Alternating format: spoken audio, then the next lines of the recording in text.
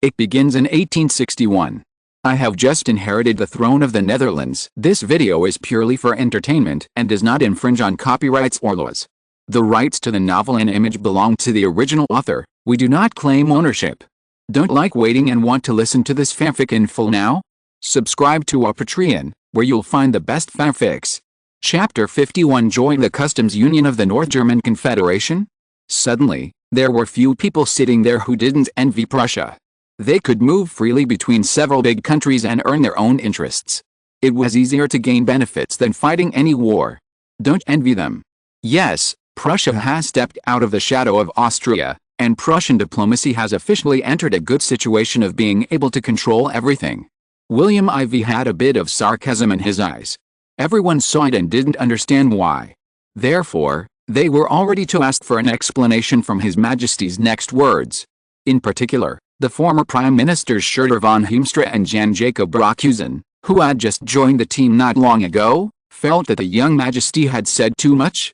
Wasn't he afraid of getting his tongue stuck? The two had been operating in the Dutch political arena for many years. No matter which faction the parliament belonged to, they had to give them face. Chancellor Van Hall is the second most powerful figure in the Liberal Party in the House of Representatives. He serves as the whip of the party. His power is second only to Prime Minister Thorbecke among the Liberals. He served as the Prime Minister of the Netherlands from 1861 to 1862. And Jan Jacob Broekhuizen, the former Prime Minister of the Netherlands, served as Prime Minister from 1858 to 1860. The current leader of the Conservative Party also serves as the whip of the party. In fact, both of them are now in the House of Representatives of the Netherlands. They can also be called the real representatives of the lower house. The two of them control the representatives of the two factions in the Netherlands. Since Prussia enjoys the flexibility of playing both sides in diplomacy, it is inevitable that it will lose a certain degree of reliability. As William IV said this, the two of them suddenly understood. Yes, there are gains and losses. It is flexible, but it is easy to be looked down upon. You also need to see other people's faces and change your attitude. Before the deterioration of the relationship between Prussia and Austria, Prussia in the 1940s was more comfortable and able to get along with other powers in the relationship between the powers. Even after the deterioration of the relationship between the two countries, I wonder if you have noticed it. William IV said seriously, the initiative is still in the hands of Prussia, or even directly in the hands of Bismarck. As long as he gives up the obvious challenge to Austria's leadership within the German Confederation, the relationship between Austria and Prussia can quickly warm up, and the German Confederation will once again become an alliance that both France and the Russian Empire fear.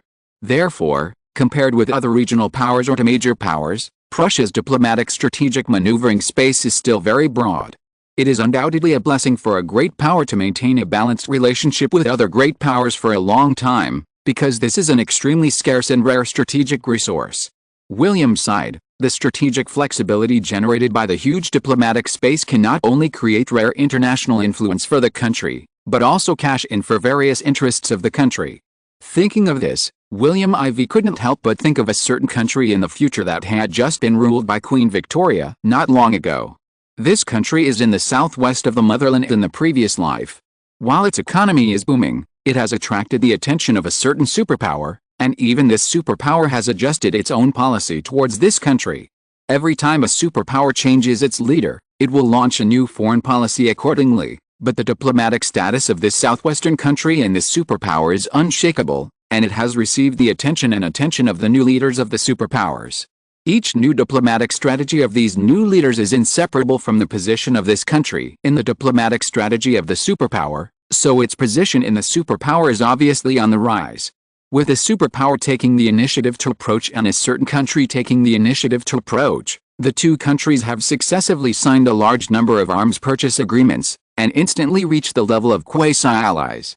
With this favorable wind, a certain country bought those advanced weapons that could only be seen on TV in the past from the superpower. It can be said to be envied to death. However, at the same time, he is still connected with his old ally, the Northern Ally.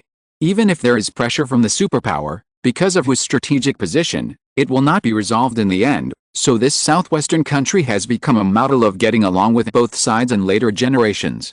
William IV couldn't help but sigh, and secretly thought, Did this future southwestern country learn these diplomatic techniques from Bismarck? Otherwise, why is it so skilled?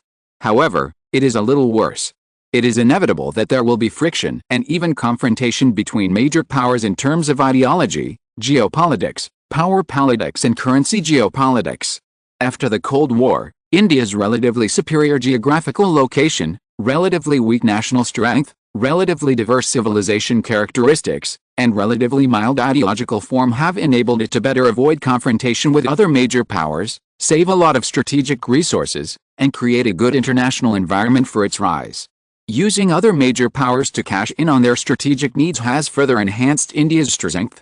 These are the happy aspects of India's diplomacy. However, behind it are also some worries of India's diplomacy.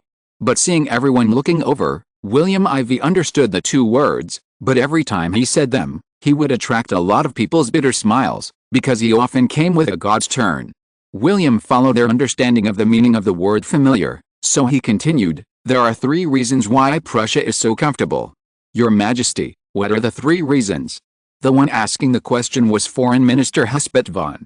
"Don't look at me, I'm asking sincerely, not flattering. Really, every time I listen to your Majesty's diplomatic topics at the Diplomatic Academy recently, you all haven't seen the chicken blood rushing to the crown, talking about the vivid expressions of the first batch of students at the Diplomatic Academy at that time, which is really shocking." When Hespet von mentioned the Diplomatic Academy, he even regretted it a little. He wanted to open the Netherlands Diplomatic Academy, but he shouldn't have stood up himself, but should have been completed by others. Now every other day, Hespet von always uses the students' wishes to prevaricate him, and passively became a teacher preparing lessons, and the kind without salary, which is really pitiful. She looked at him with dissatisfaction, and then spoke. "There are 3 reasons why Prussia is so comfortable. The first is that Prussia is relatively weak compared to other countries.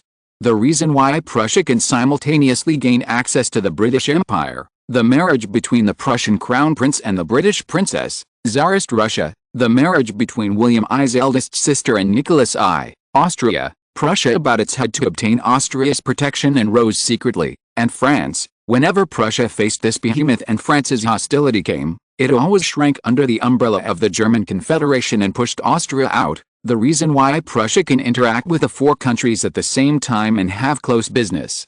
In addition to the fact that the 4 countries regard each other as a threat, more importantly, Prussia is not yet strong enough to compete with these 4 countries for power in Europe or even the world.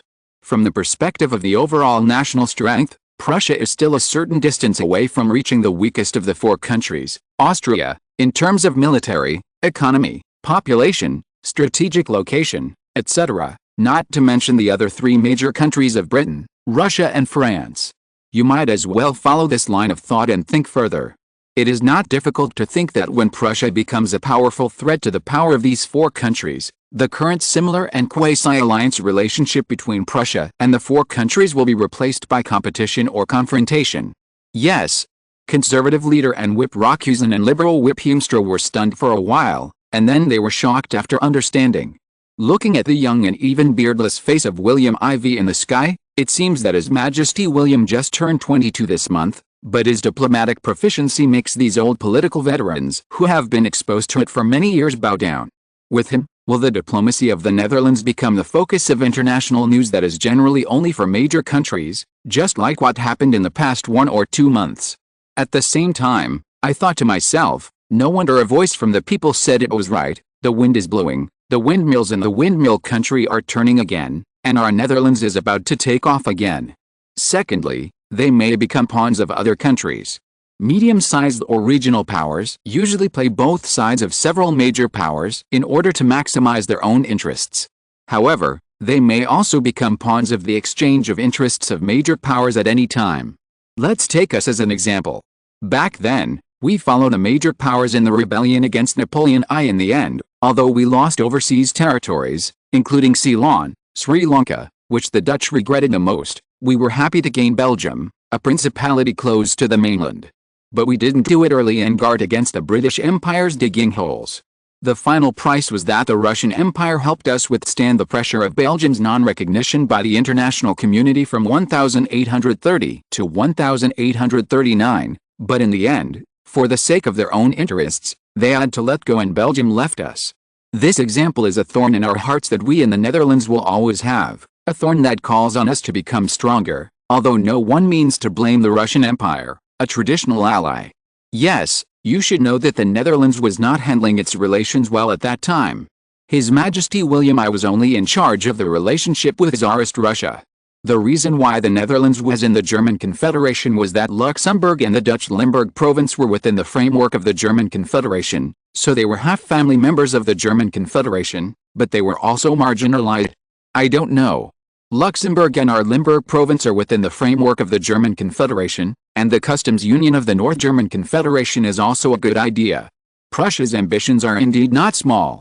I don't know if we, the Netherlands, can enter this customs union controlled by Prussia if we apply. The response was that both the Minister of Finance and the Minister of Foreign Affairs said that there was no chance. William IV smiled and didn't care. That's right, who would put a small beagle into a farm where they raised chickens, ducks, cats and geese? Isn't this asking for trouble? Forget it, since Prussia is stingy, the Netherlands will have one with other countries, and a bigger one who? Which country is he referring to? William smiled mysteriously, but said, let's stop this for now. Let's do it after listening to the report from the Ministry of Industry. Now let me talk about the third point. William IV naturally received a pair of white ties. P.S. To show gratitude. The following does not count the number of words. The list of recommended votes will be sent tomorrow. I am too busy now, so I will write the second chapter first. 1. Reward list. 1. Book friend 2020101318258194, thank you. 2. Book friend 2020120914360839, thank you. 3. Book friend 160,805,111,027,083, thank you. 4. Wenzi Master, thank you. 5. Zaya Jahulden, thank you. 6. Basi Yai, thank you. 7. Hanfeng 110, thank you. I am very grateful to the above reward book friends. 2. Monthly ticket reward list. 1. Not in Sorrow. 2. Black Wolf Knife. 3. Book friends 2019010119311256. 4. White Cloud Goose. 5. Ki. 6. Fake Super God. 7. Book friends 202001031242226412. 8. How to register nicknames. 9. Wang Dengshan. 10. How much is 1,000 cokes? 11. Xu Xian. 12. Wu Junliu. 13. His name. 14. Book friends 2020031117101538. 15. Lazy reader. 16. Book friends 2,019,041,623. 3,311,319 Yuki. 20. Flammel. 21. I Meet I Conquer. 22. Book friend 2020101318258194. 23. Sky Rider. 24. The Troublemakers Want to Harm Me Again. 25. Left and Right Pacemakers. 26. Fatayip. 27. Dreaming of Heaven. 28. Young Poets. 29. Nicknames Are Hard to Change. 30. Brother Lizzie. 31. Jingchu Youth. 32. Moments Like Traces. 33. Book friend 150,916,065,400,735. 34. Book friend 201901011193112476. Thank you for your monthly ticket support. Special note, there is a book friend who is talking about you, the book friend with brackets and symbols. Yours is too hard to beat, so without yours, why do I feel like you are being recommended? You have been driven down from 7th place. Everyone vote for support. Chapter 52. Prussia's near and far concerns. Third, there is a lack of reliable allies.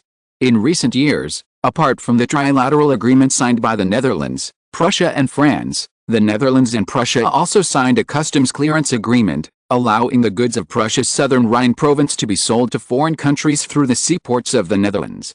In addition to the two, Prussia also signed a non-aggression pact with Sweden to stabilize the Nordic power across the Baltic Sea.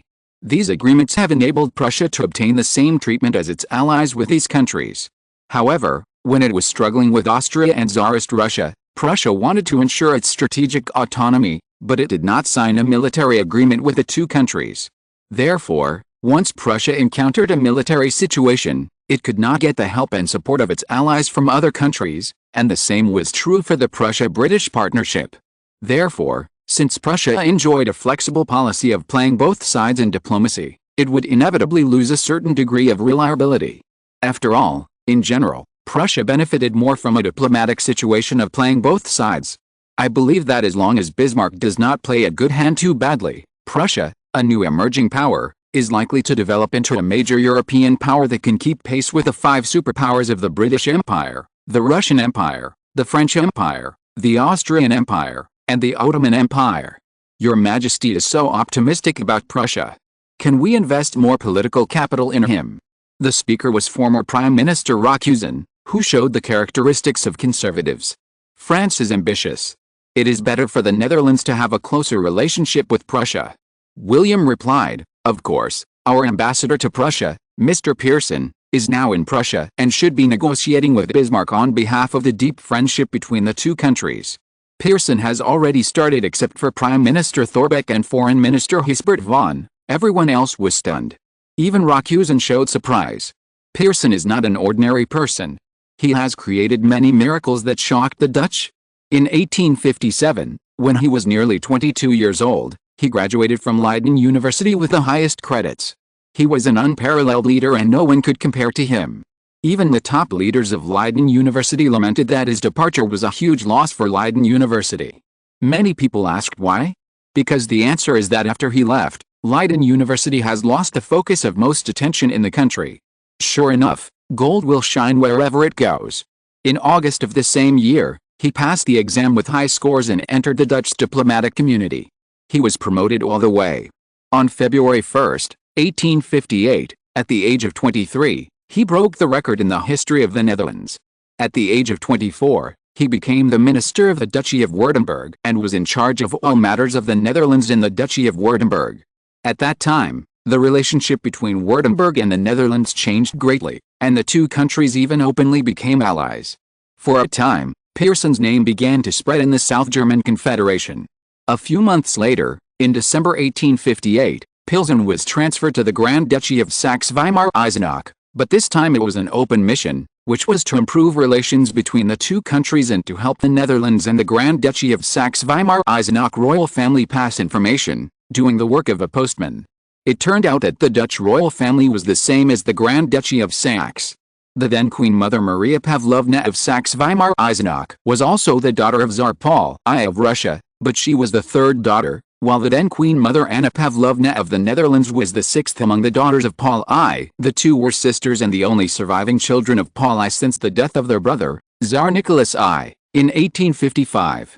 Because the two places are close, the two are the closest among many sisters and brothers. In the end, the two are even closer.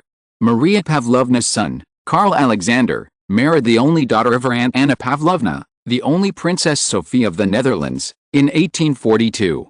Karl Alexander inherited the position of Grand Duke of the Duchy of Saxe-Weimar-Eisenach in 1853. Because of this, the relationship between the Netherlands and Saxe-Weimar-Eisenach, with the operation of Pearson, has reached the level of allies. In 1860, he left the level of Minister of the Duchy and became the ambassador of the Dutch embassy in Stockholm, Sweden. He was only 25 years old that year. For the first time, he became the ambassador of a kingdom and became the focus of everyone in the Netherlands. However, it is unknown what kind of tasks he has completed, except for a few people at the top of the Netherlands. However, since then, there has been a legend about him in the upper class of the British Empire. In January 1862, he was promoted to the Dutch ambassador to Prussia by the new King William IV.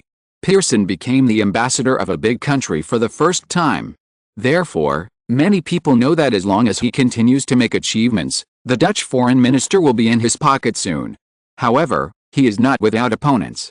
Age is an advantage and a disadvantage, but being young always gives you more opportunities than others. Mike Davis, the ambassador to the British Empire, born in 1830, is one.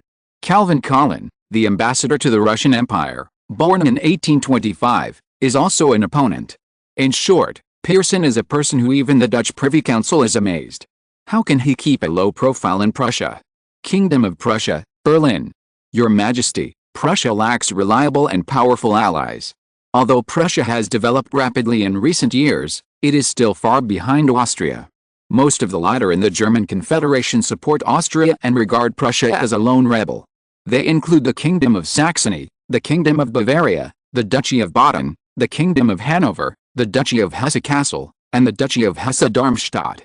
The only ones who support Prussia are the Duchy of Oldenburg, the Duchy of Mecklenburg-Schwerin, the Duchy of Mecklenburg-Strelitz, and the Duchy of Brunswick. However, the attitude of the Netherlands is ambiguous.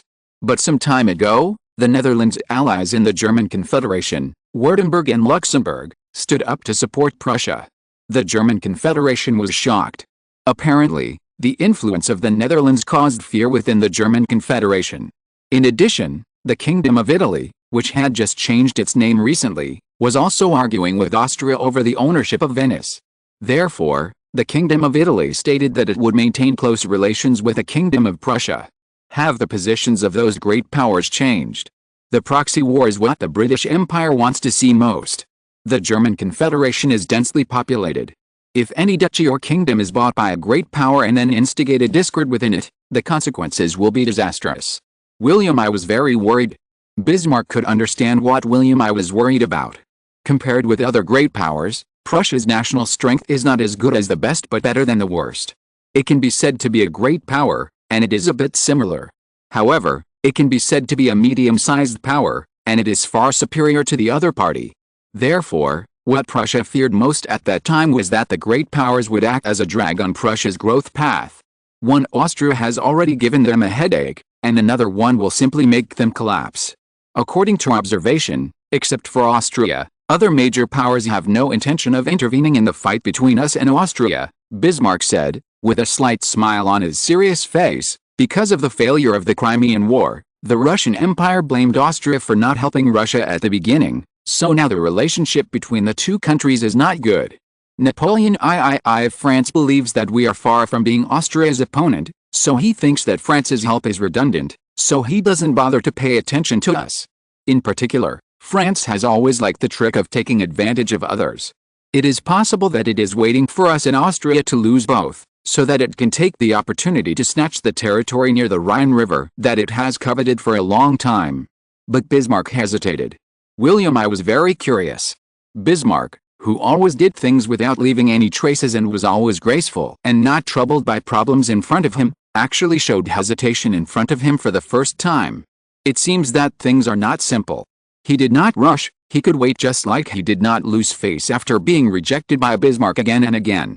He believed in Bismarck, the other party was his support. Bismarck finally expressed his worries and doubts. Your Majesty, the Netherlands has been too restless recently. Seeing William I listening quietly, Bismarck knew it was time for him to speak again.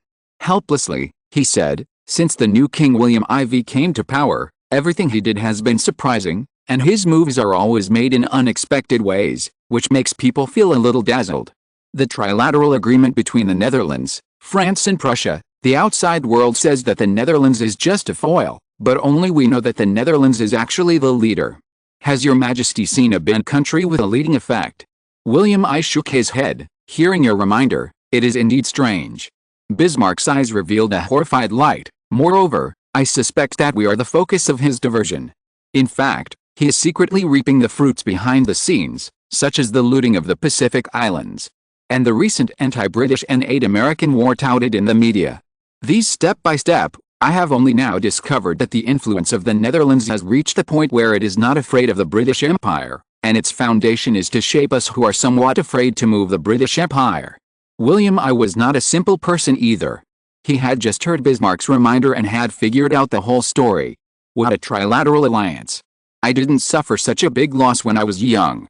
Except for the last time when Tsarist Russia helped Austria to make my elder brother Frederick William IV sign the Treaty of Olmütz, which brought shame to the whole of Prussia, I have never suffered such a big loss again. I didn't expect that I was so old and was still calculated by a kid. Well, William IV, I want to see how the Netherlands can succeed without the support of Prussia. Wait a minute, Bismarck saw William I's dissatisfaction, so he said, Your Majesty, since we have found the problem, why not summon the Dutch representatives here so that the Netherlands can give us an explanation and compensation? This is the solution. William I's dissatisfaction disappeared in an instant, as fast as it came, and a smile appeared on his face.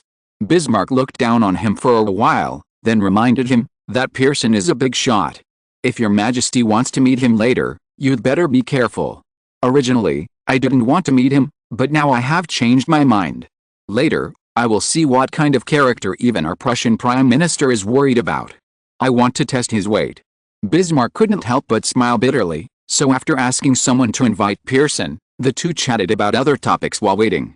Bismarck vaguely, for some reason, had a little more expectation for the meeting later. Can that little guy withstand the move of William I? Chapter 2, please continue to vote if you have tickets. Shamelessly said that a reward of 100 Kidian coins is also okay, there are too few fans. Chapter 53 Ambassador Pearson, I have a jeweler's eye.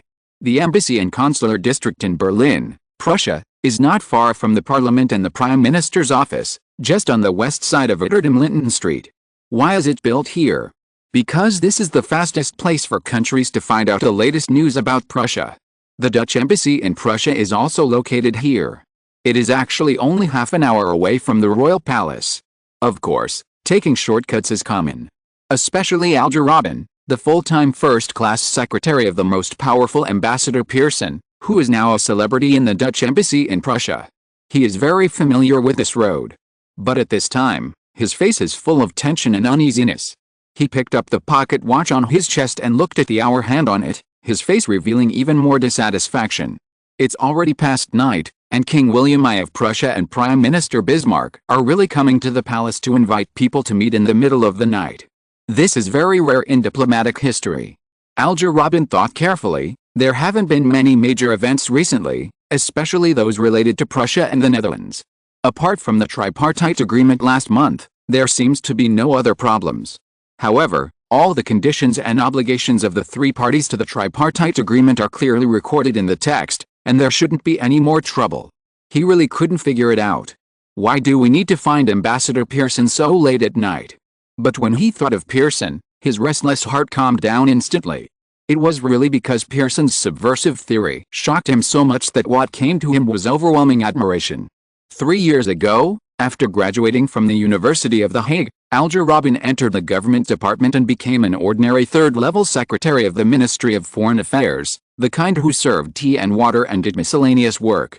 Later, he was spotted by a counselor of the Ministry of Foreign Affairs, Luft, and became his assistant. It was from then on that he had an experience of interacting with his current boss, Pearson, and finally became his man. At that time, Luft was in trouble and was at the bottom of his life. As far as he knew, this matter was related to the Ministry of Foreign Affairs of the Grand Duchy of Württemberg. Luft was just in the influence of Pearson at the time, and his level was one level lower. One night, Pearson, the Minister of Württemberg, who came back to report on his work, actually came to Luft's office. Later, I learned that it was a stop for him to come back from Württemberg to ask for talents and resources, in order to bring more people to participate in the diplomatic consolidation of the Duchy of Württemberg and to train candidates to take over the position of minister. However, as Pearson later told him, the selection of people also depends on loyalty. He wanted to leave Württemberg, but Württemberg had been branded with his mark. It was his territory.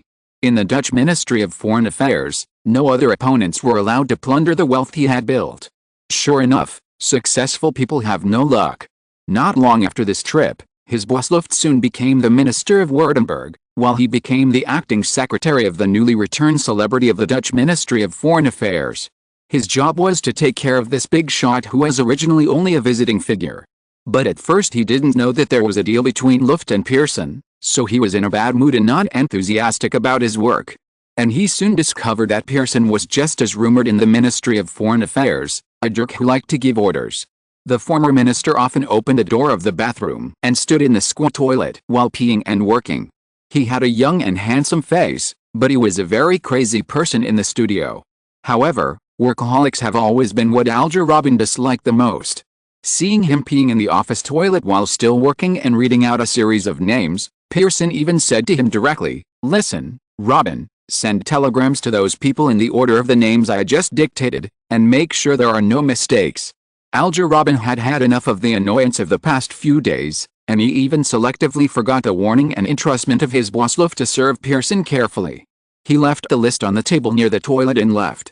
After half an hour of meeting with diplomatic bigwigs, Pearson looked at him with an embarrassed expression. "Who did I ask to help me send a telegram just now?"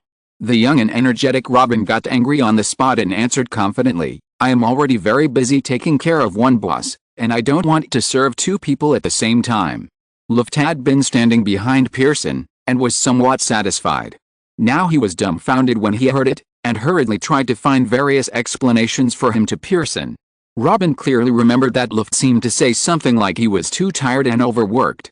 He even apologized and pulled him out of the Ministry of Foreign Affairs building to explain the interests involved. Of course, he did not deny that Luft had selfish motives in doing so.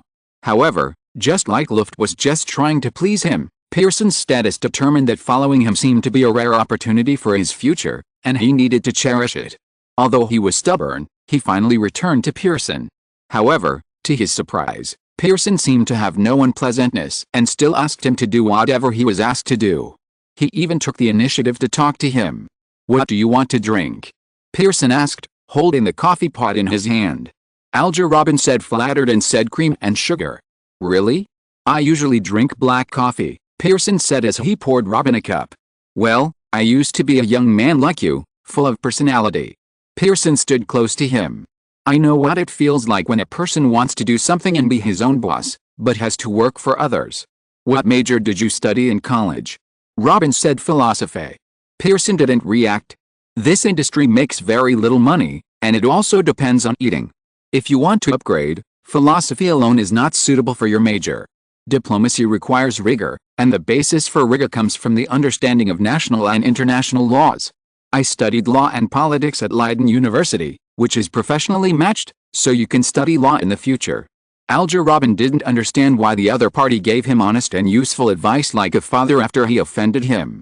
Robin still clearly remembered his performance. He, who always didn't want to be bullied by others, took the initiative to return to Pearson's office, set up the lists on the ground, and spent 3 hours to sort out the order and type telegrams one by one. Even after he finished, he came back to ask the former minister, who was waiting to be confirmed, if he could do anything for him. In this way, he and Pearson officially entered into a working relationship, and after a few years of precipitation, he also understood that this was just a political trick of Pearson. Not only did he turn a person who offended him into a manservant who obeyed his orders, but also, Alger Robin now looked at his own identity and could proudly and slightly sarcastically say that Pearson recruited and trained him to be a general under his command. After 3 years of getting along, Alger Robin knew more about Pearson. Pearson's personal way of interacting: never pick up a gun before the ammunition is ready. He can think about a matter for days and nights, and carefully study any imaginable risks. The factor of being able to persuade others: once he is ready, then he will pretend to meet the other party by chance, and the other party will not know what hit him at all. As long as he uses this trick, Robin finds that there is basically no one who will not be hit. The most impressive experience he personally experienced was when he was just stationed in Prussia by King William IV in January this year, as a reporter from a Prussian media Berlin daily. The reporter was sent to report on the focus of the Netherlands' change of ambassador, so he came to inquire about many international issues of the Dutch embassy. Anyway, if the problems were written down, they would be enough to crush a person.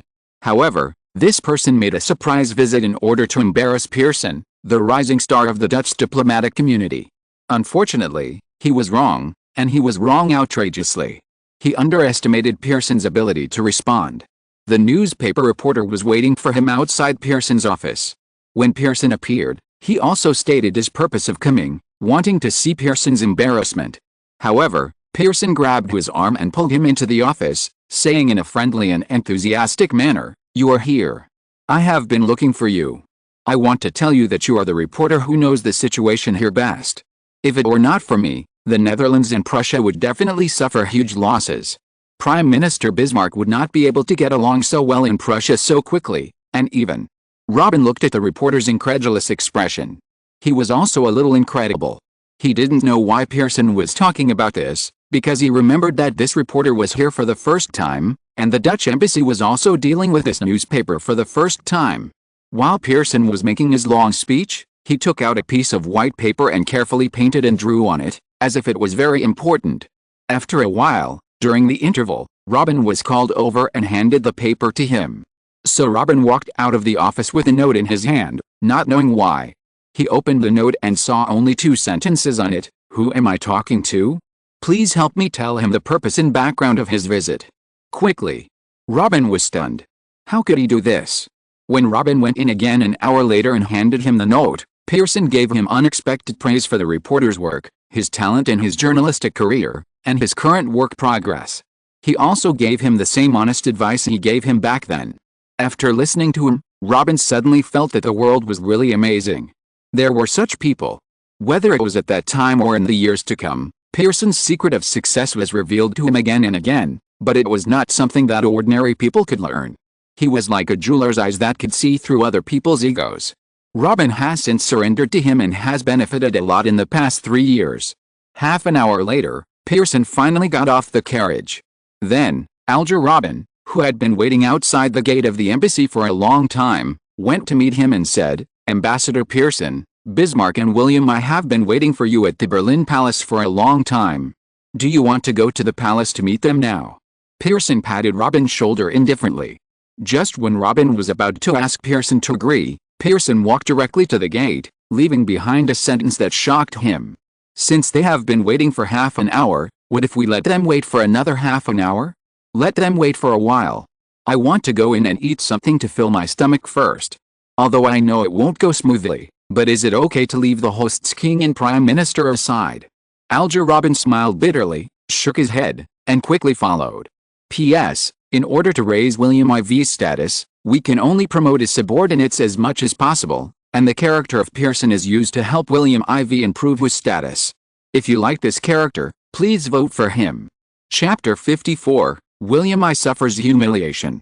"Mr. Pearson, you seem to be a little late." The bitter smile on Prime Minister Bismarck's face and the unhappy face of William I all showed that the meeting between the 3 people was not pleasant from the beginning. William I was at the top. The West respected the right, so Bismarck sat at the top of the right hand. Pearson was arranged at the top of the left. After he sat down and the servants put down the cakes and tea, William I waved his sleeves and all left the king's special office reception room. Most people would have been uneasy facing the 2 giants of Prussia, not to mention that the anger revealed by the expressions of the 2 people could erupt at any time. This was not a good sign. However, Pearson smiled, took a sip of the teacup elegantly, and then put it down gently, as if he was afraid that the teacup would be bumped and broken. Bismarck couldn't help but look at William I, and seeing that he was about to show a fierce look, he hurriedly shook his head at him. After a while, after tasting the snacks of Prussian specialty, Pearson said with respect on his face, "In fact, I came so late because I just helped Prussia a lot." He had seen Bismarck, but William I had never seen him again since the first time he presented the letter of credence. Pearson looked at William I and thought it was difficult to recognize him. He had a square face and a dignified appearance, but at the moment, it seemed that because of the use of kerosene lamps at night, the light was not very clear, making him look a little emaciated, with a pale face, dark circles under his eyes, and a sick and haggard face. It is said that William I can eat and drink normally, and many people speculate that he can live another 20 or 30 years without any problem, but now he looks like this. Pearson's mind was moving quickly. It seems that William I and Bismarck have already known the dilemma Prussia is facing now. Even with the Dutch plundering around the world, the desire in his heart has been raised, so he can't sleep and is exhausted.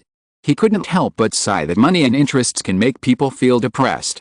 When he received the summons from the 2 Prussian bosses, Pearson quickly worked his brain and analyzed the purpose of the 2. According to the investigation in Prussia in the past 2 months, he found that Prussia was really a strange and magical country. The people and things here were rare and curious to him. No wonder His Majesty William IV specifically asked him to make friends with Bismarck after he came to Prussia. This person is the one who has the final say in Prussia. This can be seen from the fact that William I wanted to get angry just now, and Bismarck's actions caught his eye. According to his judgment, these 2 people will force the Netherlands to compromise their goals before the showdown, and today's summons can only prove that these 2 pillars of Prussia have discovered Prussia's precarious situation. He is not even sure whether the 2 have made partial compromises.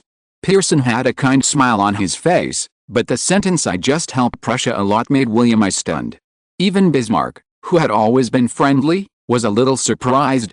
Although William I and Bismarck had discussed that Prussia and the Netherlands would cooperate more closely to increase Prussia's strength in all aspects, Especially now that the Netherlands was obviously unwilling to be a small country, Prussia could use the Dutch ambitions to accomplish some things that Prussia could not do openly, such as, although the two were determined to make friends with the Netherlands, it could be said that Pearson would be the person they would try to win over when they met.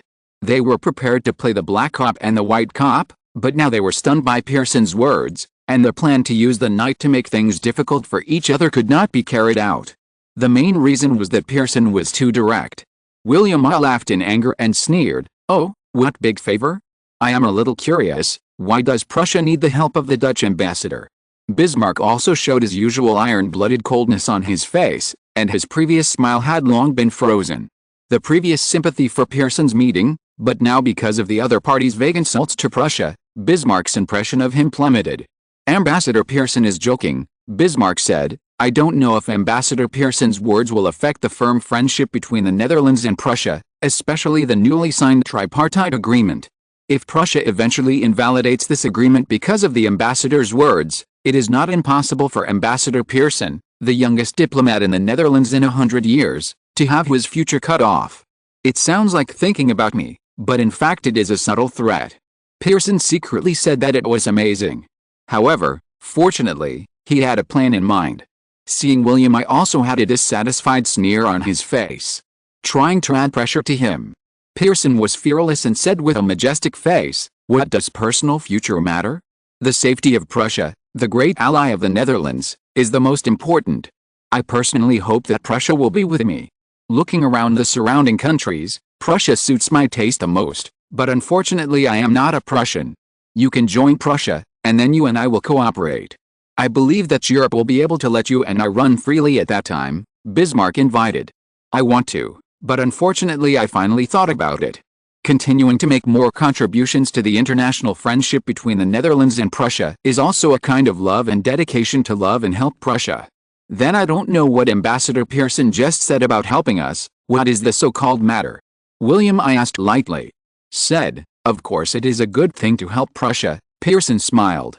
William I smiled, but his voice was gloomy. "Ambassador Pearson is so young, I'm afraid he has only been in this position for a short time. I have seen and dealt with countless ambassadors from various countries. When I was a prince, I also worked as a diplomat for a period of time. I can be regarded as your predecessor. As a predecessor, I would like to remind you that sometimes, it is good to be young and energetic. However, it depends on who the target is. Prussia is not the Duchy of Württemberg, nor is it the Grand Duchy of Saxony. The two most powerful leaders of the Prussian-German Confederation. Even your William IV of the Netherlands would not dare to interfere in Prussia's international exchanges, let alone you. Let me remind you that you should choose the right dish, do things according to your ability, and be a person according to your strength. If you think that you can do whatever you want in Württemberg and Saxony, and that the good atmosphere in Sweden makes you more confident, and you think that this job is easy to do, then it will be a wrong perception for you. Really, you may be wrong. Prussia does not need your help." William I's eyes were full of ridicule and jokes. The sixth largest country in Europe was actually considered by the ambassador of a second-rate European country to be able to interfere in Prussia's national affairs. This was born when his self-confidence was inflated to that level. At the age of 27, just a kid, William I looked at Pearson with disdain. But Bismarck was a little different from him. Because he was the only one who had dealt with Pearson, and it was the kind of professional confrontation between diplomats, and they had formed a way of dealing with each other. The two knew each other's work style very well. Although Bismarck was dissatisfied with what Pearson said just now, he did not think that Pearson would be a person who would make up rumors casually. However, what on earth could make the other party so calm and not afraid of the threats and pressure from the two of them? That may not be the case. Pearson still smiled, and every word was like a nail, and he pushed back without fear. Bismarck looked at Pearson coldly. Pearson was calm and fearless, and even had a smile on his face. William I showed a little impatience on his face. Seeing this, Pearson knew that the atmosphere was enough and it was time. So he stopped smiling and looked dissatisfied and serious. This change was so fast that William I and the others almost thought that they were old and blind before. A smile had never appeared on Pearson's face. He said in detail, "On January 20th, Emperor Franz Joseph I of Austria met with Tsar Alexander II in St. Petersburg. The two countries announced that they would help each other to maintain stability and not invade each other's territory. At the same time, they also confirmed that the two countries would understand each other's core issues on the Crimea and Venice issues. Many people are analyzing whether this is a way for the two major countries to seek common cooperation on the points of difference in the issues, so as to pave the way for future alliance relations. William I's face changed. The meeting between Russia and Austria last month really touched the nerves of everyone in Prussia. Even William I, even Franz Joseph I stayed in St. Petersburg for 2 days, which made him insomnia for 2 days. He was afraid that after falling asleep, St. Petersburg would send bad news about the alliance between the two countries when he woke up. He couldn't help cursing Franz Joseph I during those 2 days to relieve his tension. Therefore, the deep memory, but can't help showing the embarrassing memory. Bismarck was a bystander and saw clearly that Pearson was attacking the heart first, but William I was fooled. He secretly said that it was amazing, so he coughed twice. William I came to his senses and looked at Pearson with dissatisfaction. Pearson still had a serious expression. This time he did not threaten Pearson. There is a huge difference between an ambassador who has never seen his strength and an ambassador who makes him suffer. At the same time, he also regretted it a little. He just forgot that Bismarck reminded him to pay attention to this person at the beginning. But from the time they met until now, he seemed to be in a rage and did not calm down. Suddenly, he raised his head and looked at Bismarck with some horror. Bismarck sighed and nodded. William I looked at Pearson in disbelief. This young and unreasonable Dutch ambassador had actually been Bismarck looking at Pearson from the beginning. The more he looked at Pearson, the more he liked him. It was a kind of respect and emotion that the more they fought, the more they cherished each other. However, you actually dared to embarrass our King of Prussia. Even if I like you, I have to warn you first, so that you don't get carried away. P.S. Promoted to number 4 on the signed new book list. If you're listening to this novel on a channel other than Fanfic World, it means they downloaded and uploaded it without effort. We cordially invite you to visit our channel, Mundo Fanfic Novelis. There you'll find the original version of this story, and you can explore many other novels of various genres. We're waiting for you to immerse yourself in a world of incredible novels. Chapter 5522 Establishment of Hope Strategic Dialogue. Just as Bismarck was waiting for the other side to make another rude remark and insult William I and Prussia, he was ready to fight back. Unexpectedly, Pearson deviated from his idea again and did not pursue the victory against Prussia. Instead, today, as the Dutch ambassador to Prussia, I was invited to this beautiful and majestic palace in Prussia to attend the invitation of His Majesty and the Prime Minister. Although I have only eaten some snacks until now, I am flattered in my heart. But as I said just now, in fact, we, the Netherlands and Prussia, are grasshoppers on the same rope. We should not sigh about the differences, but forget that we are now a unified ally in British policy. Pearson looked as if our relationship should be the most harmonious, and said intimately, I came here today to discuss the termination of unnecessary competition between the Netherlands and Prussia, and to seek harmonious development between the Netherlands and Prussia, and even to jointly prosper the economic and industrial development of the two countries. It is a blessing. As a representative of the Netherlands, I hope that our two countries will avoid unnecessary waste of resources in our own two countries. I also hope that His Majesty and the Prime Minister will put aside differences and past grudges with the Netherlands and seek development together, so that the comprehensive strength of the two countries can be comprehensively developed and strengthened. I am very grateful that both sides can now sit down and calmly discuss the sincere cooperation between the Netherlands and Prussia, end the conflict, talk about development, and not talk about the disputes between the two countries. This is the most beneficial for all of us. For now, it should be like this. Pearson is really good at talking. Basically, he spoke for 5 minutes in a row. Yes, he was the only one who spoke and answered by himself. If his direct superior, the Dutch Foreign Minister Chancellor Van, was here, he would have jumped up in surprise. Why? Because Pearson's current state seems to be different from the many identification goals of how to be a good diplomat that William IV preached in the foreign teacher class at the Netherlands Diplomatic Academy some time ago. If you were here, he would definitely be amazed, because Pearson's current style and means of doing things are fully qualified for all the real diplomatic envoys. The rest is personal talent, and Pearson's achievements over the years, no one dares to deny his talent. This time, William I and Bismarck also gave face and nodded. Bismarck nodded and exchanged a glance with William I. He saw that William I had a kind look, but he was more familiar with the fear in his eyes. As the three of them frankly and directly discussed various issues between the two countries in a tug-of-war style, in the end, even King William I of Prussia had to admit that the Dutch ambassador to Prussia this time was really a diplomatic powerhouse worthy of admiration. An hour later, at 10 p.m. on February 19, 1862, after listening to the servants confirming that Pearson had left the palace in the Dutch embassy's special carriage, William I said with some envy, "William IV has picked up a treasure. I think Pearson, in terms of ability, can definitely enter the history of European diplomacy and be listed in the top 5. After all, Bismarck, you." Seeing that he didn't finish, Bismarck smiled unceremoniously and continued, "Am I also frustrated? Your Majesty, the diplomatic world has always emphasized the concepts of big trends and small trends. In today's world, in diplomacy, the only person who has achieved big trends is Palmerston. The others can only be considered small trends at best. Even I am at most the top of a small force, and I am still far from reaching a big force." At this point, he had to sigh that Prussia's current national strength is still far behind the British Empire, and the British Empire grew to such power in Palmerston's hands. Therefore, in the hearts of Europeans, Palmerston is equivalent to the diplomatic growth history of Britain, and he alone is the background board of Britain. As for his position in Prussia, it is still in the exploratory stage, and although he has a loud reputation, his position in Prussia, except for the upper class including William I, in the hearts of ordinary people in Prussia, his position is still not stable. Of course, he is also confident that if the several plans in his mind are implemented, then his historical position in Prussia will be an unprecedented chapter. Thinking of this, he couldn't help but feel proud. "Your Majesty, there is not much conflict between the Netherlands and us at present. In fact, we can use the influence of the Netherlands in the German Confederation to unite more allies within the Confederation for us." "What do you mean?"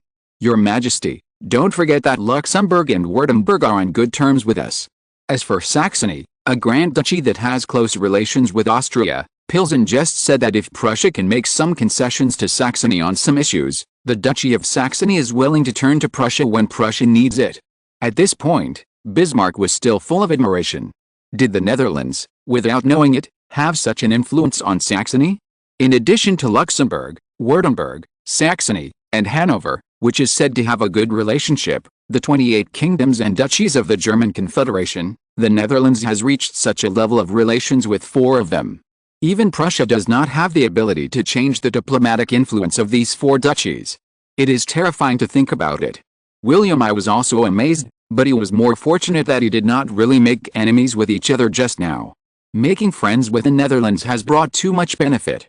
His confidence in challenging Austria's status in the German Confederation next time has increased his chances of winning because of this meeting.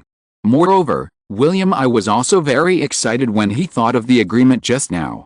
"Prime Minister, this agreement with the Netherlands will change the rules of Prussia's foreign relations in the future.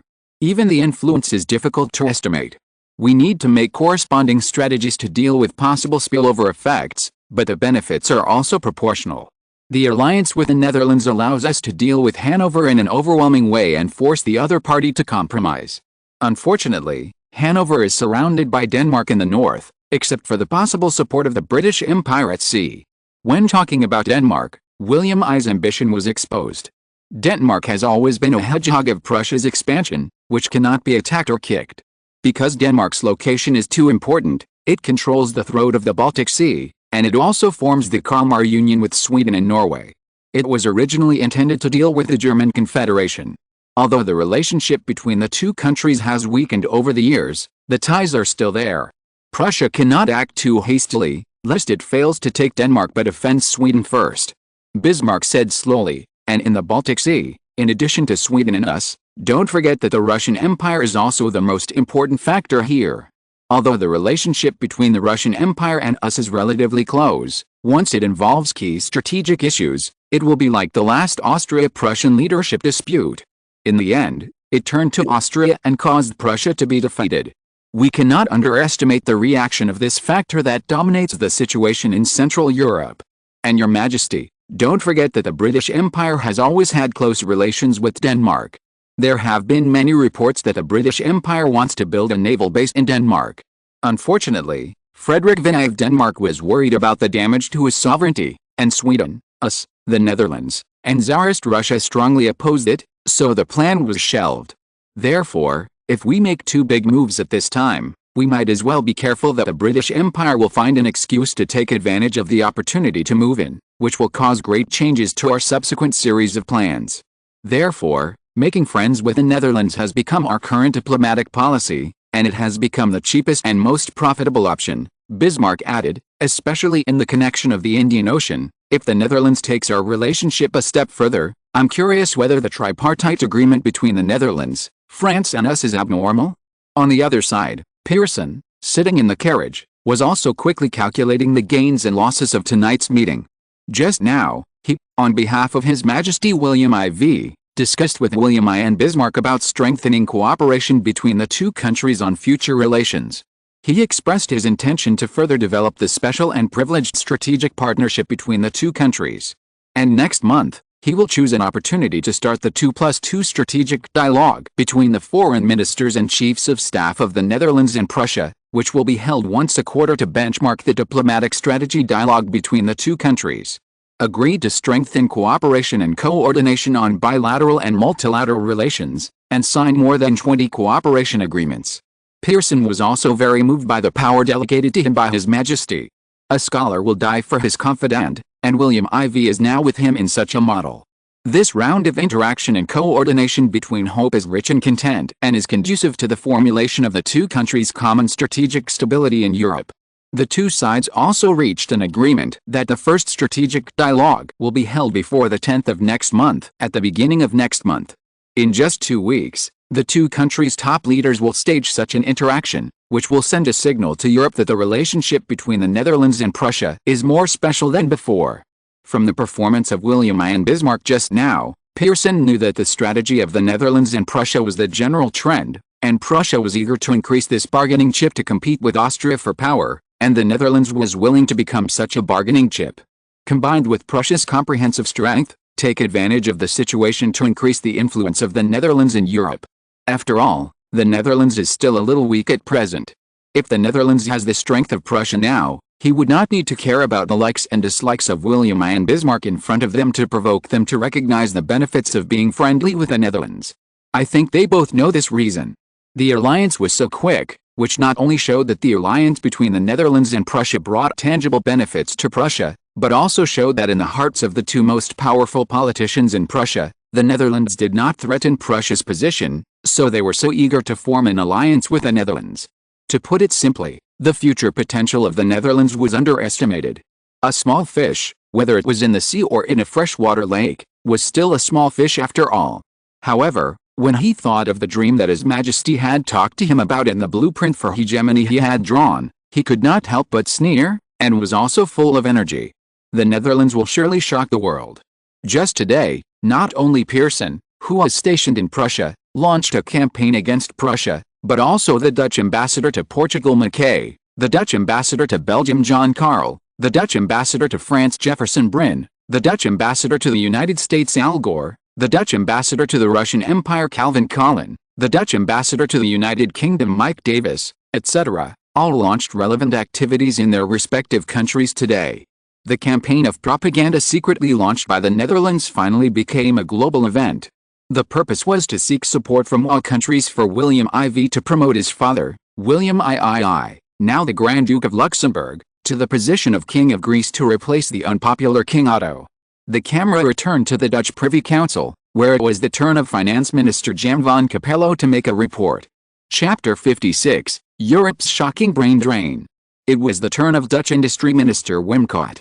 After these years of development, the Dutch industry has developed rapidly, especially after the first 5-year plan was proposed and implemented in 1857 when Your Majesty was still the Crown Prince. The industrialization level of the Netherlands has increased rapidly.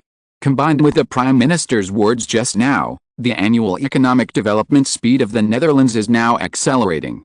Now our GDP is 6 billion Dutch guilders per year, and the most commonly used pound sterling is 240 million pounds.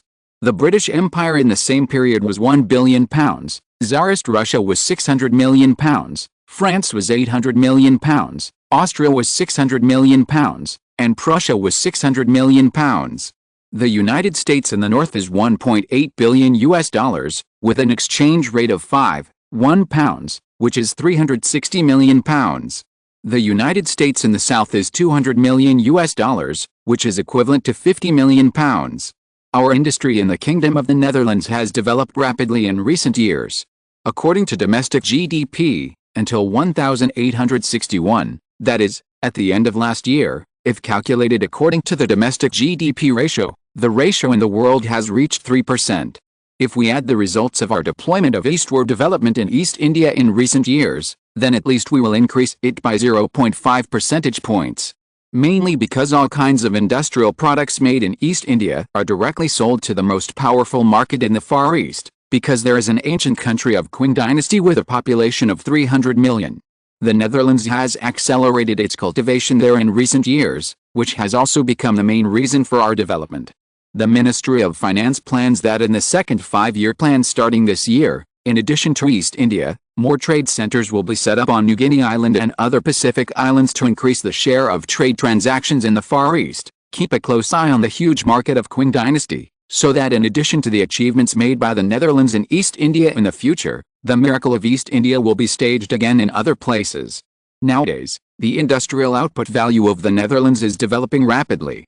If calculated by country, my country accounts for 5% of the current industrial output value, plus 2% in East India, which is equivalent to a current share of 7% of the world's industrial product manufacturing, which exceeds Spain and the Russian Empire, and is second only to the British Empire's 25%, France's 13%, the United States 10%, and Tsarist Russia and Prussia's 8% in the same period. It exceeds Spain's 6% and ranks 7th with Austria. It is higher than the 2% of the Kingdom of Sardinia, 1.5% of Argentina and 1% of Japan, and also higher than 2.5% of Denmark, 3% of Sweden, 1% of Belgium and 2% of Portugal. Capello didn't seem to want to pass the baton so quickly, but continued to look at the report in his hand and said, "Our department's research found that the gap between the current population of the empire and other countries has hindered the development and growth of the Netherlands' GDP. Therefore, the Ministry of Finance believes that the Netherlands needs to implement more encouraging policies in terms of population growth to enhance the Netherlands' disadvantages in this regard." Oh, I don't know if the Ministry of Finance has any suggestions. William I and others looked at Carlope. The shortcoming of the Netherlands is its small population. Today, when Europe has a population of 10 million, the Netherlands has only 6 million people, which is really not enough. Although Sweden also has the same population and is still the king of Northern Europe, it doesn't look at the geographical environment there. The cold winter is freezing cold, and many Europeans are terrified, especially in winter. Moreover, more than 1/3 of the food there is imported. Under such conditions, it is no wonder that William IV thought that 150 years later, Sweden's population would only increase by 50%, and the population would barely reach the threshold of 10 million. Even in later generations, it could not enter the world's 590th largest country, and the saying of a great power was in name only. In the same period last year, the population of countries around the world was 35.41 million in the Austrian Habsburg Empire, 33.69 million in the French Empire, 31.45 million in Prussia, 33 million in the British Empire, 61 million in the Russian Empire, 31.44 million in the United States, 22.34 million in the North and 9.1 million in the South, 23 million in the Kingdom of Spain, 25 million in the Ottoman Empire, 2.6 million in Denmark, 6 million in Sweden and the Netherlands, 2.5 million in Norway, a direct vassal of Sweden, and 4 million in Belgium, a former vassal of the Netherlands, and 4 million in Portugal. Cape said, "We in the Netherlands can actually introduce elites from other European countries to settle down in the Netherlands. After all, the living standards of the Netherlands are second only to the British Empire in Europe and even the world. This is our advantage. For this reason, our Ministry of Finance is preparing to launch a plan for 10,000 people and is ready to ask His Majesty to review it." What is the plan for 10,000 people? William was immediately interested. He thought of the talent competition strategy of a certain country, the genius strategy of the motherland, and the genius youth plan of a certain company, all of which were high salaries and high pay. They carried out point-to-point talent poaching actions. William IV also suddenly had the urge to slap himself. Until before, he had always cultivated talent plans in the country and limited them to the Dutch. But there were so many talents abroad, but he didn't have any plans. This is not like looking at the gold coins in front of him, but he pretended to be unmoved. Geniuses fall from the sky, but if you don't use them, you will suffer from them. This makes me curious, tell me about it. Sure enough, it is to use money first, scientific research or environment to tempt talents from these countries to dig them out, and finally achieve the goal bringing people to the Netherlands. The eyes of the other people who heard this could not help but light up. They all saw the benefits, especially the Minister of Industry, Wim Coat, and the Minister of Education, Ruud Bels. They all thought of many famous people who were famous in Europe and were suitable candidates for their respective departments. Looking at the pairs of people in the Privy Council emitting wolf-like eyes, William IV was full of pride and said, "What a talent plan, what a 10,000-person plan. If the Netherlands can complete such a talent plan, with these extra 10,000 geniuses, then the Netherlands will have no worries about making another leap." Prime Minister Capello's plan is good. After the cabinet returns, it will start to formulate relevant supporting plans, and various departments will cooperate to strive for a quick approval in the House of Representatives, enter the policy implementation stage, and then bring it to me for signature and implementation. "Yes, Your Majesty," Thorbecke nodded. Minister of the Interior Jongler suddenly said, "Finance Minister Capel's plan is very good. I got inspiration from it. Your Majesty, Prime Minister, I think the 10,000-person plan just now is only a high-end project, and the shortage of talent and population in the Netherlands in the middle and low end is another shortcoming. The Ministry of the Interior has already started internal discussions on this issue. In particular, this year, Your Majesty asked each department to set up its own Ministry of the Interior Policy Research Department. Our new department has also held many discussions on this. In the end, we believe that immigration is the most realistic answer to the current dilemma of the Netherlands. We have a set of data here. You can listen to it. After listening, everyone will know what I want to express. Before 1800, the population of the United States was quite stable. But after that, the population of the United States changed dramatically, especially in the 10 years to 1810. The United States received a total of 600,000 European immigrants in these 10 years. Suction. Everyone, including Thorbecke, looked at Jongler in disbelief. The number of immigrants received by the United States in 1 year has reached 600,000. You should know that the current population of the Netherlands is only about 600, which means that if all of them are Dutch, then in just 10 years, the United States will get almost 10% of the population of the Netherlands. And you should know that these people may be highly qualified, and it is not an exaggeration to say that they are talents. No wonder the United States has been able to develop so fast, from a place where the British exiled prisoners to one of the world's most powerful industrial countries. The contribution of European immigrants is definitely one of the biggest reasons. Foreign Minister Chancellor Van sighed. "Go on," William IV and others did not say, but Prime Minister Thorbecke spoke.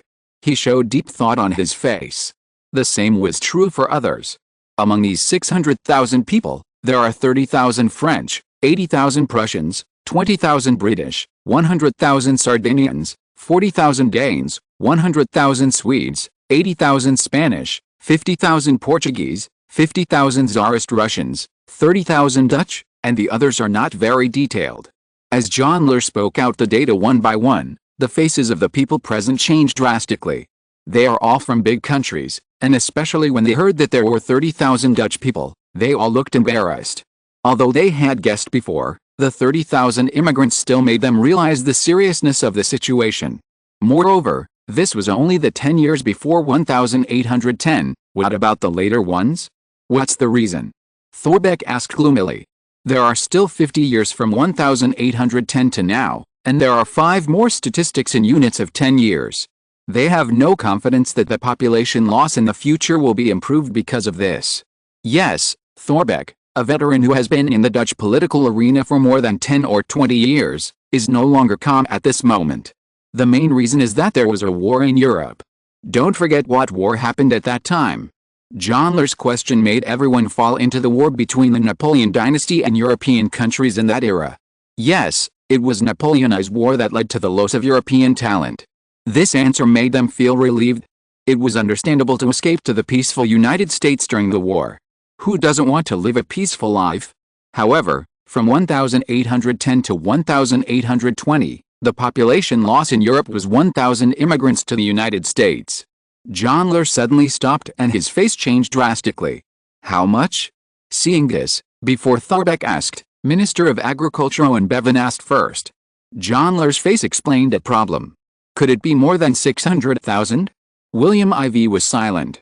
The United States relied on Europe to start the population development period in the early 19th century. The United States in later generations laid the most solid foundation.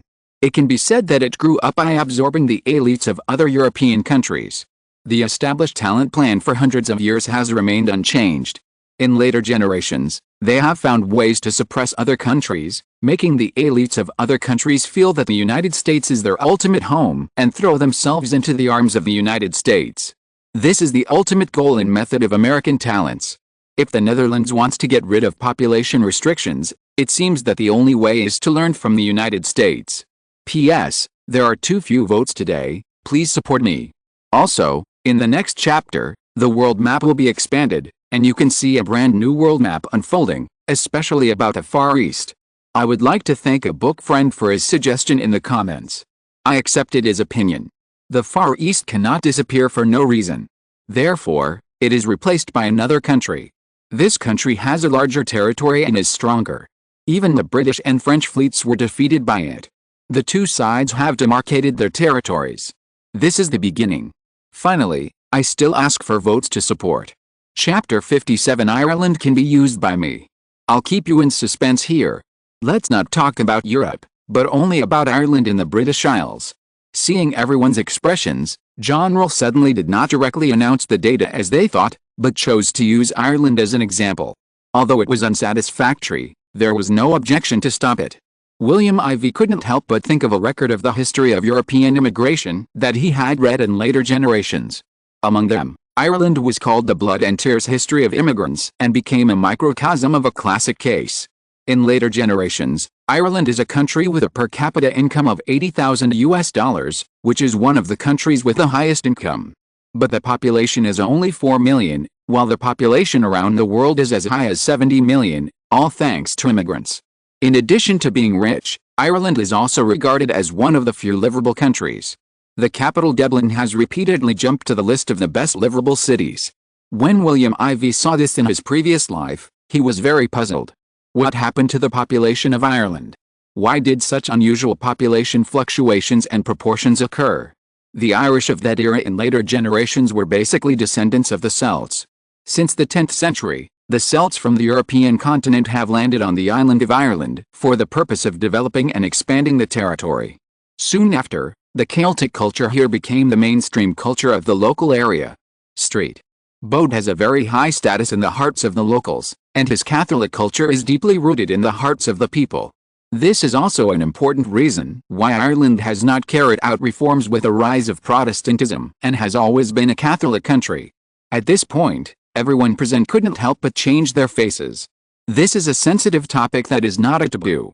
The Netherlands was once the same.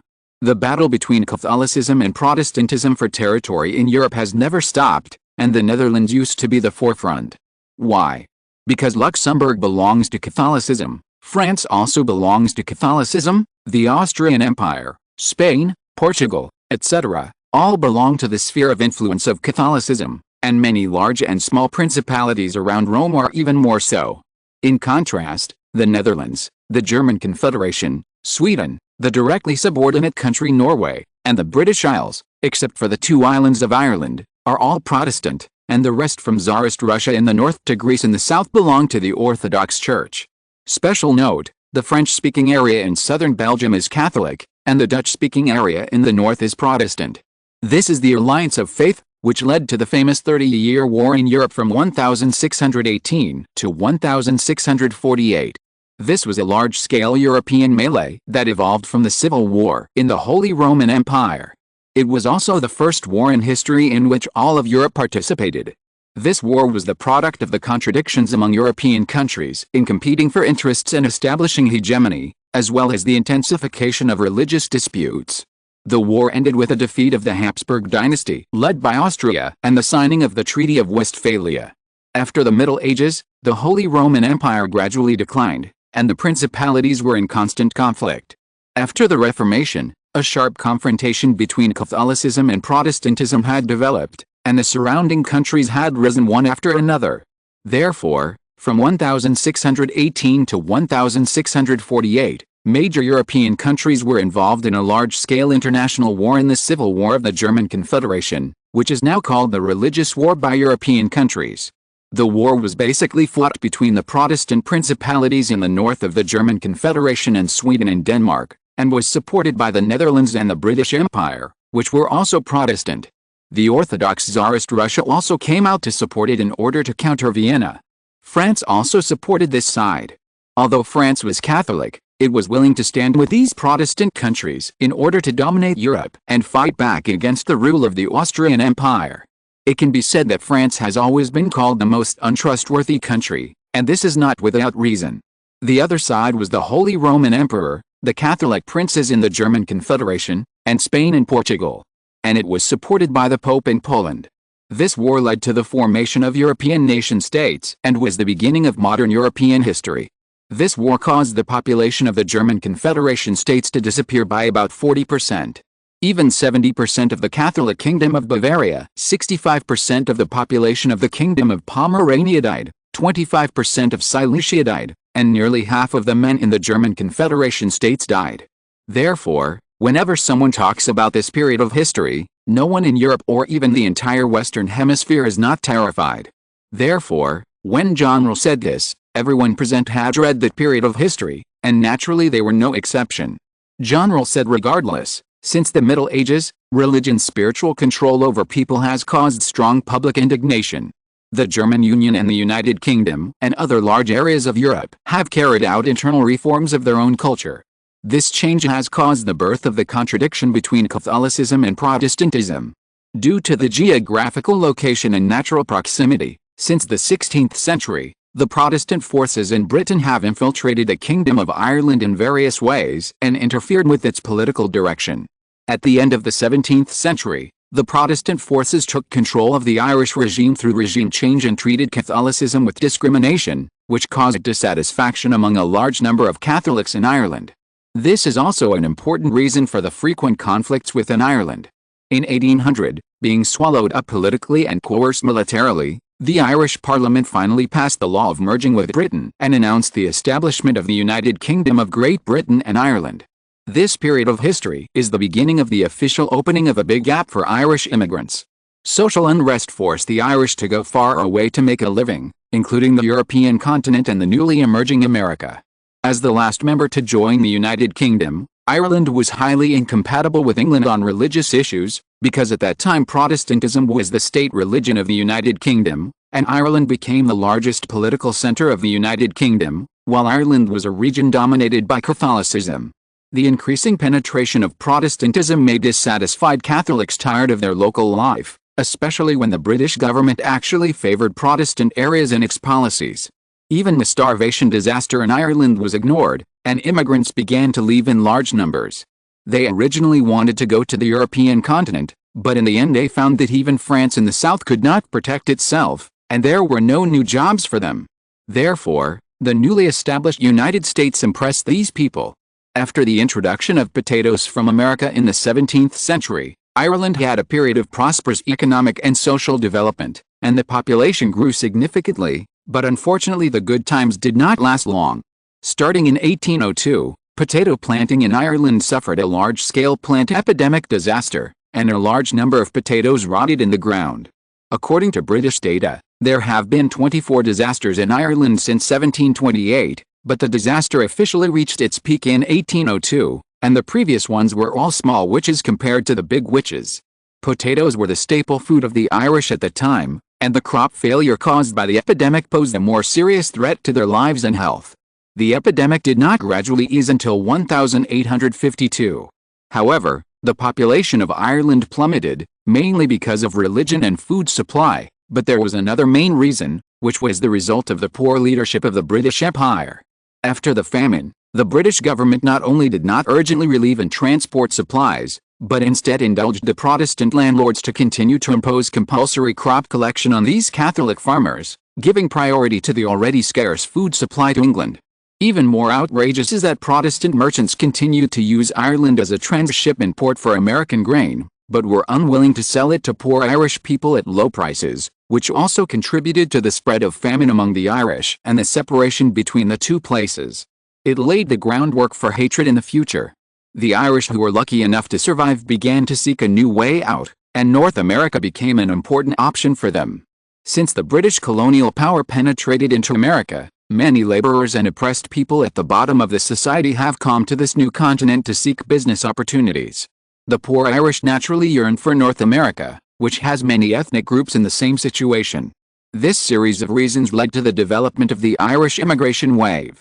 From 1800 to 1810, 12,750 Irish immigrants came to the United States. From 1810 to 1820, 25,800 immigrants. From 1820 to 1830, 54,338 immigrants. From 1830 to 1840, 207,140 immigrants. From 1840 to 1850, 780,790 immigrants, and in the last decade of 1850 to 1860, the number of Irish people reached a terrifying 911,145. As a series of data from the Secretary of the Interior, General, appeared. Sniff. Everyone breathed quickly and looked at William IV anxiously. There are so many immigrants in Ireland alone, so how many people will there be in the whole of Europe? I calculated that in the past 60 years, the number of immigrants from Ireland to the United States has reached 1,991,963, and there are still unregistered people. There are at least 100,000 or 80,000 more people on time. Your Majesty, no wonder the population of the United States is growing so fast. Think about it, their population in 1800 was only 4 million, about the same as ours, but now it has reached more than 30 million, and immigrants account for at least half of them. Minister of Industry Wim Coatsiden said, if the Netherlands has so many immigrants, then the country and other industrial systems will definitely be larger and more complete. With the economic strength and industrial level of the Netherlands, if the population is large enough, it will reach the threshold of 30 million.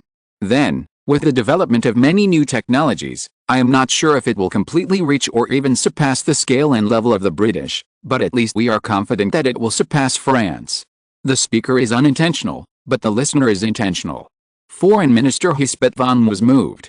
He couldn't help but look at His Majesty William IV, and was shocked. Because he thought of a question, that is, the heavyweight spy of William IV in the United States, Washburn, the chairman of the Trade Committee and Appropriations Committee of the United States Congress, is of Irish descent.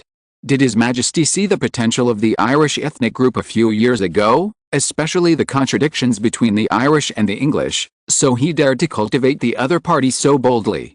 I couldn't help but sigh. Sure enough, Your Majesty is standing high and looking far.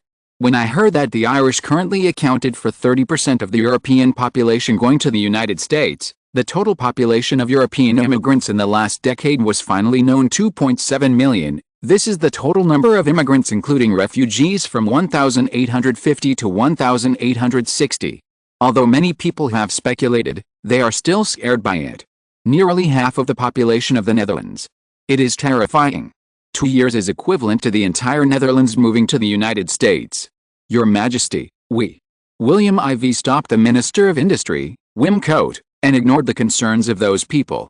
Instead, he said to Thorbecke and Huspert van, this is why I want to take over Canada.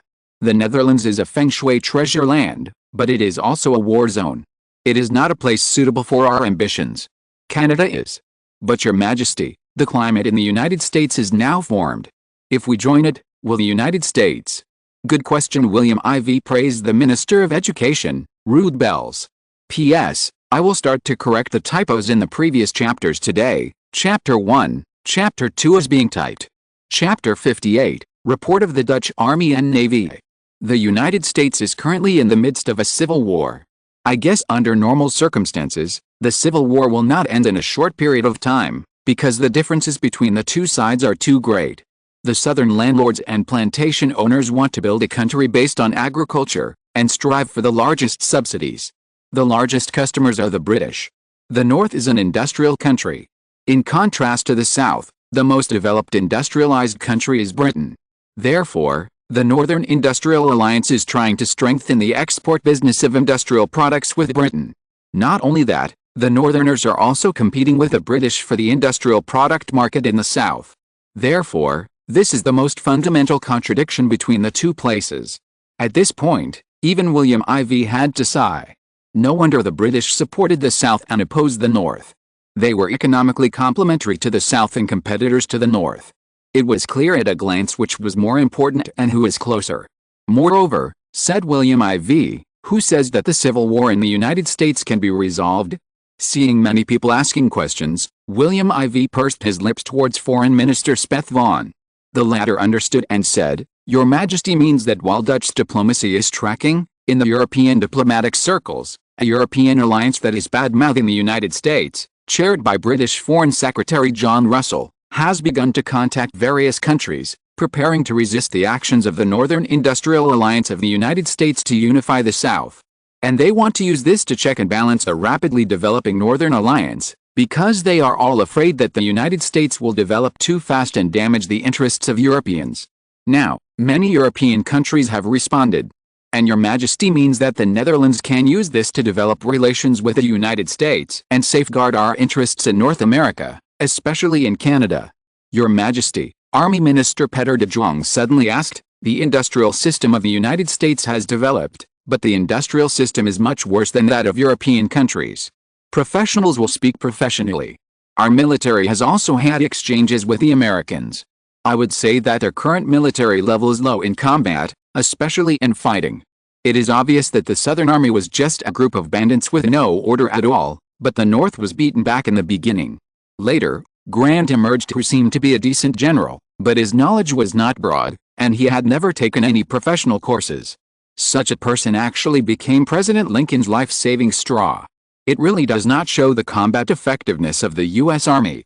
Yes, if you ask me, if we, the Netherlands, were fighting against them, we would have already taken over half of the United States. Look at Lyndon's progress in the Pacific. The tonnage of the U.S. Navy is similar to that of our mainland, but the combat effectiveness is really not commendable." Chief of Staff Mark Rudd suddenly frowned when he heard this and said, "You only know how to brag about your own strengths. You are a typical self-praiser. Can't you be more humble?" After instructing the two, Mark Rudd looked at William IV with a smile on his face. "Your Majesty, well, actually what they said is not wrong. The U.S. Army is really rubbish. We only need 10,000 people to make 100,000 of them retreat." "Are you sure?" William IV looked at him with a smile. Except for the military personnel who dared not look at him, all the other Privy Council members showed smiles on their faces. Mark Rudd, as the top military leader, was frightened by being looked at and wanted to hesitate, but his military temperament and character forced him to nod his head. "Yes, I think we can." "That's great. After London agrees, the deployment in Canada will be based on 10,000 people. I will double it for you, and defend Canada with 20,000 standing troops. I ask you, can you defend Canada?" As soon as William IV finished speaking, Mark Rudd was dumbfounded. "Yes," he answered decisively. "Although 20,000 people are not many, they are not a small number either, especially when the combat effectiveness of the United States is indeed not satisfactory." Thinking of this, he felt more at ease. However, in order to get a more cautious plan, he had to wait until the meeting was over and hold an internal military meeting before he could make more specific deployments. After William IV nodded, he asked Mark Rudd, "Since we are talking about the military, let's talk about the report of the Dutch army now. The Netherlands currently has 150,000 troops in the army, all of which are regular standing troops, divided into 15 divisions, 30,000 in one army, and a total of 5 regular armies. The number of conscripts has also reached 60,000, divided into 2 armies. The previous 1-year compulsory military service was changed to a 2-year compulsory military service that began this year. Now, every component of our Dutch army has undergone a lot of reform since 1858, as suggested by Your Majesty when he was still the Crown Prince. Now it is divided into infantry, mountain infantry, cavalry, artillery, engineers, communication soldiers, telegraph, health soldiers, medical soldiers, and transport soldiers, etc. William IV nodded. This was when he just traveled through time. He was absolutely sure that the Dutch army was too ordinary. He learned from the German Empire and used it all on the Netherlands because of what he had seen in later generations, especially from World War I and World War II. So, except for the armored troops and other tools that had not yet appeared, he used everything else that could be used. The Netherlands now has an army of 150,000 people, with 120,000 regular troops deployed on the mainland, divided into 4 corps, and a conscripted corps composed of 30,000 conscripts. They are the Central Corps deployed in Utrecht, the capital of Utrecht province, which guards Amsterdam. It is also called the First Corps. The First Army also needs to guard the safety of Rotterdam, the first city in the south, at any time together with the Southern Corps. The Second Army is the Southern Army, Tilburg in the northern province of Brabant, used to guard against southern France and the Rhine province of Prussia in the southeast. The Southern Army also includes the defense of Limburg province. The Third Army is deployed in Assen, the capital of Grenth province. This army not only guards the province, but also needs to go north at any time to guard the largest province in the north, the province of Groningen. The main defense is the Kingdom of Hanover and the Rhine province of Prussia. In addition, there is a national conscript corps in Apeldoorn, Gelderland province. This corps is mainly to support the 3 major corps and also do logistics work. This is the composition of the local army. As for the 4th Corps, it is deployed in East India, and now with the full takeover of New Guinea Island, the 2nd Conscript Corps has also been transferred to New Guinea. Suriname, Guyana, in the Caribbean Sea has deployed 1,000 people, and the above is the formation of the army. As for weapons, the Netherlands has now completed the conversion of 50% of its regular army to the new weapon Mauser rifle. Although the de Lacy rifle developed by the German Confederation in 1835 is still in use, it has now been slowly transferred to the use of the conscripted corps. The cannons have now been replaced with spiral-rifled cannons in various armies. It must be said that the Sardinian cavalry did a good job in improving the spiral-rifled cannon in 1846.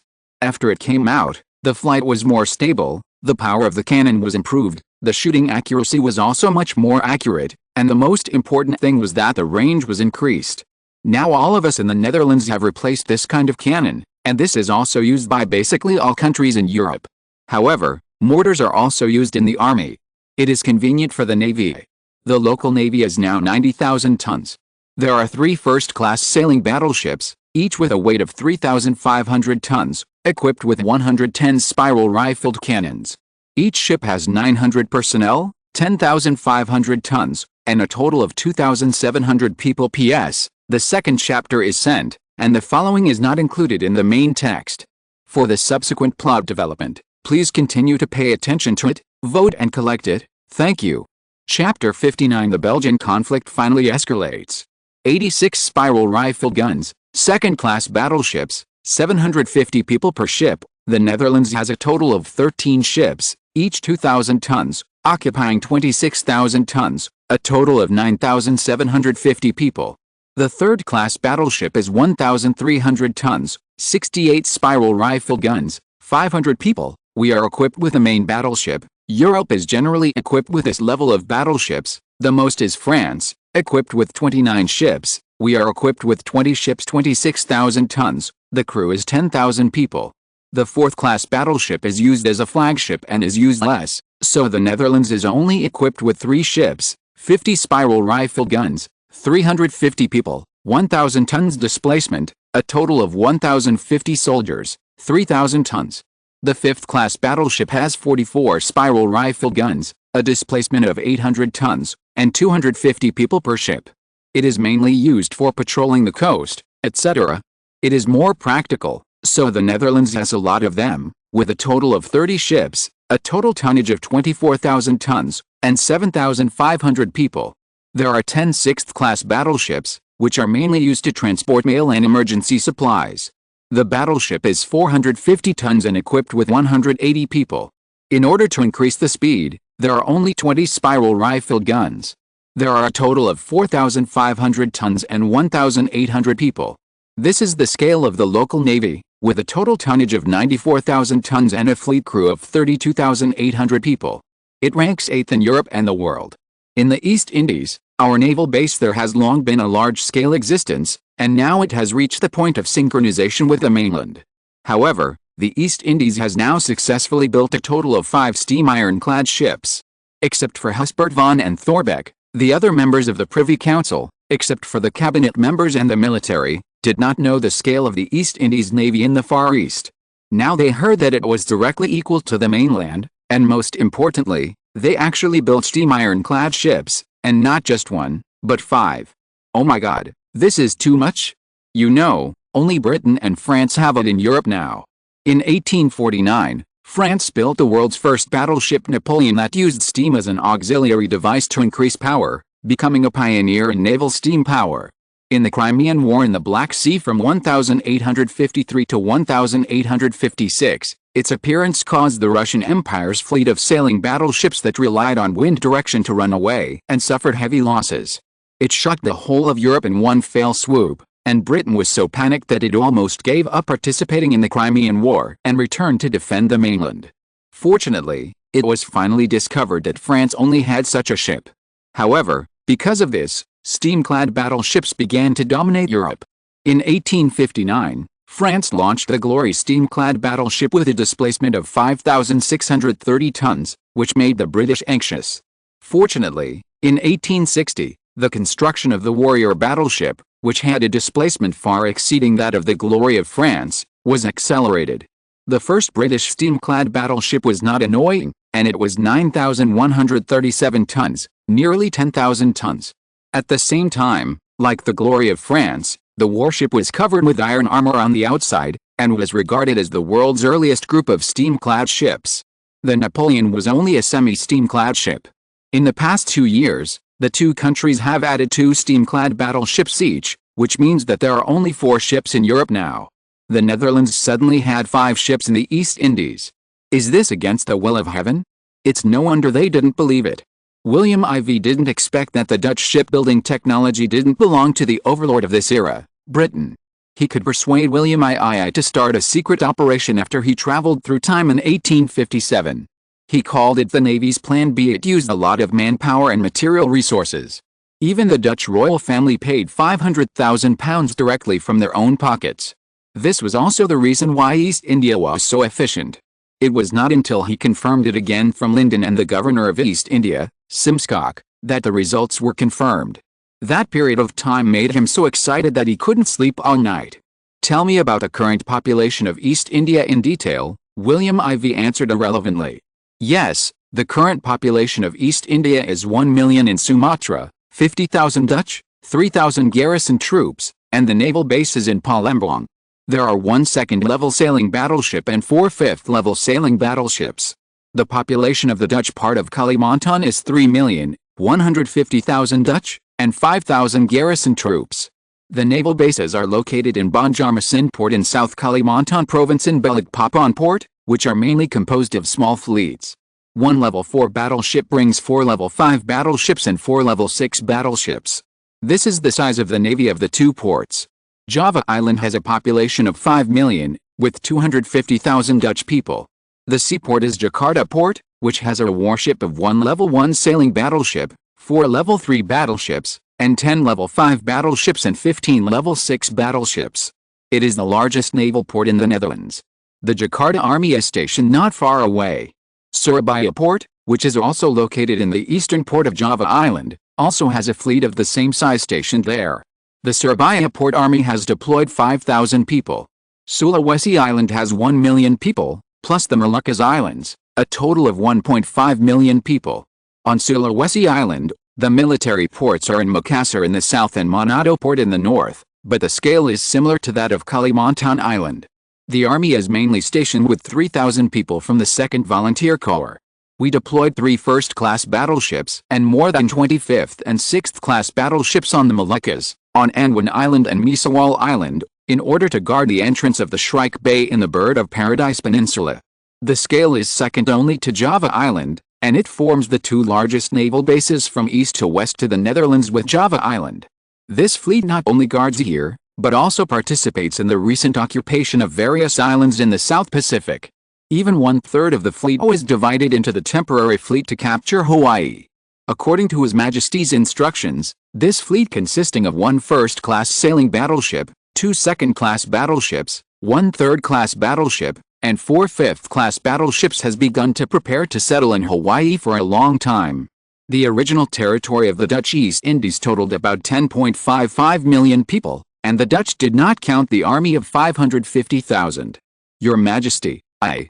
Knock, knock, knock. Simskak suddenly stopped talking and looked at the door curiously. Not only him, but everyone was stunned, and their faces changed slightly. This is the highest power meeting in the Netherlands. This conference room is also the Privy Council meeting room inside the Royal Palace of the Netherlands, which is exclusively presided over by the king. No one would think that people outside don't know this. In this case, they boldly chose to knock on the door loudly. How could things be simple? What's the matter? William IV was also startled, and then his heart tensed. Did something big happen? Then a military communications officer walked in quickly, his face full of fear. The military, from the Chief of Staff Mark Rudd to the Minister of the Navy and the Minister of the Army, all had a bad premonition. The communications officer said after performing the etiquette of aristocrats, "Your Majesty, the domestic unrest in Belgium has escalated. At 1700 hours this afternoon, the Dutch-speaking and French-speaking areas took place simultaneously. People from all walks of life are speculating that there is a suspicion of linkage behind this, but now there has been bloodshed, especially among the Dutch. Now in the streets of Brussels, people are everywhere protesting against the rule of King Leopold I, and some provinces have declared independence and no longer respect Leopold I as king. At the same time, the French regime of Napier III also announced that it was dissatisfied with the brutal actions of Brussels. In order to safeguard the safety of the French, France could do anything. He also swore that this oath was valid. It seems that no one likes to change the Qing dynasty. In this case, we can only change back to the original track. Alice, I hope everyone will continue to support us.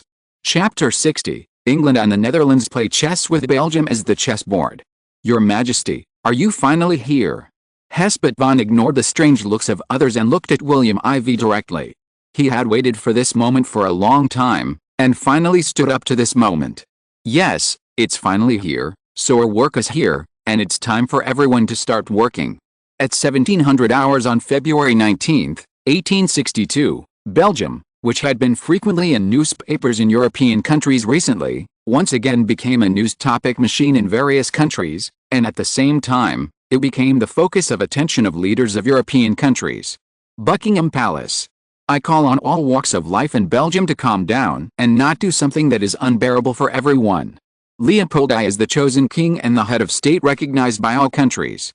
I hope to help the Belgian people calm down in time and restore the peace of the country.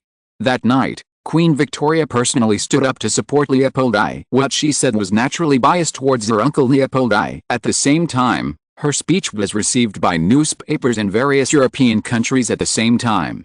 Fearing the power of Britain, basically few European newspapers would choose to forget it directly. However, she was not the only one who held a kerosene lamp press conference that night. We still love our compatriots as deeply as ever. No one should think that we will abandon our compatriots, and we will never allow this to happen.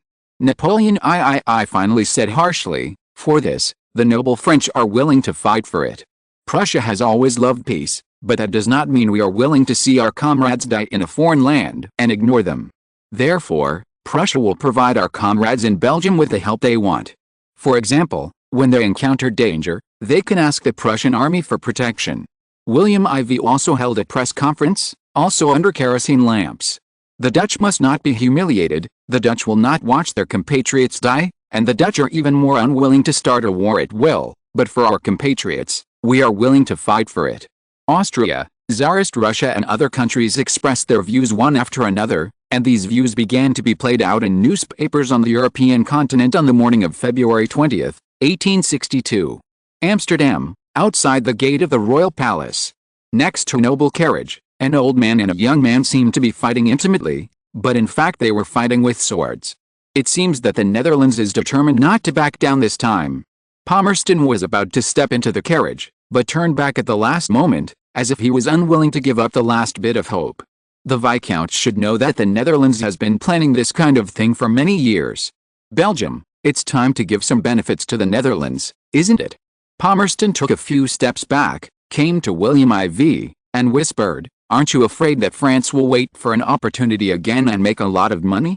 That only proves that I am not as skilled as others." Looking at the extremely confident William IV, he finally realized that everything was irreparable, so he said indifferently, "Then everything will be as you said.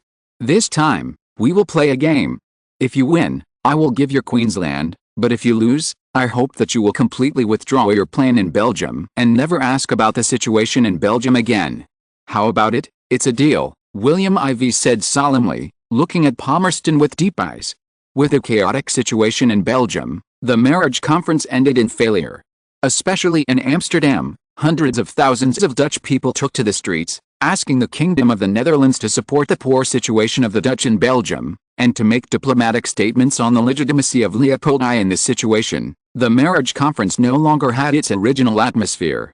If it continued, it would only increase the displeasure of the people. So the royal families of European countries left Amsterdam one by one. On February 21, 1862, an event occurred that was enough to shock the world. In later records, this day is also called the beginning of European nationalism.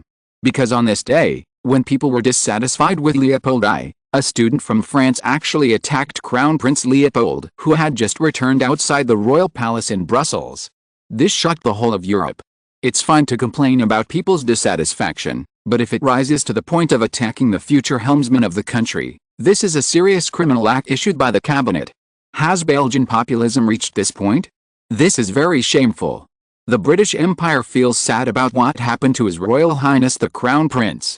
At the same time, we also hope that the Belgian people will regain their senses and work with the royal family to heal the huge wounds caused by this demonstration and make the right choice for Belgium to return to its original track. As soon as British Prime Minister Palmerston returned to London on February 22, 1862, he began to worry about the development of the situation in Belgium, and issued a harsh criticism of the attack on the Crown Prince of Belgium. However, in the end, he expressed the hope that Belgium would restore peace and stability. However, just like a drama on the stage, the Crown Prince had just been attacked, the British Prime Minister had just expressed his views, and other countries had not yet reacted from the shock, but an accident occurred on the 24th. This accident completely reversed the sympathy brought about by the attack on the Crown Prince of Belgium, Prince Leopold. Because the Frenchman who attacked the Crown Prince actually said publicly that he did not attack the Crown Prince on purpose, but was forced by someone. And this person is the Crown Prince of Belgium.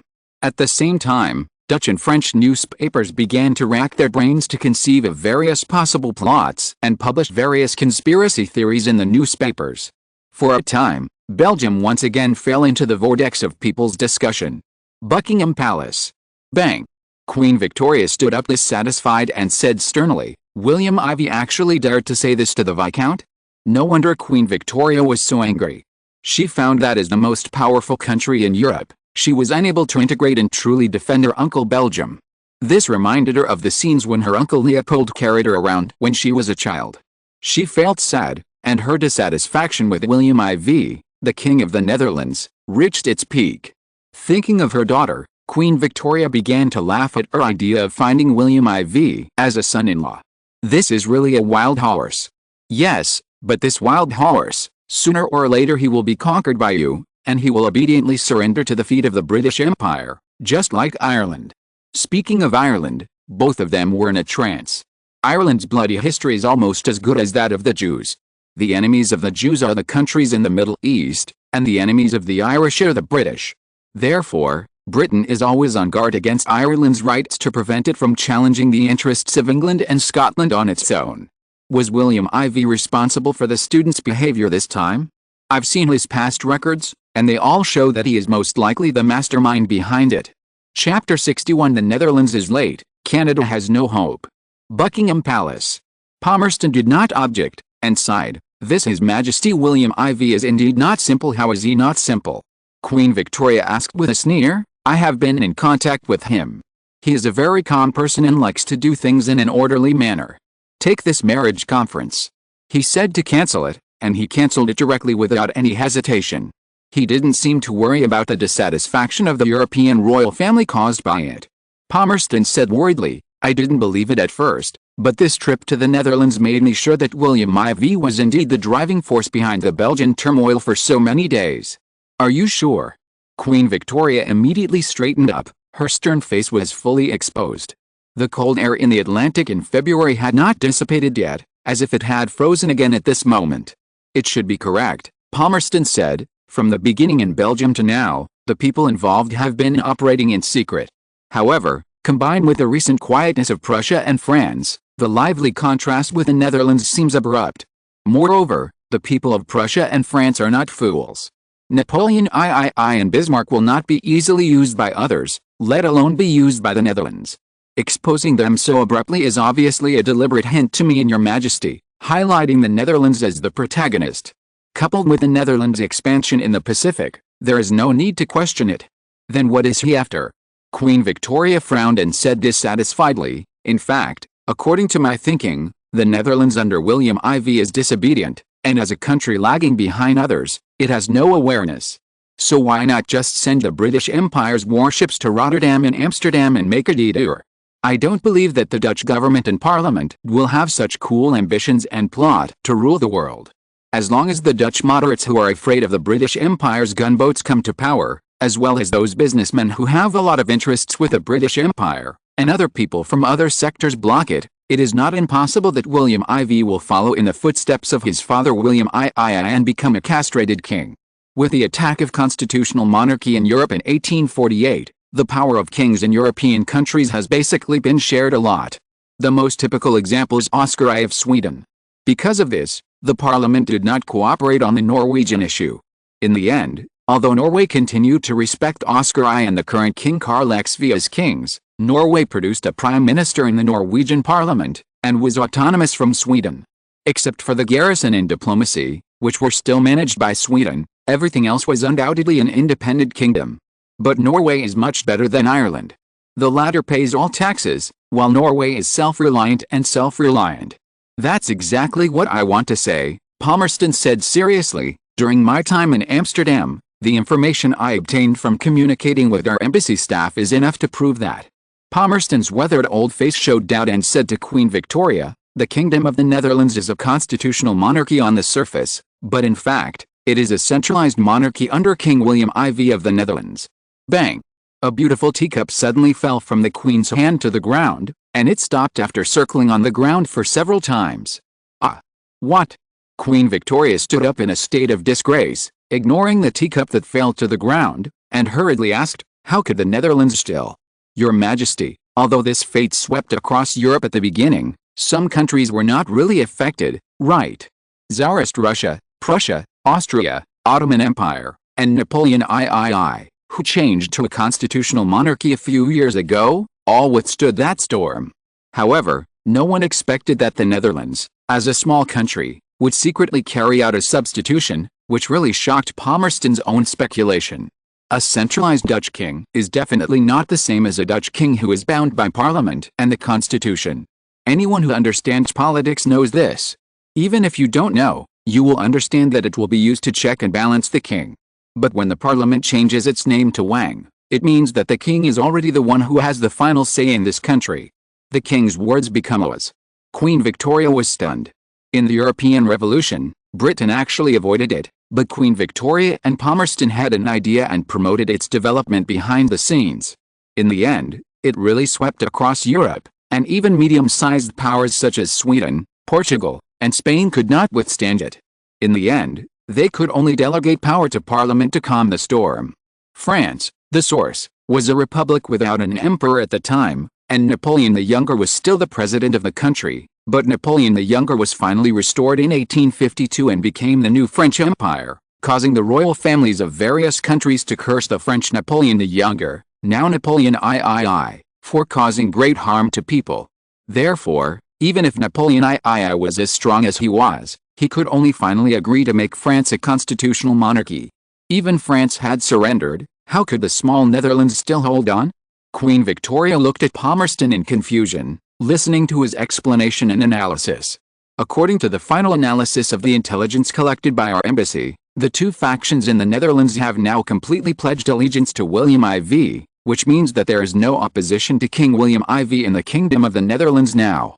That is to say, Your Majesty, that is to say, as long as William IV makes a decision in the Netherlands, it will definitely be passed by the Dutch Parliament and take effect immediately. After saying this, Palmerston's eyes revealed deep fear. A Netherlands with not bad military strength would not have the ambition of the major European countries to annex each other. Moreover, constitutional monarchy legislation basically exists in all countries.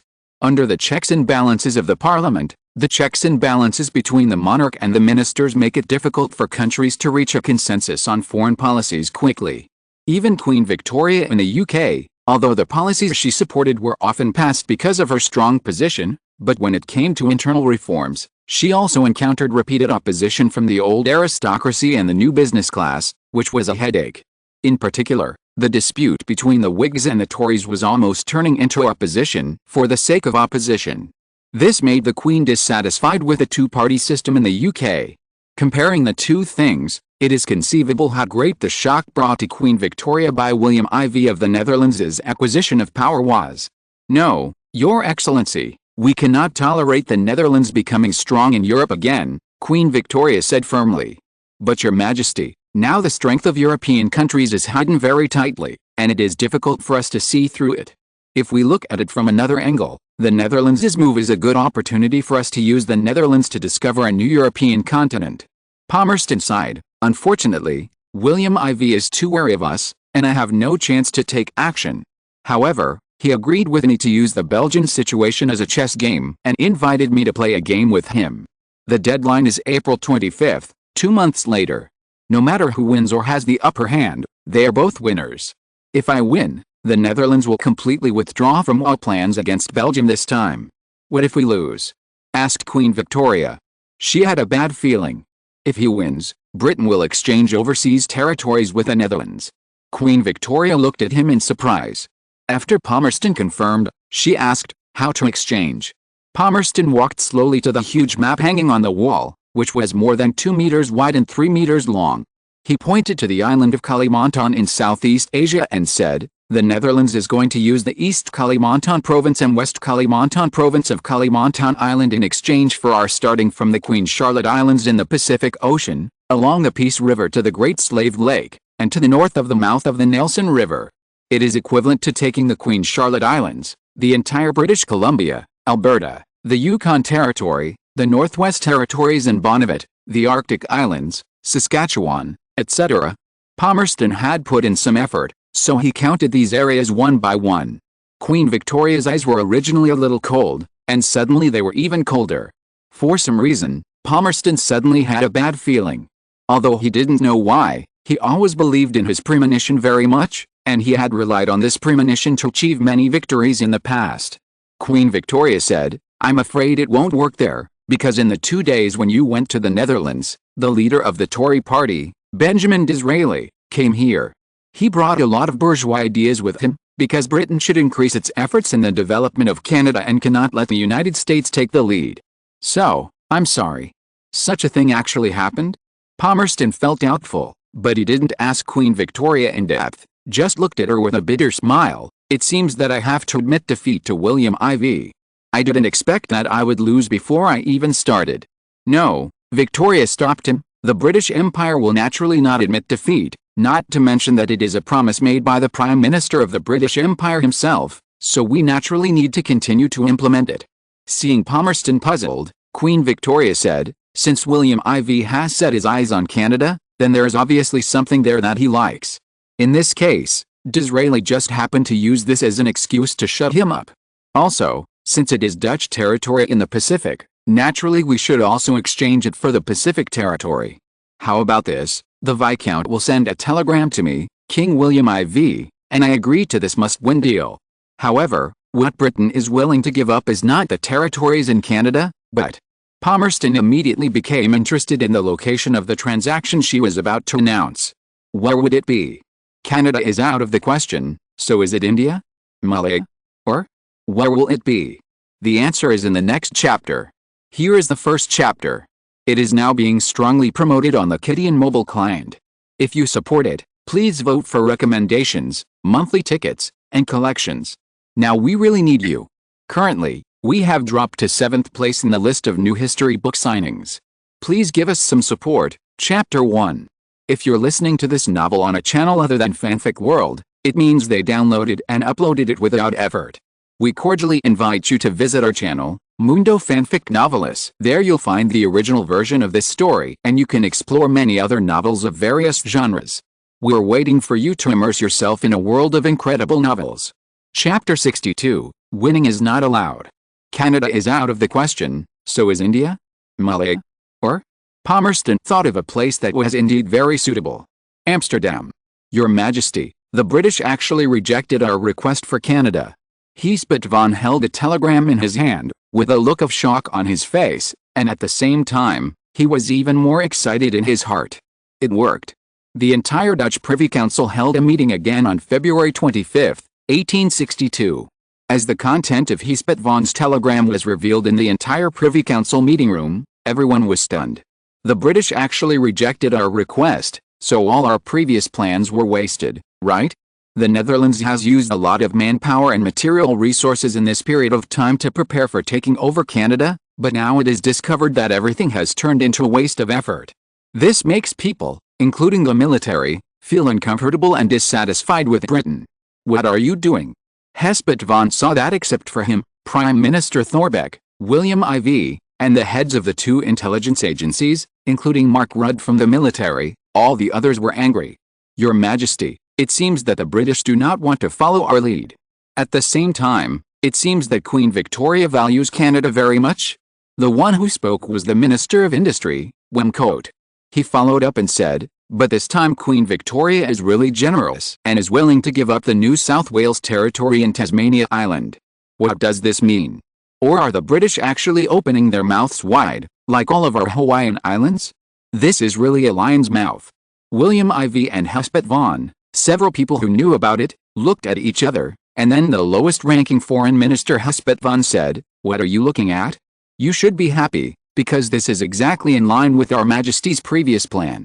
It turned out that William IV had never really told the real purpose in front of Palmerston, the Prime Minister of the British Empire, from the beginning.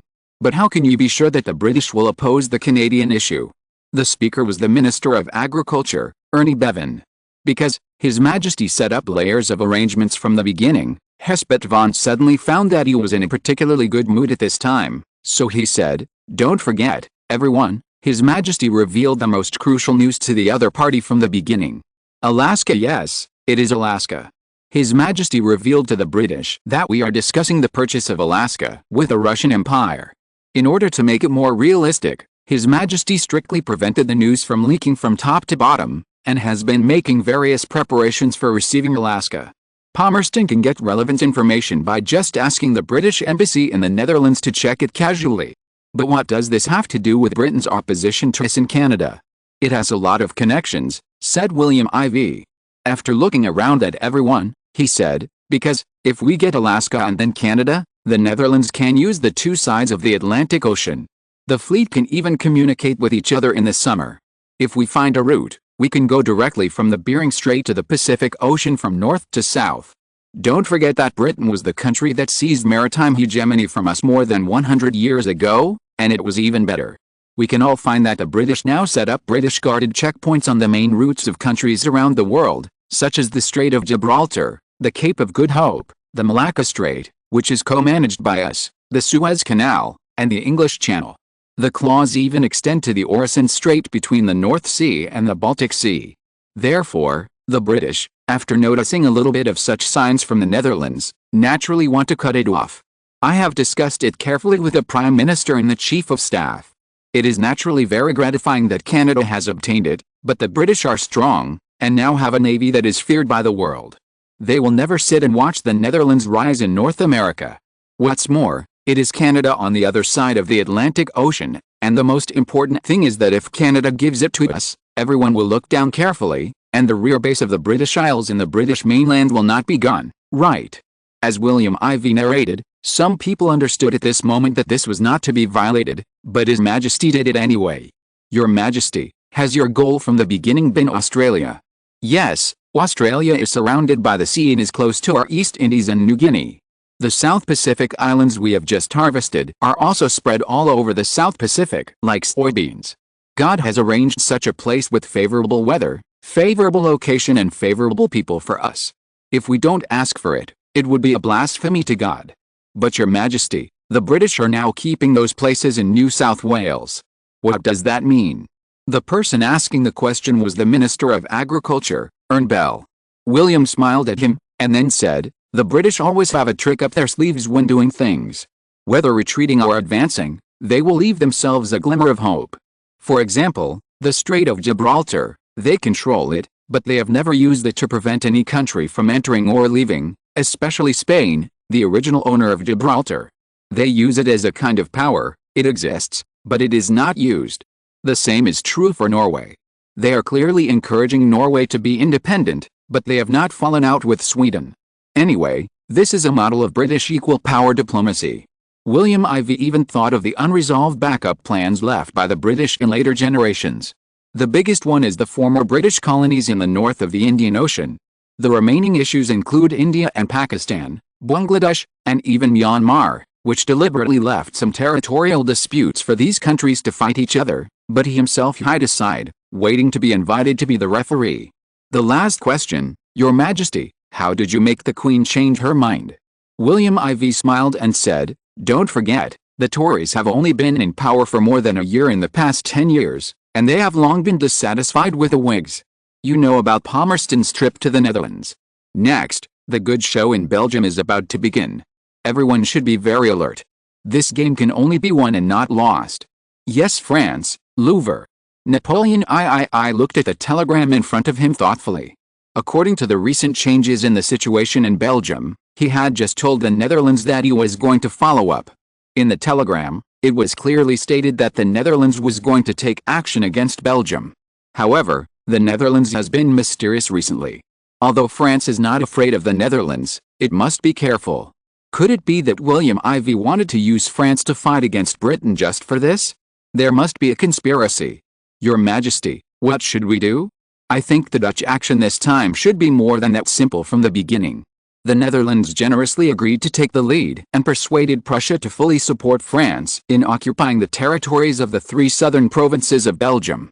No, it should be said to be incorporated, but the Netherlands did not say what territory they wanted to obtain. There are 5 provinces in the Dutch-speaking area. This is a doubtful point. The second doubt is that if we follow up now, will the British anger be vented on us in the end? Olivier, the Prime Minister of the French Empire, asked Napoleon III. Napoleon III was a proud man. Oliver's problem was actually his problem as well. But as a distinguished ruler of the French Empire, should he tell his subordinates that he didn't know? Okay, let's do as the Dutch telegram says. We have the 3 provinces in the south of Belgium. Once we have them in our mouths, there is no way we can spit them out. No matter how powerful the British Navy is, are we afraid of them? As a dignified monarch, Napoleon III patted Olivier on the shoulder in a friendly manner and said confidently, "God will ensure that our wishes are fulfilled. Catholicism is with us. The road to France's resurgence will start from Belgium." Napoleon III didn't mind making a little money as an appetizer, but he was not a fool. He would naturally not easily go deep into the fight with the British and let other countries benefit from it. Therefore, he would not come out in full force. He would never spend a lot of money. However, what he didn't know was that his first move in Belgium indirectly affected the entire security situation and political structure of Belgium and even the entire Europe. Although Europe did not eventually form a large-scale war, it still led to the reorganization of relations among European countries and a round of scolding from the British government. Chapter 63 The Belgian election begins. Belgian politics is facing a new round of turmoil. The Belgian election is in full swing, with all the candidates showing off their talents and dazzling tactics, which is even more astonishing.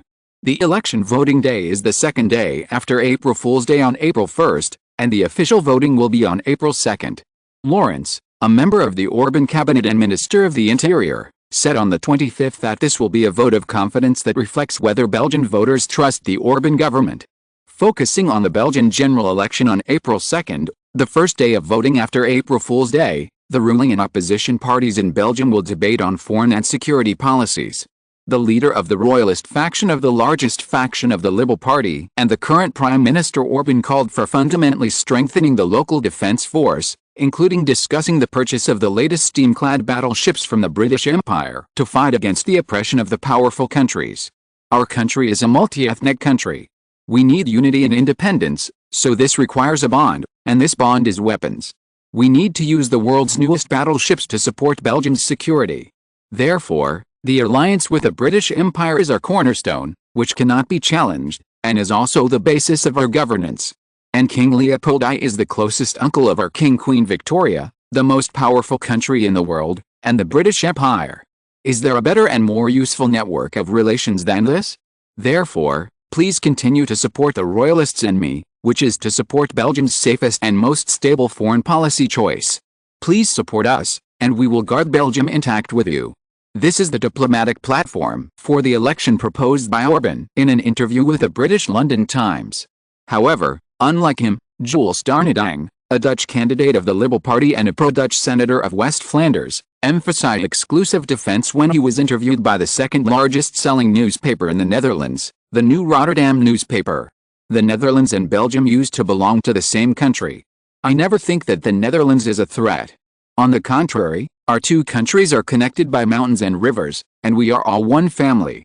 On the contrary, I think Belgium is too dependent on the British Empire, and has lost the fundamental independence of a country. A free Belgium is worse than a country that has to look up to the British for everything and wait for the British to nod their heads before implementing their opinions in Belgium. Therefore, protecting the country independently is closer to the hearts of the Belgian people and is more in line with their basic position as a country. Joseph Buyt, the second candidate of the liberal Dutch descent and senator of Limburg province in eastern Belgium, emphasized in an interview with the Dutch newspaper Echo when he was asked about Belgium's foreign policy, what should be said, and it is required to be committed to various matters. Belgium should do things that are relevant to it with its own status and position, do what it can, and also commit to various historical issues that have already existed in Belgium. For example, the positioning problem with the Netherlands, how to get along with the British, whether the French-speaking area in the south of France should be the same as the Dutch-speaking area, and whether a customs union similar to the North German Confederation should be implemented to divide the interests of the various language areas in Belgium. In short, I don't think Belgium needs to confront other countries head-on, but should use clever methods to resolve the crisis with neighboring countries, especially the new neighbor Prussia. We can learn from them because they have done a good job in leading the customs union in the North German Confederation. Buyt believes that the relationship with the Netherlands should be based on a friendly level, no matter how much His Majesty Leopold I resists the Kingdom of the Netherlands and how unhappy he is. But the largest ethnic group in Belgium is the Dutch, which cannot be changed. Including the current Belgian government cabinet members, the Dutch occupy 1/3. Parliament also occupies 60% of the seats. Therefore, what is wrong with Belgium's natural pro-Dutch faction? On the contrary, those who are now deliberately messing up the relationship between the Netherlands and Belgium, what are your intentions? Do you want the Dutch to fight their own people? Will you be happy? He agreed with the unity that Prime Minister Orbán had said before, because no matter whether they were French or Dutch, they were all Belgians, and that had not changed. He finally emphasized the security aspect. We cannot hand this country over to the absolute pro-British faction, whose basic security concept is only out of touch with reality. That would plunge Belgium into the abyss of war and the quagmire of war that followed the hegemony of the British Empire. He also clearly proposed in his campaign manifesto to improve containment capabilities. Be vigilant of the possible ambitions of neighboring countries towards Belgium, including increasing the number of conscripts, purchasing ships but not limited to the UK, and increasing the loyalty of the people. Many people speculated that as a pro-Dutch faction, he finally proposed to increase troops and purchase ships, which was obviously to ensure that those voters who had doubts about the Netherlands would dispel their doubts. The idea of increasing loyalty was the finishing touch. The reason is that Belgium and the Netherlands are on heightened alert, especially recently. Many provinces in the north have ignored the warnings of the cabinet and directly visited the Netherlands under the leadership of senior officials to seek to sign economic agreements, and even moved closer to the Netherlands in terms of security policies. Therefore, many people in Belgium are wary of the Netherlands. Buyt's words are to dispel the reaction. Mellet of the Catholic Party advocates that Belgium should carry out internal reforms and the king should delegate more power to local governments so that governance can be fully improved. When he was speaking, he even put forward the traditional Catholic doctrine and hoped that Belgium would be more inclined to the economic development of the French-speaking region in the south. His main purpose is to win over the hearts of the people, hold the French-speaking region firmly, and sit back and watch others. In the news on February 26, 1862, The European Times analyzed the candidates for Belgium one by one. Belgian Prime Minister Walter Frere Orban and Catholic Party Barthélemy de Merlant are the two most favored candidates in the general election held in Belgium in April. Orban represents the Belgian royal family. After Belgium implemented the constitutional monarchy in 1848, this force has been wooing the Dutch, maintaining its advantage over the southern Francophones, and winning the final victory in every general election. The core areas are Flemish Brabant and Walloon Brabant, where Brussels is located. Therefore, he is supported by Leopoldine as the current Prime Minister of Belgium. The use of ruling resources has made him the first candidate for re-election. Merlant is running for the Belgian general election on behalf of the Catholic Party in the south. The Francophones account for about 40% of the population in Belgium, and more than 80% of the people believe in Catholicism, which means that more than 30% of the people in Belgium believe in Catholicism, which is also the largest source of votes for the party. Therefore, he firmly occupies the second place in the candidate list, and his supporters are mainly in the provinces of Hainaut, Namur, and Luxembourg. However, he mainly sat in this position because of the support of Paris. Among this French race, there are other candidates competing with him, but they are mainly French people who have naturalized Belgian national identity. No one knows whether they are loyal or not. In third place is the Liberal Party member Joseph Buyt, who is the candidate nominated by the three provinces of Limburg, Antwerp and Liege. Another candidate of the Liberal Party, Jules Darneding, won the support of the provinces of West Flanders and East Flanders. On February 10, 1862, Jules Darneding, a senator from West Flanders, faced off against his opponent in the Liberal Party primary election, Nathan, an old senator from West Flanders. The two directly started a debate drama on the spot, and the battle was fierce. Just when everyone was looking forward to it and preparing to see another big drama next time, unexpectedly, Darneding actually produced evidence and exposed the fact that Nathan had forged his academic qualifications. This panicked Nathan, a senator of East Flanders province who had been a senator for 5 years. With irrefutable evidence, he chose to withdraw from the Belgian election and acknowledged Jules Darneding's victory, becoming the only candidate in the province and the first winner in Belgium. All of a sudden, the Belgian and European media noticed him. Originally, no one would pay attention to such a campaign. After all, European countries have many general elections or midterm elections every year, and many of them are held by big countries. However, Belgium has become the focus of European attention many times this year, especially in the past 2 months of this year, and has frequently appeared in newspapers of various countries and become a frequent news guest. And for some reason, the 4 countries of Britain, France, the Netherlands, and Prussia are all very concerned about the situation here. In recent days, newspapers in these countries have been reporting related news. Even the statement of one of the senators may be on the news in their countries, which puzzles many people. Many people even complained that their concern for Belgium was unnecessary. But how could ordinary people like them know that Belgium's current situation has reached a point where every move will lead the future trend of the European situation? There's even a gambling game that only a few people know about, and the gambling is as big as 70% of the territorial transactions in Europe. Your vote can make the ongoing general election in Belgium more lively. Please vote for it. In addition, readers, please collect it after reading it and kick it into the goal like a football. The previous chapter will be published first, and the second chapter will be published around 17 o'clock. Chapter 64. This senator opponent is no ordinary person. William IV looked at Charles Bill and Thorbecke, and looked at the Belgian intelligence with some solemnity. Especially the information about the election of Joseph Buyt and Darneding. After a long time, they both breathed a sigh of relief. Your Majesty, now that the Belgian election is imminent, all kinds of gods are showing their skills. Our deal with Britain, and this bet, has reached the point of mixed interests. Queen Victoria has been in power and managing Britain for more than 20 years. I think the situation in Belgium, they are now observing it in detail, maybe more accurately than us. Although Buyt and Darneding are secretive, I think they can also make a guess. Will they be able to prescribe the right medicine for this and block it? As the Prime Minister of the Netherlands, Thorbecke has always been known for his calmness, but now he has broken his calmness. Although Buyt's performance in Belgium received high praise from him, what was originally just a Belgian election has now become a different kind of war waged by top British and Dutch agents because of a bet between the British and Dutch. This is enough to make Thorbecke sweat. We will definitely block them, but William IV said coldly, but we are not pushovers either. But let's not rush now. Let's wait and see what the British will do first. Your Majesty, I think you are worrying too much? They both seem to be very calm now. They are obviously able to handle it easily. They don't look exhausted. Besides, the people around them are not ordinary politicians. Charlie Bill is right, Prime Minister. It seems that we are too worried. Some people are calmer than us. Hearing this, Thorbecke was stunned. He remembered that his apprentices, Beth and Danadang, were now opponents. Bill was so calm, but he was too concerned. He seemed to lack confidence.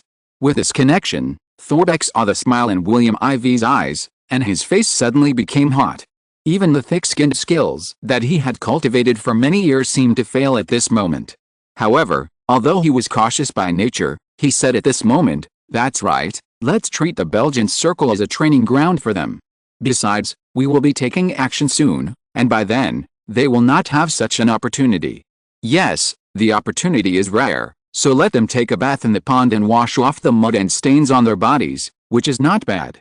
Don't forget that the Netherlands needs to expand in the future, and talents are in great demand.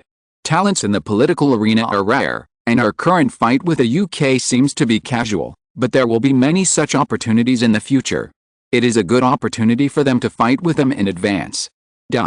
Soon Belgium was divided into 5 major constituencies, including the East, West, South, North and Brussels. Joseph soon faced an opponent, a senator from Liege province in the Eastern constituency, a noble senator. Politicians can only get the rewards they desire if they take good care of the daily needs of the people under their jurisdiction. Joseph Bite was naturally not simple to be able to overpower Jules Danadang. This is Joseph Bite's catchphrase. Before last year, many people did not understand the deep meaning of his words, and during the election, it seemed that he was not as gorgeous as others who often used many high-sounding words, but he relied on this sentence to show everyone how powerful the sentence was and how profound its political implications were. So that his opponents, including Jules and Danadang, were amazed as they watched him grow up step by step. Although Bite became a senator of Limburg province because of his successful election and lived a comfortable life in Brussels, he rarely turned a deaf ear to or was indifferent to it. Therefore, his supporters were very enthusiastic to support him to stay in his position, especially in this election for the Belgian Prime Minister. He was originally facing a rival senator like Jules Danadang, who was also a senior one. Many people were worried about him, because this senator was famous for his connections and had the support of many people in the cabinet in Brussels. Most importantly, he was actually a local noble in Limburg province. In the face of many people who were not optimistic about his chances, Joseph Bite faced a very severe pre-election challenge in the eyes of outsiders. His opponent's noble blood and extensive network of contacts made him very capable of mobilization. Many bigwigs in Limburg, including businessmen, capitalists, nobles, and landlords, stood up for him. The relatives and servants of these people were destined to vote for them. Ordinary people would have been on the verge of collapse when faced with such a situation. However, Bite did not do so. He had been resisting the pressure without hope, and he took out a magic weapon. His opponent was not an ordinary person. Yes, his opponent's extraordinariness was an advantage, but also a weakness. Just when the pre-election campaign in Limburg was in full swing, Joseph Bite directly published an advertisement in a local newspaper in the East. Yes, the words that I heard from my teacher, Thorbecke, before were said to be created by His Majesty William IV. He did not make up anything out of thin air. He just put the places where his opponent had been sending telegrams recently, such as Brussels, in the newspaper. The opponent was no longer a local, had an ID card that belonged to the Brussels nobility, and had an expensive house in Brussels. These places were all circled in black when the newspapers published the news. In this way, the aristocratic opponent who came with great momentum was expelled from this game before he had time to start fighting, and he might even have not changed his clothes before he went out. The result was already announced, and it shocked everyone, including the leaders of various countries, including William IV. Brussels Royal Palace. When Leopold received the telegram about the results of the election in the East, he was stunned after reading it. Even his eldest son, Crown Prince Leopold, did not respond to his questions. Finally, he said somewhat dejectedly, "I originally thought that it would just be a continuation of the calm last time. As long as we defeated the candidate from the French-speaking region, it would be fine. Now it seems that there are too many unexpected things. This Joseph Bite is an unexpected thing." After reading it, Crown Prince Leopold was speechless for a long time, and finally he managed to say, "Orban is in trouble this time. More than just trouble. Orban is now watching the news from the east, and his heart is full of straw horses flying across the Atlantic Ocean. Originally thought that he was determined to win, but now it is a bit uncertain. Your Majesty invites the Prime Minister to the palace for an audience." Orban knew that it must be because of the matter at hand, and he had no choice but to go. Buckingham Palace on the other side of the North Sea. What a great skill! Palmerston exclaimed, "Good song, quick and decisive, Your Majesty, this Joseph Bite is really a talent. Belgium actually has such a talent, which is really a blessing for His Majesty Leopold I. If he uses it well, Belgium can really win a lot."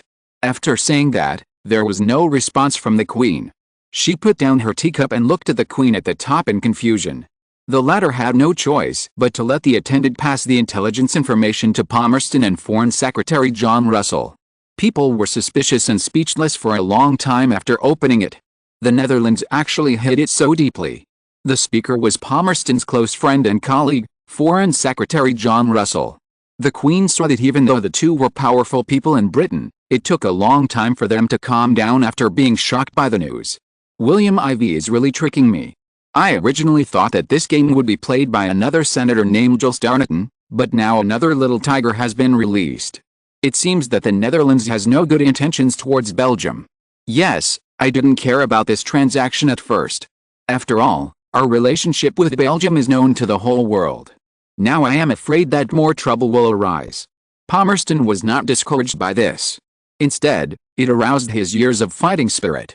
"Your Majesty, it seems that His Majesty William IV has unique methods. I am a little itchy. How about letting me fight a battle in Belgium this time?"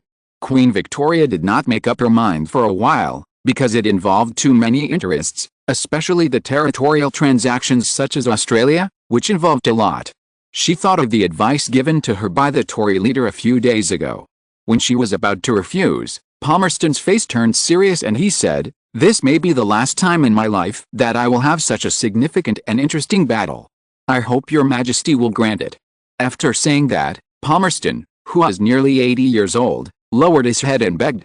Russell, who was standing next to him, also knew that his friend's health had been getting worse recently, so he stood with his old friend. Queen Victoria saw that both of them were over 70 years old, but now they looked like this. Thinking about the fact that when she was not in power, the two people in front of her had already begun to play an important role in British politics. They were even half teachers of her and her husband Prince Albert after she came to power. She sighed and said, "Forget it, then I will wish the Viscount a victory in advance." Palmerston heard this and said gratefully, "Thank you, Your Majesty, for your permission." Chapter 2, Please continue to vote for support, thank you very much. Chapter 65, France and the Netherlands are deepening their presence in Belgium. According to the latest intelligence assessment provided by the British Empire, France is assisting the city of Mons in the French-speaking province of Hainaut in southern Belgium to build a local army in the town of Carignan, southwest of Mons.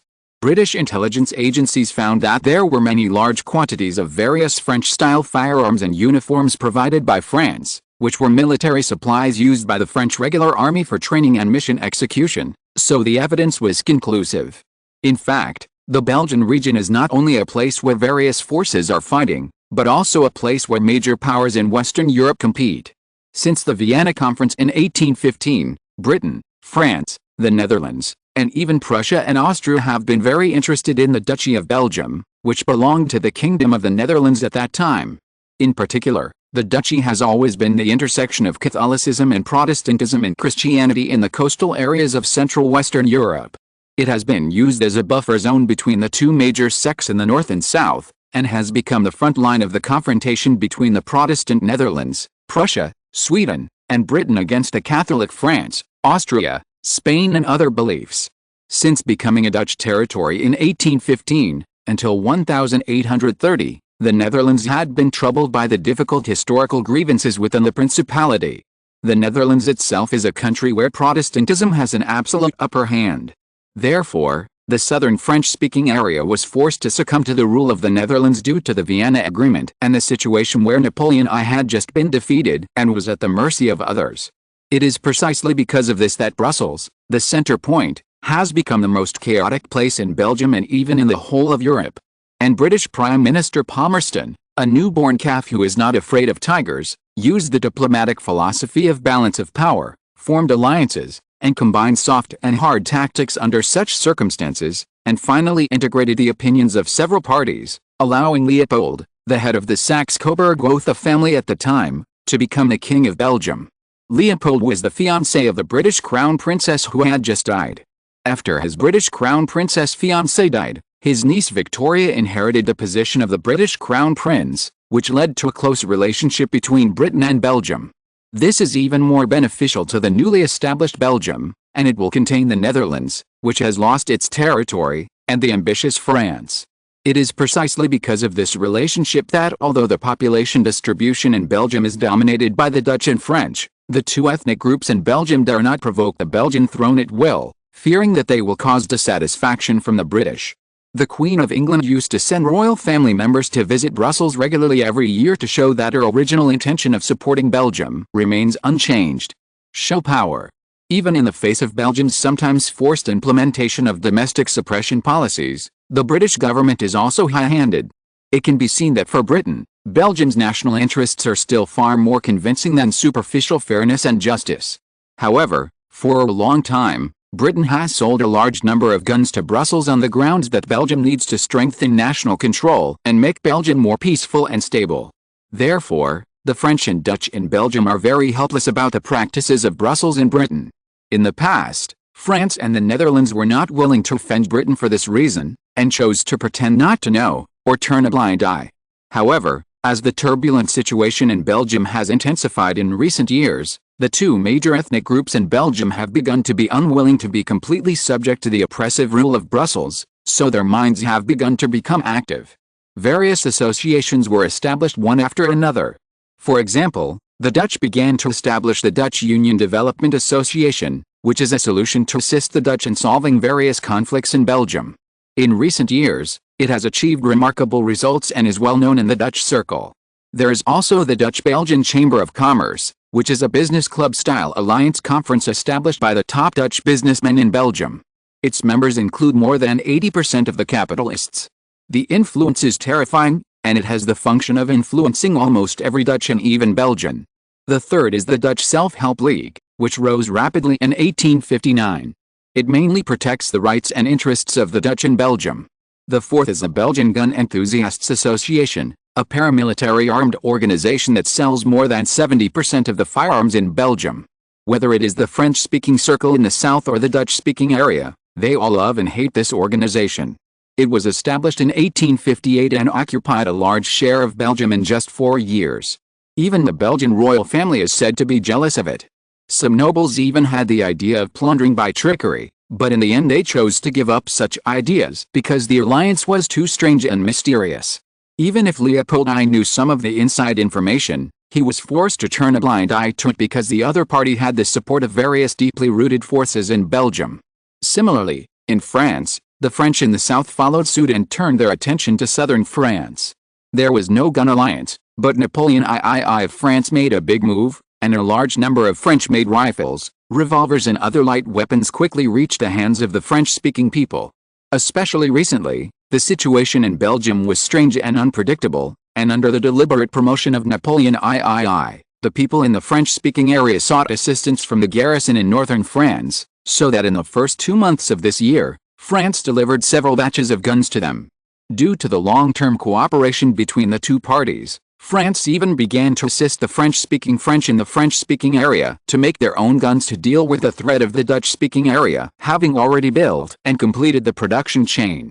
However, it is precisely because of this that the huge movement of the two parties seems to have aroused the dissatisfaction of Brussels, and Brussels is preparing to sanction the relevant people in these two language areas. It can be seen that Brussels has discovered the seriousness of the problem. Especially British intelligence shows that this time it was discovered that France openly chose to support the southern French. Leopold I was completely infuriated, so although he did not directly choose to confront France and the Netherlands behind the two language areas, he used this election as a medium to teach them a lesson, especially after informing Queen Victoria and getting a positive reply of support. He was more confident. But what worried him was that compared with the increasingly open and above-board French-speaking Napoleon III, the Kingdom of the Netherlands was very low-key in military support. However, the Kingdom of the Netherlands' cooperation with local governments is actually more serious than that of France, and it has exceeded Leopold I's bottom line. They reached economic agreements between the local governments and the Netherlands without obtaining approval, which has already touched his authority as the king in Belgium. This is a huge shock to their royal family. If it is not handled properly, it is very likely to reduce the royal prestige and even marginalize it. By then, the Belgian royal family will be completely swept into the garbage dump of history. He wanted to send troops directly to suppress these northern local governments, but he was afraid of causing greater unrest. He even wondered whether William IV of the Netherlands would be looking at him with a mocking smile, and muttered in a sneer, "Come on, you come and catch them and torture them for questioning." Shaking his head, Leopold I got rid of this hateful idea. But at the same time, he felt worried. Don't look at the British now. European countries dare not offend Britain easily. It seems that Britain has completely secured its position as the first maritime hegemony, but who is Leopold I? His achievements are also brilliant. He was born in 1790 and is now 72 years old. He has experienced countless changes in Europe. Even big figures like Napoleon I, he had resisted without pressure when he was young. The reason was that when he was 16 years old, Napoleon I appreciated his title of European genius strategist and wanted to invite him to be his marshal. However, he refused because his father ruled the Duchy of Saxe-Coburg-Gotha at the time. When he was 15 years old, it was occupied by Napoleon I. He inherited the dukedom in the same year, and then faced this choice. He directly refused the invitation. Today, the situation in Britain is no better than that in France during the Napoleonic era, at least in terms of strength. Britain only has an advantage at sea. Napoleon I dominated the European continent in an all-round way, although he was completely defeated in the end because of his failure to attack Moscow, Russia, and was finally liquidated by various countries. But it is undeniable that Napoleon I did have the ability and strength to crush various countries in Europe. With the rapid development of various countries in recent years on the European continent, especially the rise of Prussia in the German state, Britain's influence in Hanover, Saxony and other duchies has declined sharply. Moreover, since the opening of the Suez Canal this year, Britain has put more energy on the Indian Ocean. It is not an exaggeration to say that the British Navy is the most powerful in the world. The tonnage of the entire fleet is now 1/3 of the 190,000 tons of France, the second largest. But this is the surface. Which country does not have its own hidden cards? As Britain's closest European ally, the King of Belgium and, as well as the uncle of Queen Victoria, Leopold I knew that in fact, the tonnage of the British Navy had already begun to increase. It was not the 230,000 tons announced by the Amsterdam Security Index Association, but reached 1.5 times that of France, about 280,000 tons. In particular, the steam ironclad battleships were not announced as 1 or 2, but reached a terrifying 4, which was twice that of France. However, the tonnage has increased, but with the expansion of overseas colonies, Britain originally only had 3 fleets, but now it has expanded to the scale of 5 fleets.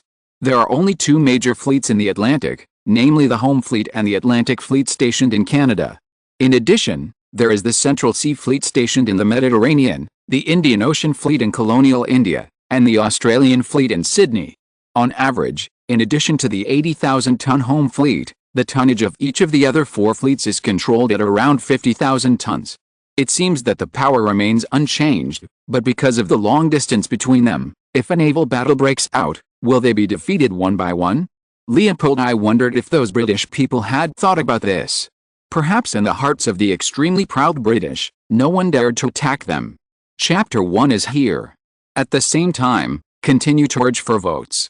Chapter 66, What can Britain do? However, he, who was known for his cautious nature, could not shake off such sorrow, so he recently planned to go to London to have a good talk with his niece.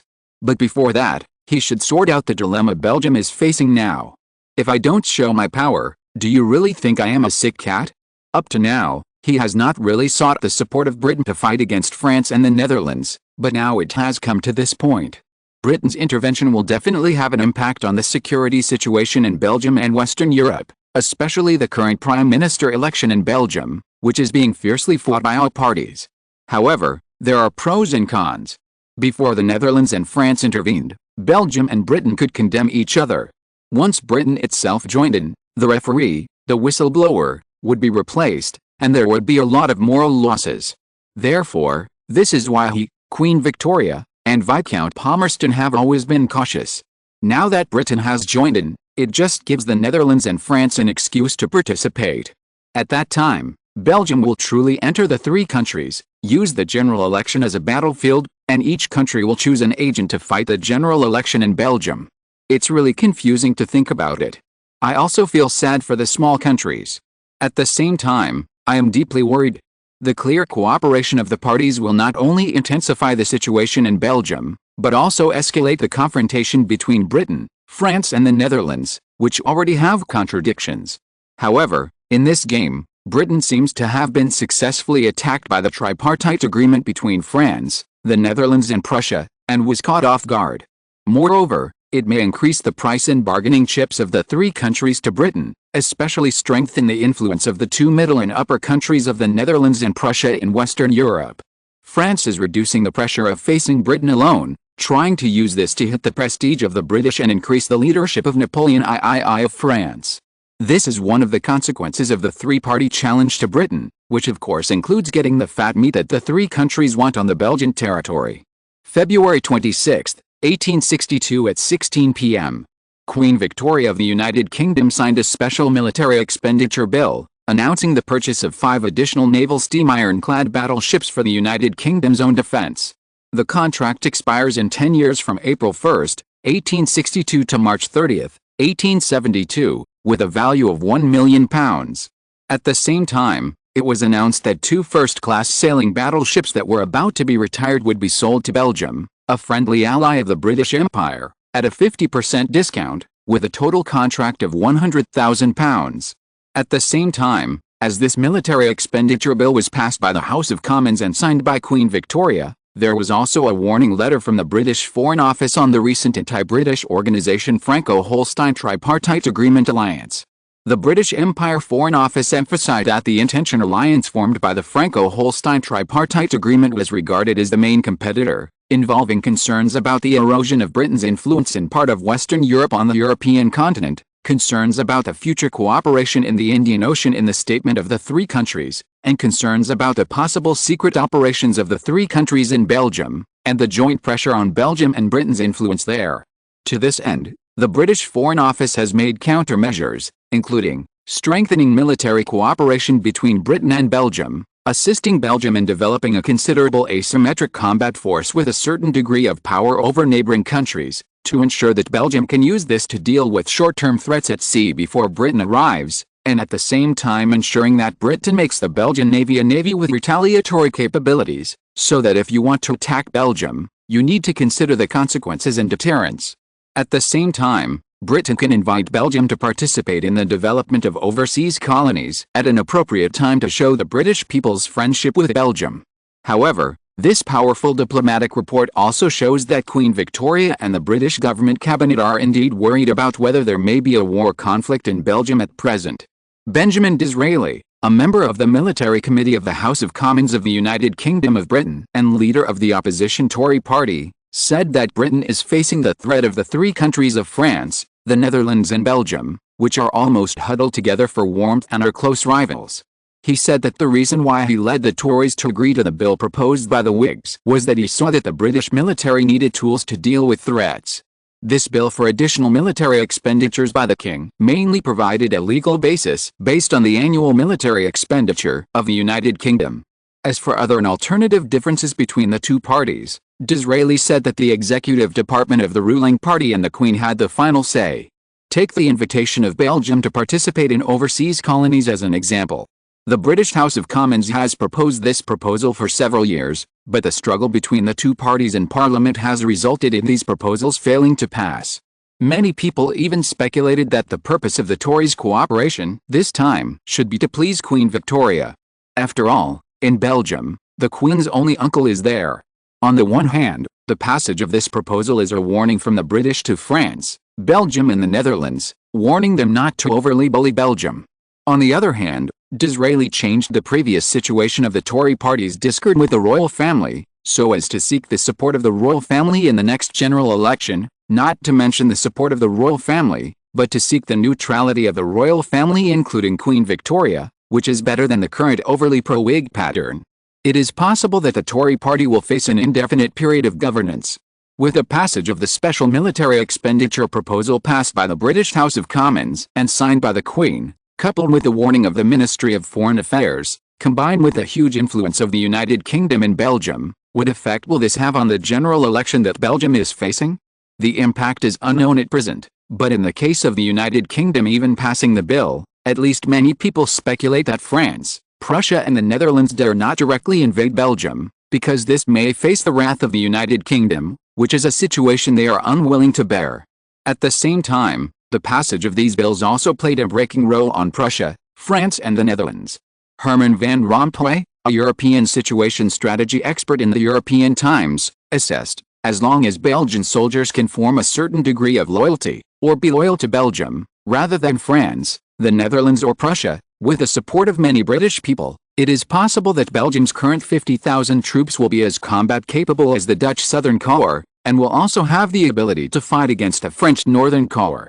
However, the premise is that the equipment sold by the United Kingdom can be fully utilized by Belgian soldiers, and they are really dare to point guns at their compatriots.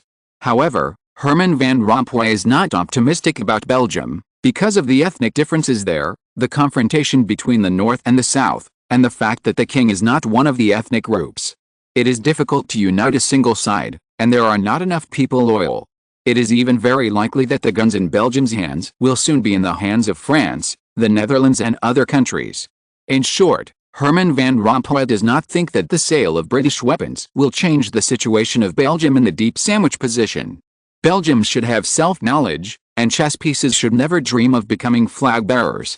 Britain can quickly establish a resistance to the three-nation agreement, and even plan to put pressure on Austria and other countries that have no territorial disputes to participate in order to balance France, the Netherlands and other countries.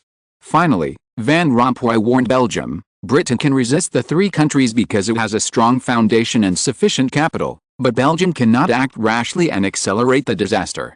The Belgian general election continues, and the West Flanders province is also in a fierce election battle, and it seems that it does not want to give the rising star Joseph Beit, who is also a liberal, all the glory. After seeing that Joseph Beit won the only qualifier for the Eastern District, Danadang from the Western District stopped fighting with him. To know the following plot, please continue to support this article. You can vote for the monthly ticket to become a fan of this book. If you don't have a monthly ticket, you can reward 100 Kedian coins, that is, 1 yuan, to become a fan. Currently, there are only 63 fans, which is a bit too few. Chapter 67 Britain provokes, the Netherlands strike back.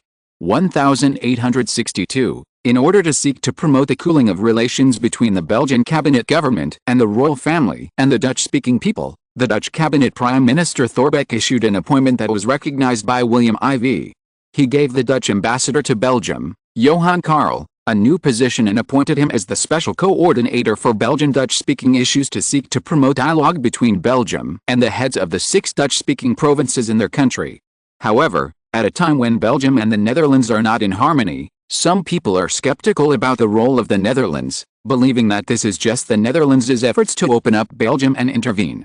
When asked by the British Financial Times at a special invitation, Cambridge University President Smith believed that the appointment by the Dutch government and the Dutch royal family was intended to strengthen the extension of the Netherlands' recent series of diplomatic actions, gradually clarifying that the Netherlands is the third party in the tense situation in Belgium, and the instability in Belgium will affect the security of the Netherlands. Therefore, the Netherlands' official position as the Dutch ambassador to Belgium and the position of special envoy made people feel more reasonable. It also highlights that the Kingdom of the Netherlands is taking advantage of the current chaotic period in Belgium to strengthen its offensive in the gap between the local government and the cabinet, injecting Dutch factors, so that the Netherlands can become an external force that Leopold I has to rely on, and is more cautious about the Netherlands, which also adds uncertainty to the general election in Belgium. The New Rotterdam newspaper, which has a significant influence on Belgium, published a statement issued by Dutch Foreign Minister Husbert van that day, announcing the appointment of Ambassador John Karl, who is in charge of the Belgian embassy, to immediately serve as the special coordinator for Belgian-Dutch issues. He also described this appointment as showing that the Netherlands is committed to helping the Dutch in Belgium so that they can be more confident in communication with the Belgian royal family and the internal government. Hespert van emphasized that John Carl, on behalf of the Kingdom of the Netherlands, will coordinate the Dutch-speaking area's growing dissatisfaction with the Belgian government and the royal family's dissatisfaction with the policies of the Dutch-speaking areas. Carry out targeted policies, plans and projects to help the Dutch-speaking areas obtain the greatest benefit protection. The statement also said, specifically, he will communicate effectively between the Dutch-speaking region and the Belgian government to avoid unexpected accidents, and support the Dutch-speaking provinces and the Belgian government to reach a mutually satisfactory agreement through negotiations. Hespert van also added that the people of the Dutch-speaking region are facing various infringements of their interests from the Belgian government, and their livelihood difficulties are becoming more urgent. As the former homeland of those Dutch people, we have an obligation to do something for them in order to help them achieve the prosperous economic life of the Netherlands, which is now developing rapidly. However, the day after the Dutch appointment came out, when John Carl handed over the appointment letter to Belgian Prime Minister Alban in Brussels and declared that he was honored to serve the Dutch in the Dutch-speaking region, Alban did not accept the appointment letter and expressed his disagreement with the Dutch's view of the situation and its overly sensitive sensory characteristics. Alban personally took the field and said at the press conference that this was an internal matter of Belgium and that foreign countries should not interfere at will. He also said that Belgium was happy and economically prosperous, and was even catching up with the Netherlands. There is no need for some people in the Netherlands with ulterior motives to worry about this, let alone the Netherlands' decision on Belgium's internal affairs. The Prime Minister also criticized the Netherlands for setting up a special coordinator for the Dutch-speaking region in an attempt to interfere in Belgium's internal affairs. Belgium is firmly dissatisfied and does not recognize the appointment of the Netherlands. He urged the Netherlands to stop using the ethnic identity of the Dutch-speaking region to interfere in Belgium's internal affairs, emphasizing that Belgium will take necessary measures when necessary to deal with the interests of national unity, that the Netherlands has violated Belgium's sovereignty, and criticized the Netherlands for its intention to create confrontation in Belgium in order to achieve some ulterior purposes. The position of the special coordinator for the Dutch-speaking region was established in the Netherlands several years ago, but it has only started to be appointed now, which has attracted the attention of many people.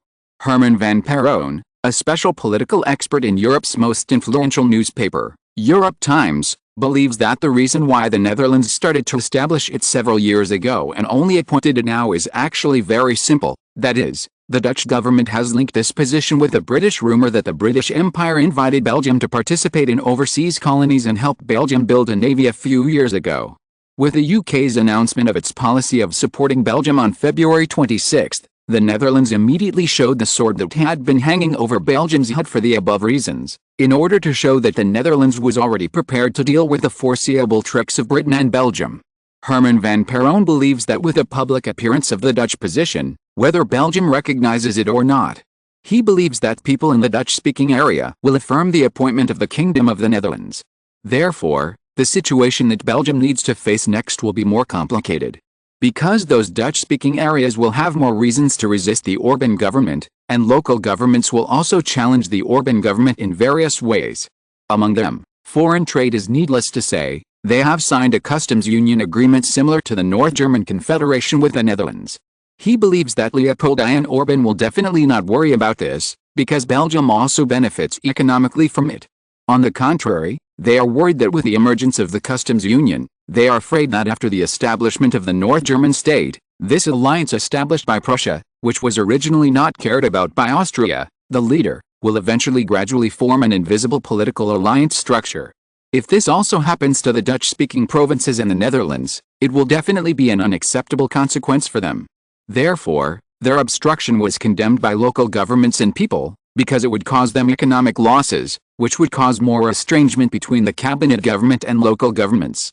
But if they agree, it will open a Pandora's box, and they will lose the possibility of controlling the whole of Belgium.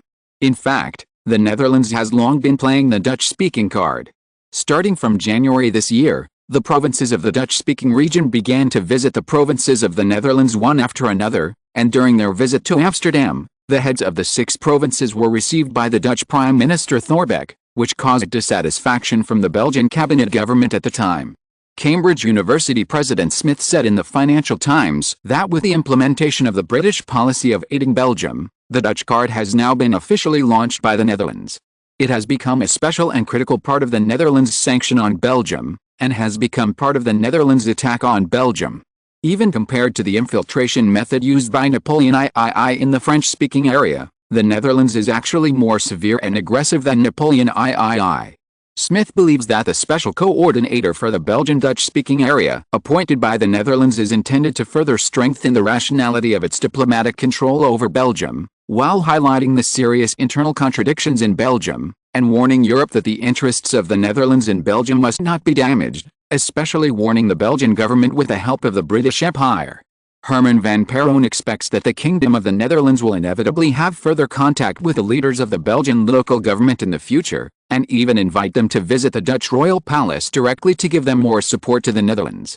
He even predicted that the Netherlands would not face Britain alone, and should join forces with the two new allies, France and Prussia, to play the Dutch card, French card, and Prussian card. However, among the three countries, Prussia may not be as hard-working as the other two countries, because it is well known that Prussia's Prussian card is too small, and its influence is limited to the eastern part of Luxembourg province and the eastern part of Liege province in Belgium. At a time when the international order is changing rapidly, the election situation in West Flanders, the westernmost and only coastal province of Belgium, and East Flanders, which is also in the Western constituency, is once again eye-catching. A few days ago, Joseph Bite defeated a noble senator in the easternmost part of Belgium and won a performance that impressed the whole of Europe. Many people have labeled Joseph Bite a political star. Even major European newspapers, such as the European Times, the Financial Times, Le Figaro, the New Rotterdam News, the London Times, etc., have reported on his skills against opponents. When these newspapers reported it, Europeans were amazed by such means of attacking opponents. Is it that simple? Although everyone finds it incredible, the result is in front of them.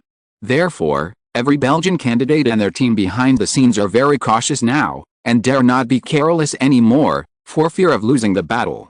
Voters in the Western constituency also conducted an equally harsh and ruthless calculation of pros and cons, but this time the unlucky one is a veteran incumbent senator. Elzeman is the chairman of the fundraising committee of the Belgian Senate. He has achieved a high status and great influence among the political agitators and the Spoils Alliance in Brussels. No one dares to say that he can defeat such a giant. What's more, he has been in the Senate for 6 years. This is his second term. Joseph Bite's most important aide Hester accurately analyzed the election situation in the West. They did not get too carried away by the victory they had just won. Apart from the celebration at the beginning, they have used the fastest time to cool down the excitement, get into the state, and prepare for the next 4 semifinals of the whole Belgium. Now, in addition to Joseph Bite, the first winner of the Eastern constituency, the current Prime Minister of the Central constituency, Orbán, who successfully defeated his opponent in the Capital District yesterday, and sat steadily waiting for others to meet in Brussels. The French-speaking area in the south is now stirring, and the west is starting. The north has been divided into the Eastern constituency, so there is no candidate in the north. Now, there are 3 candidates for the final 4, which are almost unsurprising.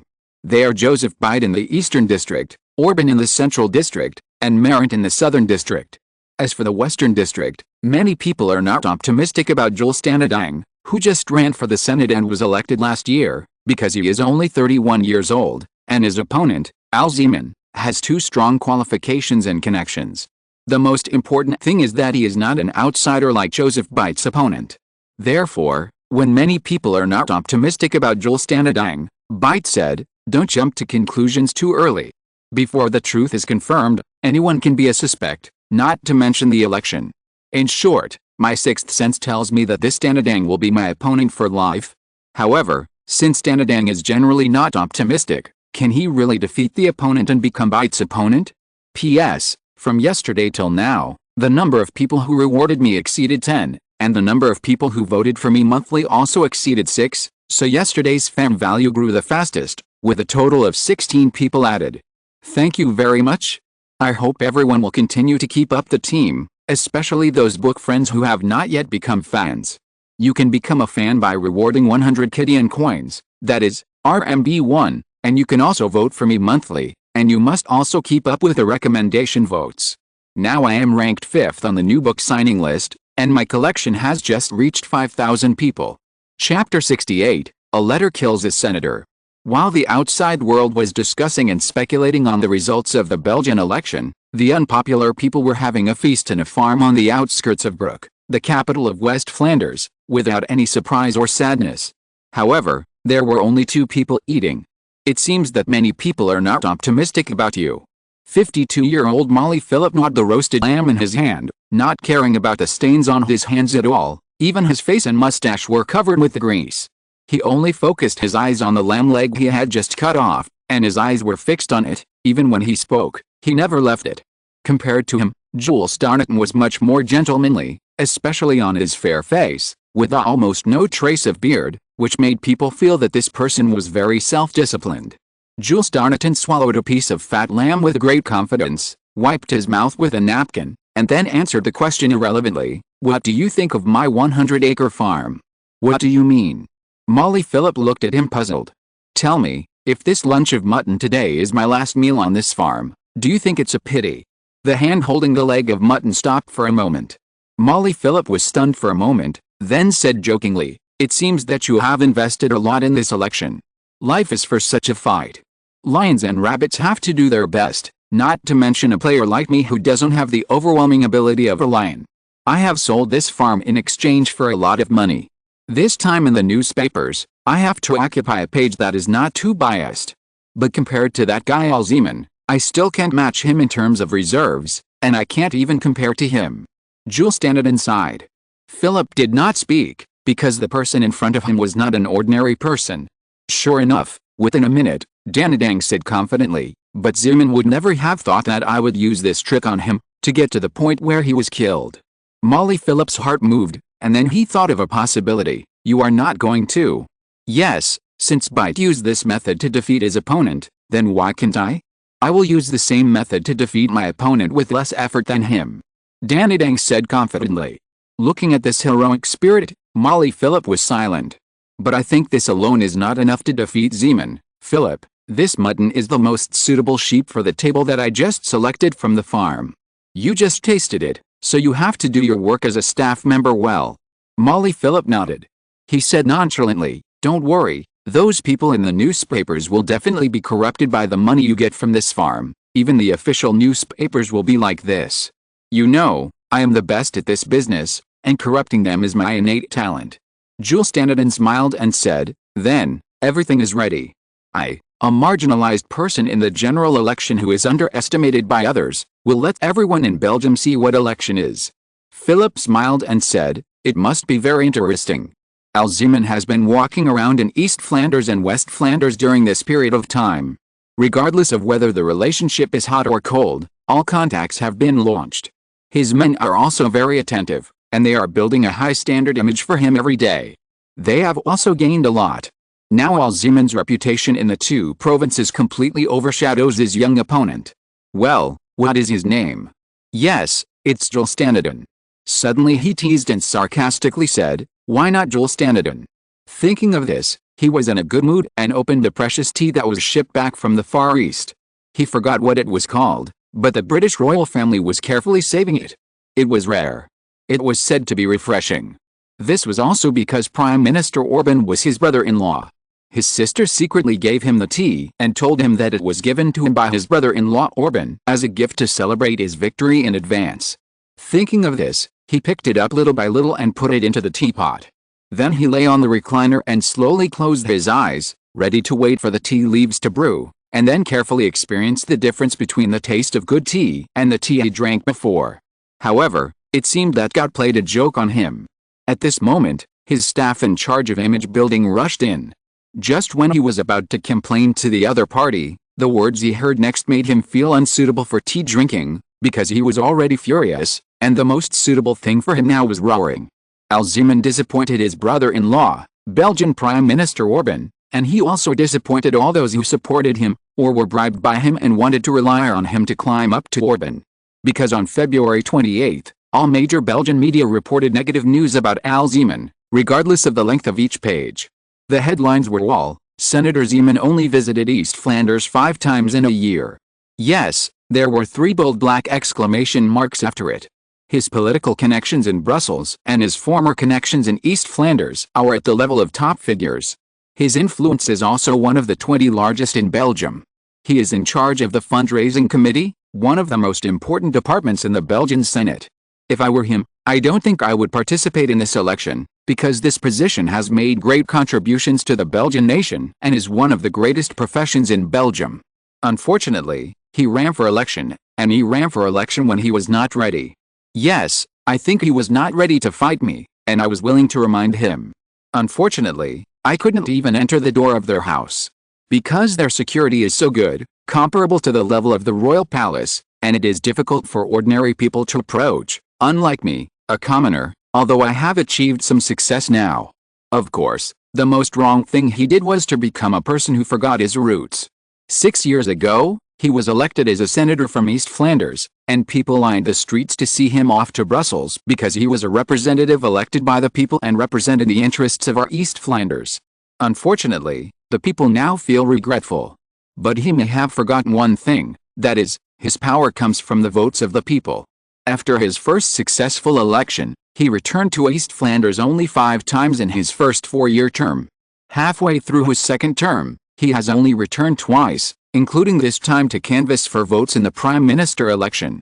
I don't know how I feel at the moment, but I feel that the air in East Flanders reveals the people's indifference to him, just like watching a noble hostess in a beautiful gauze dress asking a group of beggars to raise money for him to participate in the Belgian Most Beautiful Woman contest. It's chilling.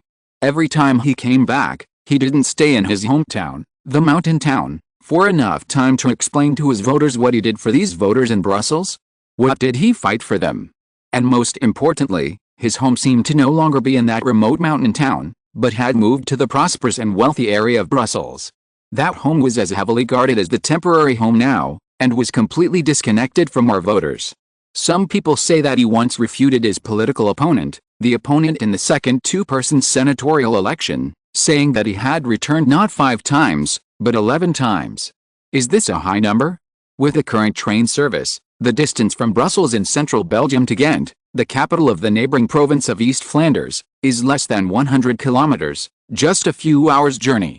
Most senators in other provinces basically go back to their constituencies once a week, so Senator Zeeman, your defense really can't add points to you, but instead makes people feel that you are showing off a lot of times. Speaking of this, not many people care about you anymore, just like your voters no longer care about you 6 years after you were elected and drove to Brussels. It's not that you tell your voters what you are doing, but you should ask them what they need you to serve them.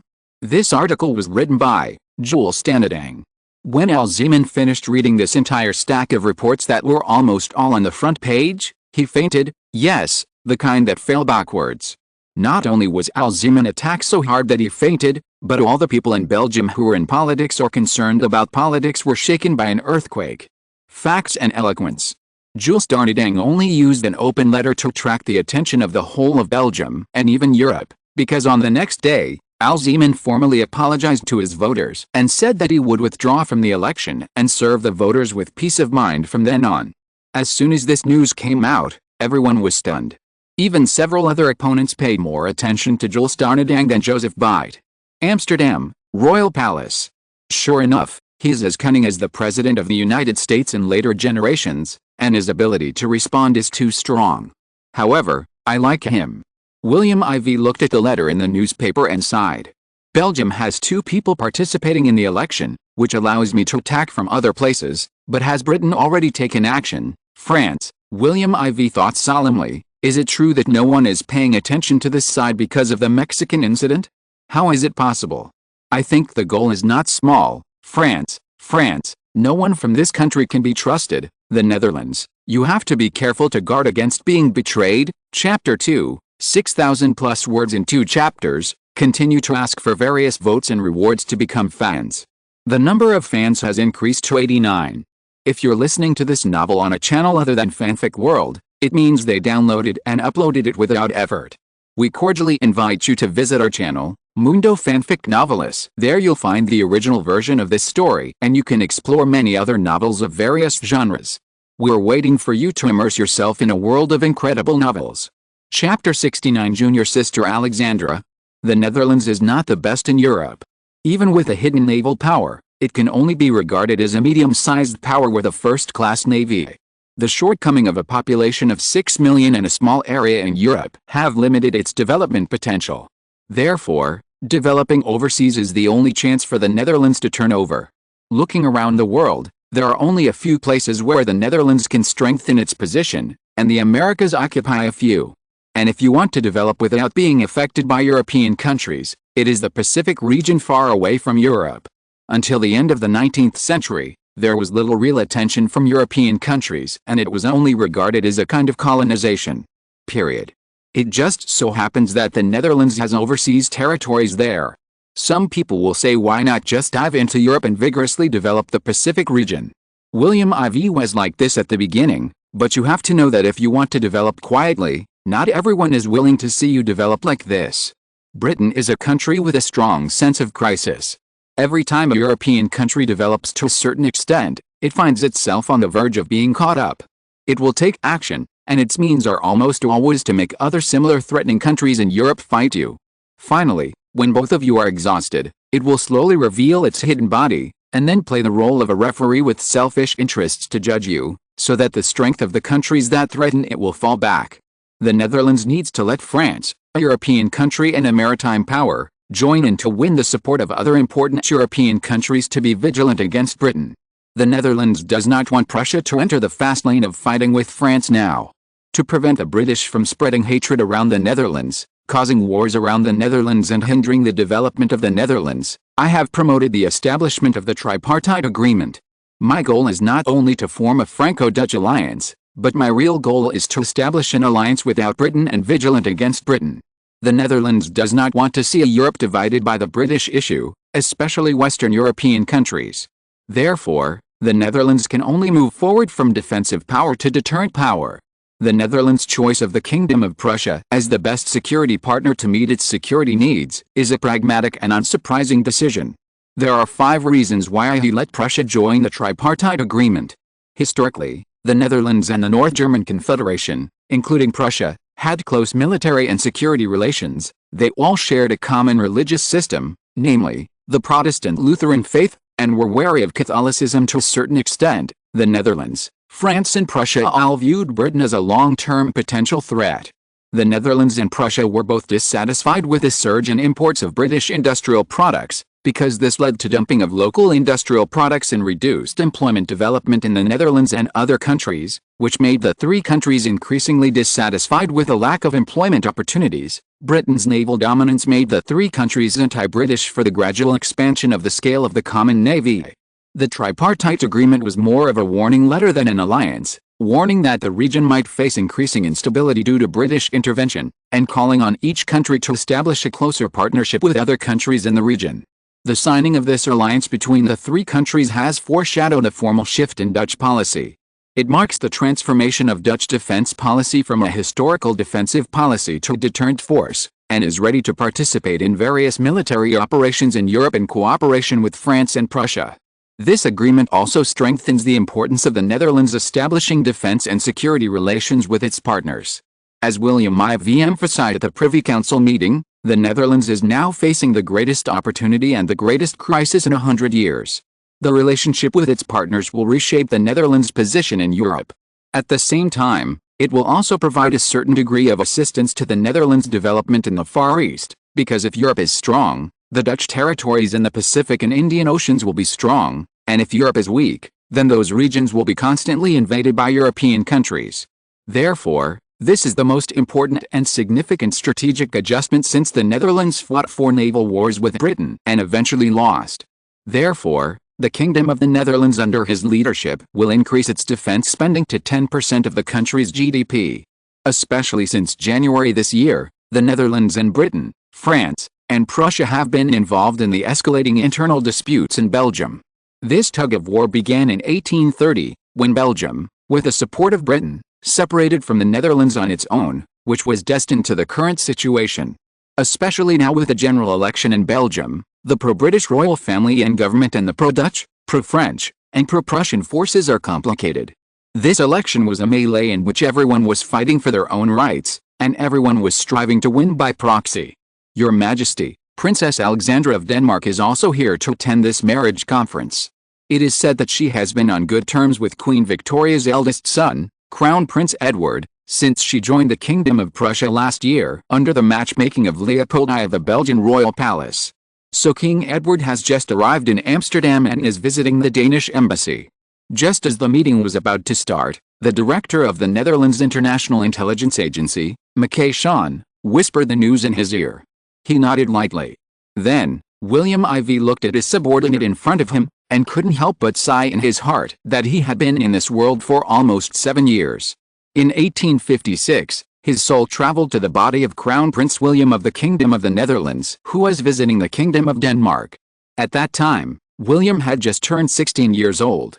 He accompanied William III, the father of the King of the Netherlands, to visit Frederick VI of Denmark to discuss an agreement on mutual assistance between the two countries at sea, especially in the North Sea, to jointly resist the pressure from the British Empire and seek cooperation. However, William had a dispute with the presumptive heir of Denmark, Prince Christian, because the two of them had a dispute over Anderson, a national treasure of Denmark in the future. It turned out that William came from the later generations and was familiar with the name. He immediately wanted to ask Anderson to be his literary teacher and communicate with him more. But Prince Christian objected, because he invited Anderson to be a teacher for several children including his eldest daughter Alexandra. The two were also good friends, so there was no way he would be intercepted halfway. So he argued with reason and became Anderson's student. However, behind him, there were several younger students of the future Danish royal family. I don't know how Alexandra is doing now. She was born in 1844 and is now just 18 years old. I don't know if she still remembers the many things they did under the moonlight in Copenhagen, Denmark. P.S. The relationship between the two is the source of the second volume of the Danish situation in this article. The second volume will be a reason for the Netherlands to participate in the Danish-Prussian War, and it is also the beginning of the Netherlands joining the Kalmar Union, an alliance between Denmark, Norway, and Sweden from 1397 to 1524 to fight against the Hanseatic League, the predecessor of the German Confederation. It is also the beginning of the Netherlands officially showing its claws in Europe.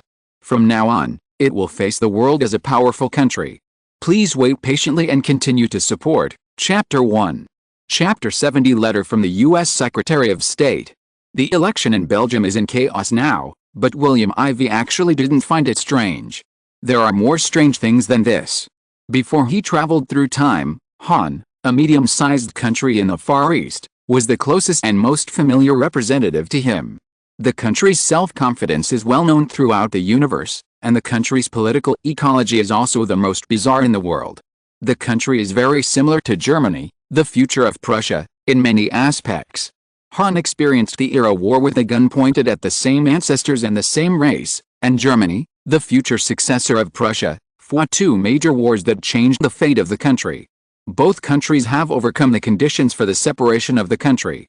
But unlike Germany, this country has been defeated several times, but soon it has developed from a war criminal country that almost razed Europe to the ground into the leader of the European Union.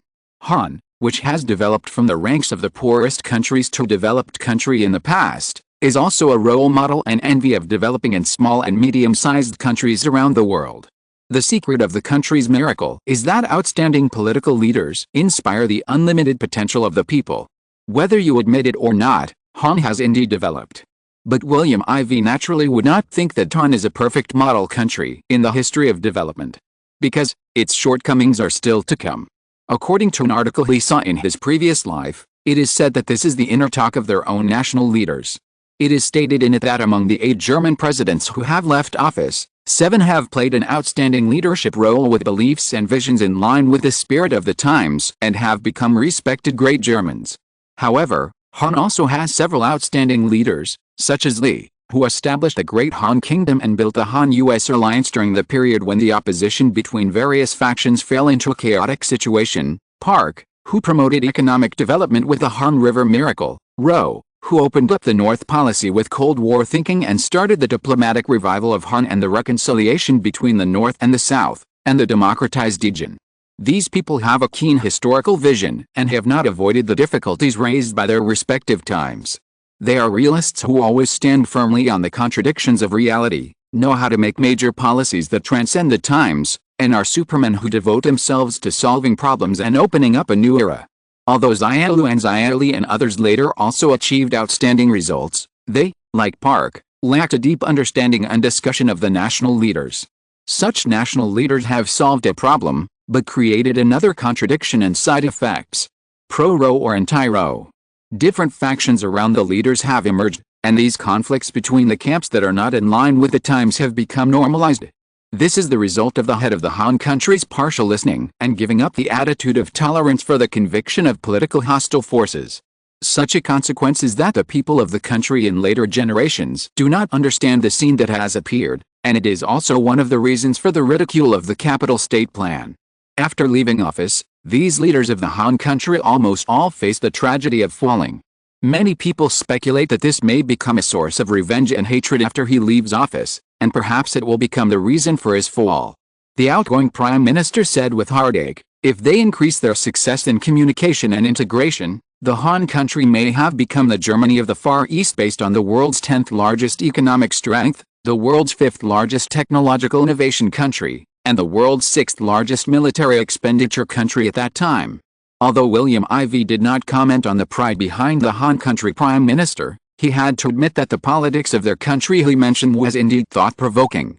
The leadership position of their country has also been ridiculed by people around the world as the most dangerous job on the surface.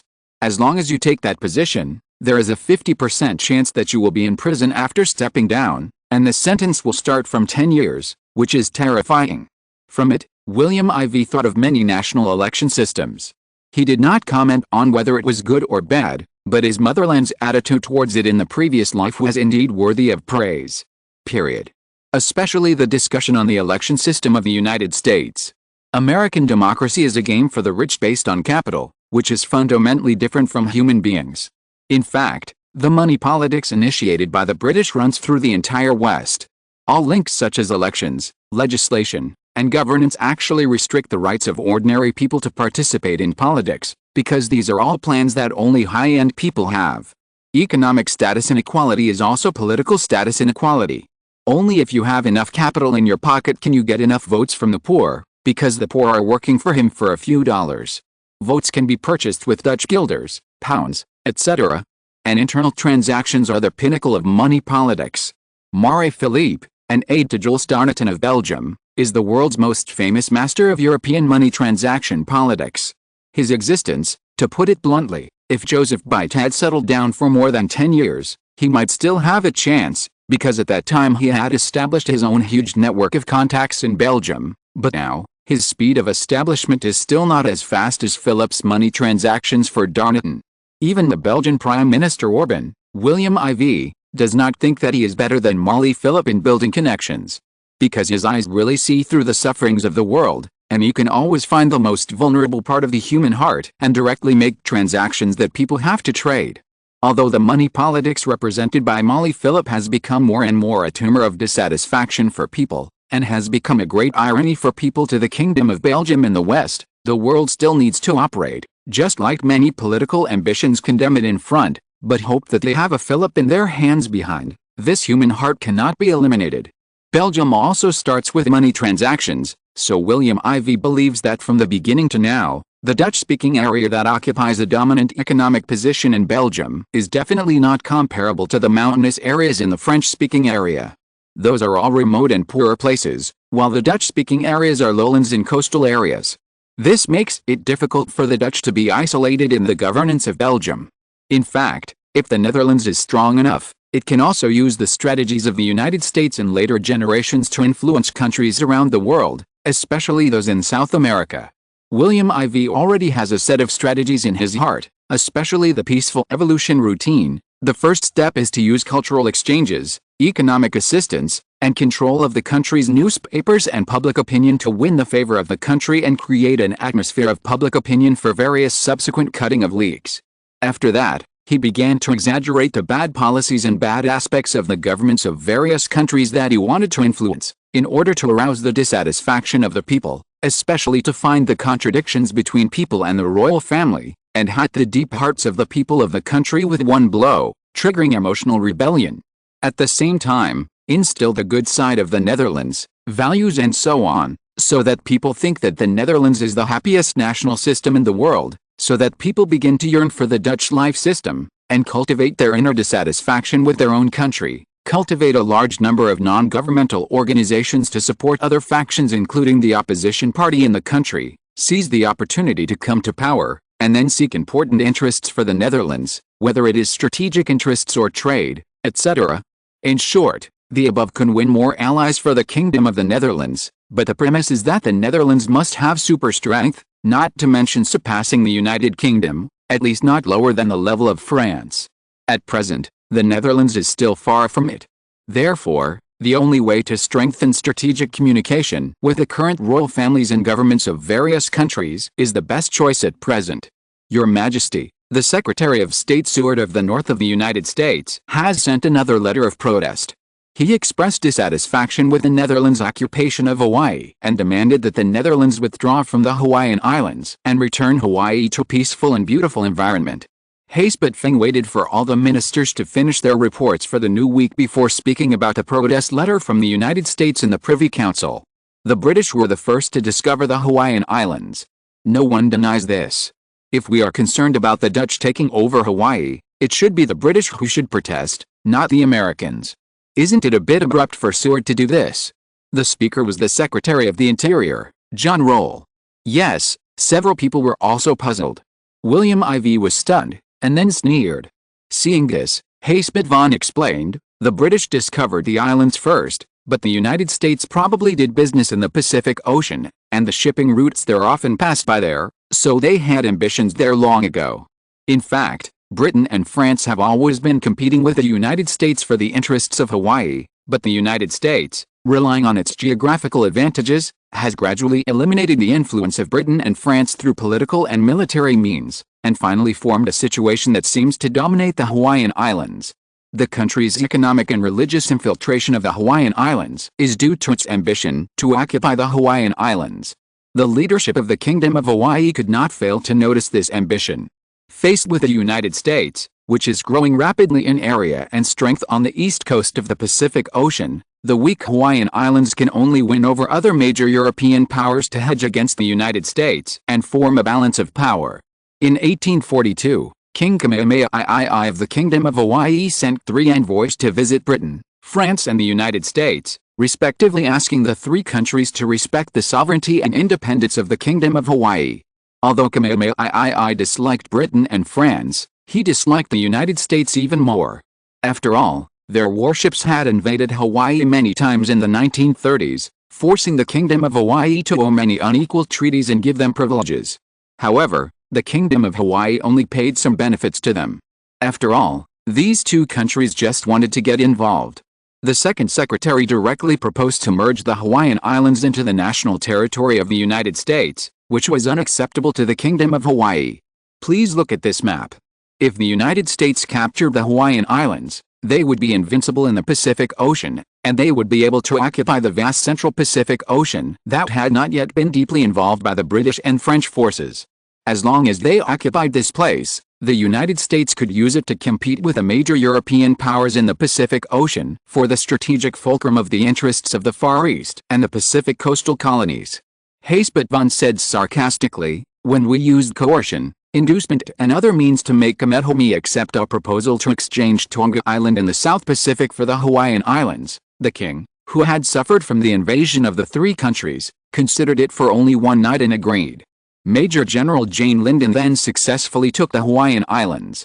We have informed Britain, France and the United States about this matter, and told them that the transaction between us and the Kingdom of Hawaii was just normal, without coercion. The 2 countries no longer asked about it at this time. Although there is still some dissatisfaction, I didn't expect that the United States would still pester and hold on. At this point, Haspet-Van sneered again. The ambitions of the Americans are known to the whole world, but they make people don't understand. Your Majesty, this time the letter from U.S. Secretary of State Seward clearly stated that the Hawaiian Islands are an important interest of the United States, and its interests are above those of other countries. The United States should protect the sovereignty, prosperity and independence of the Kingdom of Hawaii, and the Netherlands should withdraw from the Netherlands to maintain the integrity of the Kingdom of Hawaii. William IV, sneered, isn't the U.S. diplomatic policy the Monroe Doctrine? In the Americas, other countries, especially European countries, are excluded from interfering in the affairs of the United States. The affairs of the United States should be decided by the American countries themselves. When did Hawaii become a part of the Americas? Fortunately, there is also good news.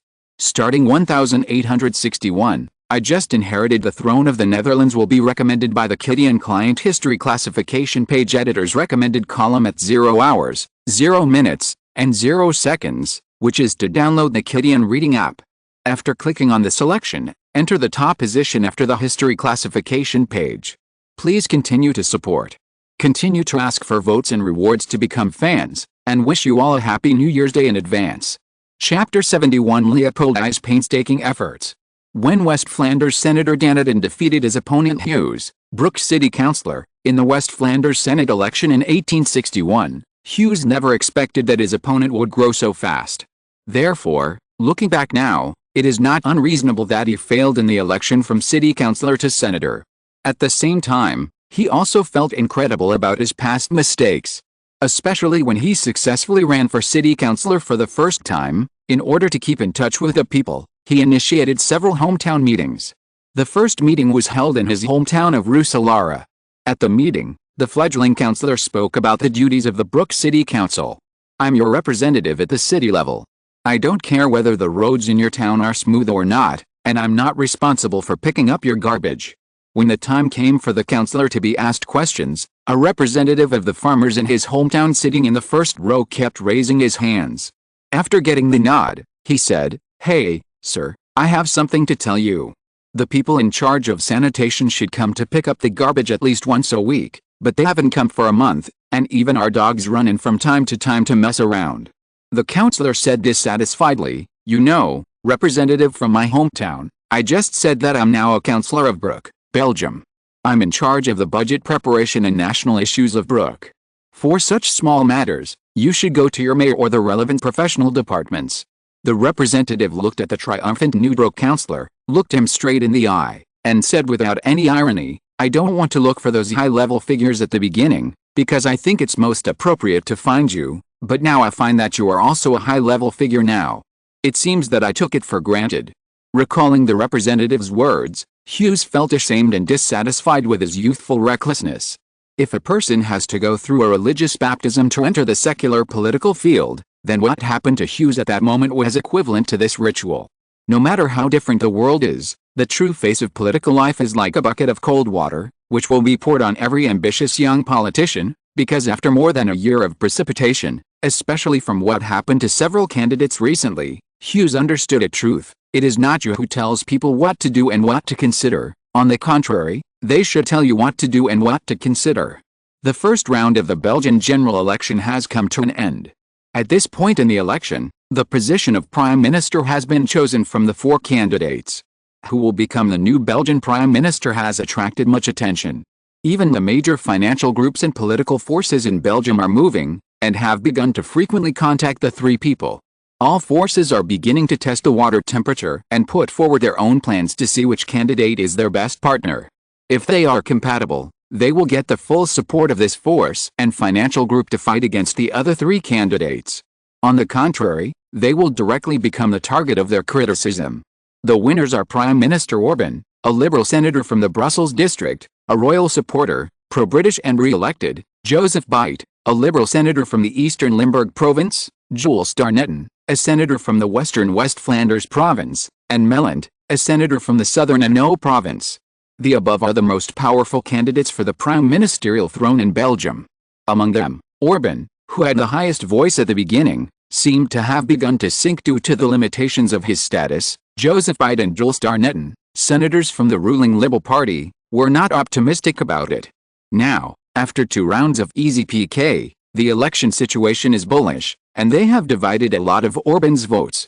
Melland, the leader of the opposition Catholic Party, even beat his challenger in the party and advanced directly, becoming the candidate with the most capital and resources. After all, the Catholic Party in the French-speaking region holds more than 30% of the votes in Belgium, and the party is very united and has a strong sense of the overall situation.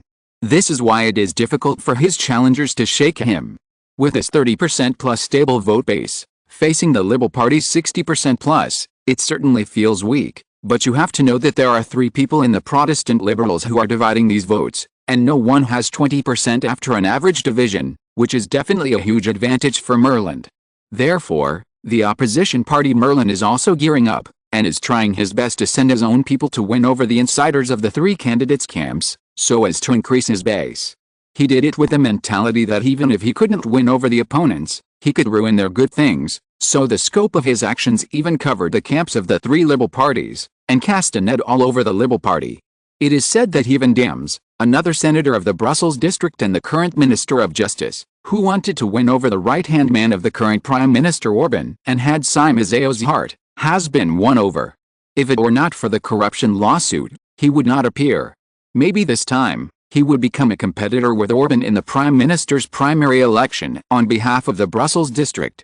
He has always been regarded as a dark horse by the Liberal Party, but because of the falling out with Orban, he is now somewhat besieged within the Liberal Party, so he seems to want to lead his followers to choose to get close to Merland.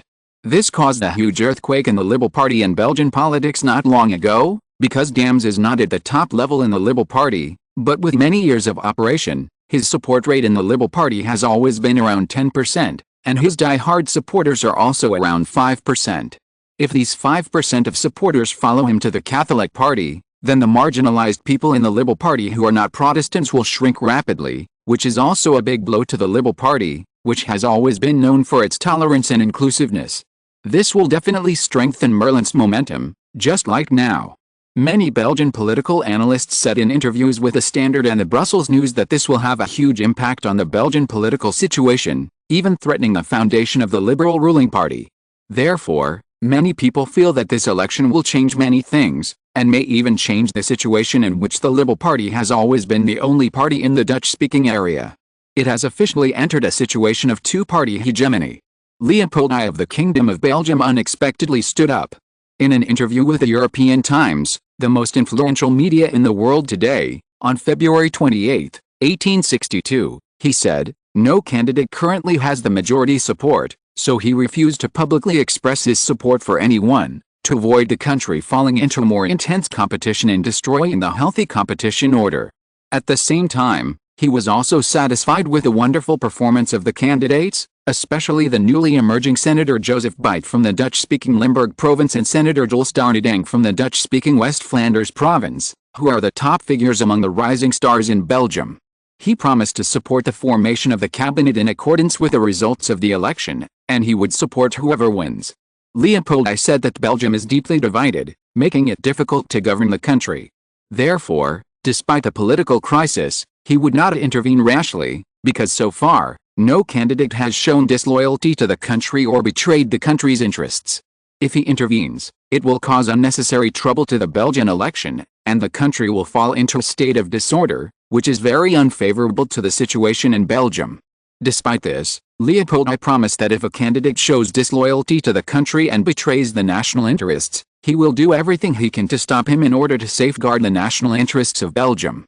At the same time, he advocated that after the election, all parties should sit down and negotiate the future development of Belgium to ensure that Belgium can continue to move forward steadily in Europe in the future and solve the dilemma of national development. In an interview with the media, Leopold I said that he believed that no matter what, it was time for Belgium to reform the country, especially in military development. Belgium's military foundation was obviously behind that of neighboring countries, so Belgium could learn from its neighboring country, the Netherlands, because the Netherlands' naval strength currently ranks 8th in the world. On a per capita basis, the Dutch Navy's tonnage even ranks 1st in the world. After all, the 230,000 tons of the United Kingdom, with a population of more than 30 million, and the 90,000 tons of the Netherlands, with a population of 6 million, are really a huge gap. In this regard, only Denmark and the Kingdom of Portugal can look up to them. Therefore, Belgium can use this as a place to learn. After all, Belgium, a naval power, can gain recognition from more countries in maintaining its interests overseas. Just as the United Kingdom has just announced, if the Belgian Navy is strong enough, we can follow the United Kingdom and play toothpicks, and picking up bargains is also a very good choice. He believed that Belgium's geographical location meant that his country would not be as easy to manage as the single ethnic countries of Britain, France, Spain, and even the Netherlands and Denmark. Therefore, he had already prepared many countermeasures for this. He only hoped that the people could understand his difficulties. Although Leopold's words about him moving in the same direction were very appealing, except for Orban, other candidates did not make clear statements to support his views. Observers in many countries said that this proved that Leopold had lost the support of most of the people in Belgium. From the effects of the above promises and announcements, many people said that it was too late. Many people in the French-speaking and Dutch regions would not be easily bought and moved.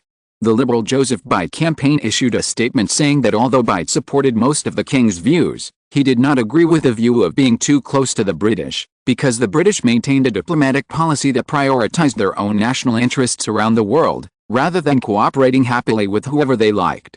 Therefore, Bite opposed King Leopold's statement that he copied the British, but advocated Belgium's independent diplomatic route in Europe. Merlin from the southern Fran region also criticized the king's pro-British policy, believing that the country is connected by mountains and rivers, and that being pro-France is the biggest support for Belgium. If he is elected, he will actively promote an alliance between Belgium and France to resolve the tense diplomatic relations between Belgium and France over the years. He also called for a conference of all Belgian politicians who do not support the pro-British policy to show how strong the Belgian public opinion is against the British policy. However, in the end, he said that he was only anti-British, but not against the rule of the Belgian royal family. As for Prime Minister Orban and Darnton, P.S. Chapter 1, from November 28 to today January 1, it has been updated for 34 consecutive days, with an average of 6,000 words per day, and no drafts are kept.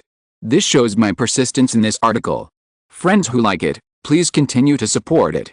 Last month's monthly tickets have all been refreshed to 0, but today I have received 20 tickets from Book Friends, ranking 1,250th on the website's monthly ticket list, which is pretty impressive, but please continue to support it.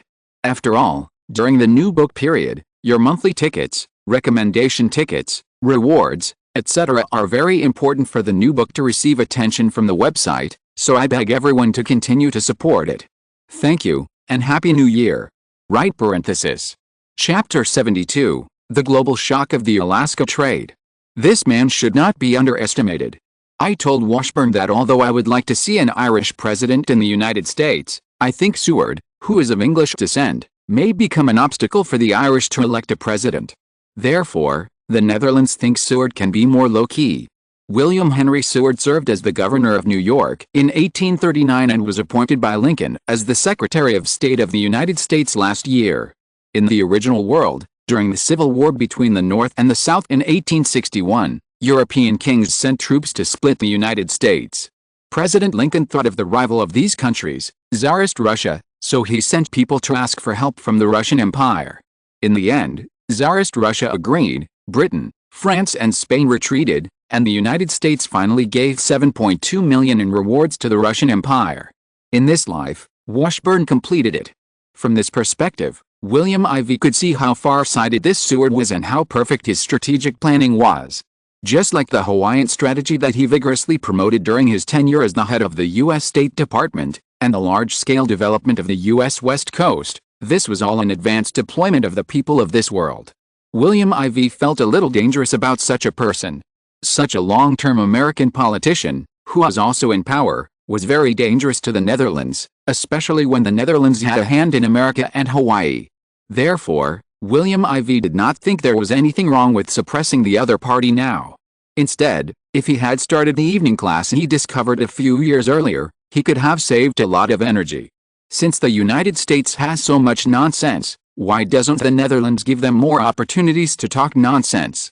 Seeing everyone looking at him, William IV said with a sinister smile, hasn't the United States always claimed to be the master of the American continent? Hasn't it always claimed that it would not allow European countries to interfere in American affairs? Since they think that the Netherlands owns Suriname and Guyana, it is not enough to be considered an American country. In this case, then we, the Netherlands, will truly become an American country. Owning Alaska, the crown seat of one of the territories closest to the United States in North America, I think there is nothing the United States can do to stop us from intervening in American affairs." The members of the Privy Council all smiled when they heard this. Because, just last week, they received the Tsarist Russian Empire's agreement on the transaction between the Netherlands and the Tsarist Russian Empire regarding Alaska, and even Alexander II had signed the contract on it, and the agreement had also reached the hands of William IV in Amsterdam. Yes, the United States has always prevented Europe from intervening there, and believes that the Monroe Doctrine is the legal basis for preventing European countries from intervening. Now that the Netherlands is about to enter North America and become an American country, what reason does the United States have to stop the Netherlands from intervening? Just think about it, it's ridiculous.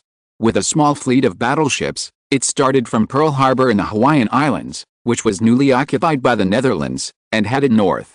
After a few days of sailing on the sea, it finally arrived at the Alaska Peninsula, which was managed by Tsarist Russia, on the last day of the month, February 28, 1862. After the handover with a Pacific Navy squadron of the Tsarist Empire stationed there, with the singing of the Dutch national anthem Wilhelm Song on the Alaskan land, Alaska was finally incorporated into the Netherlands without any suspense.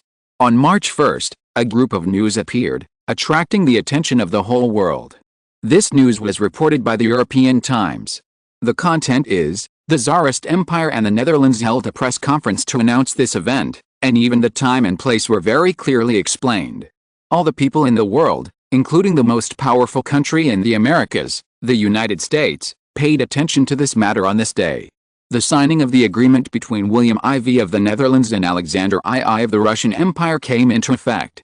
The Kingdom of the Netherlands reached a deal with the Russian Empire for the Alaska Peninsula and Alexander Archipelago on the eastern border of the Russian Empire at a price of £1.5 million, with the North Kalimantan province of Kalimantan Island in the western Pacific Ocean. The report introduced the scale of Alaska's land area of 1.48 million square kilometers and the ocean area of 230,000 nautical miles. The newspaper also claimed that this was the largest land transaction in the world since ancient times, and the average price per acre was only 0.5 cents, pounds. As soon as this news came out, the whole world was shocked, and the sensational effect far exceeded the Civil War in the south of the United States and the most eye-catching Belgian election in Europe. These two news that had occupied many days suddenly seemed to be eclipsed. For a time, it dominated the front pages of newspapers around the world and the news that people were discussing. The largest land transaction in the world's history. The Norddeutsche Zeitung is a newspaper in Prussia that was founded in 1760 for hundreds of years.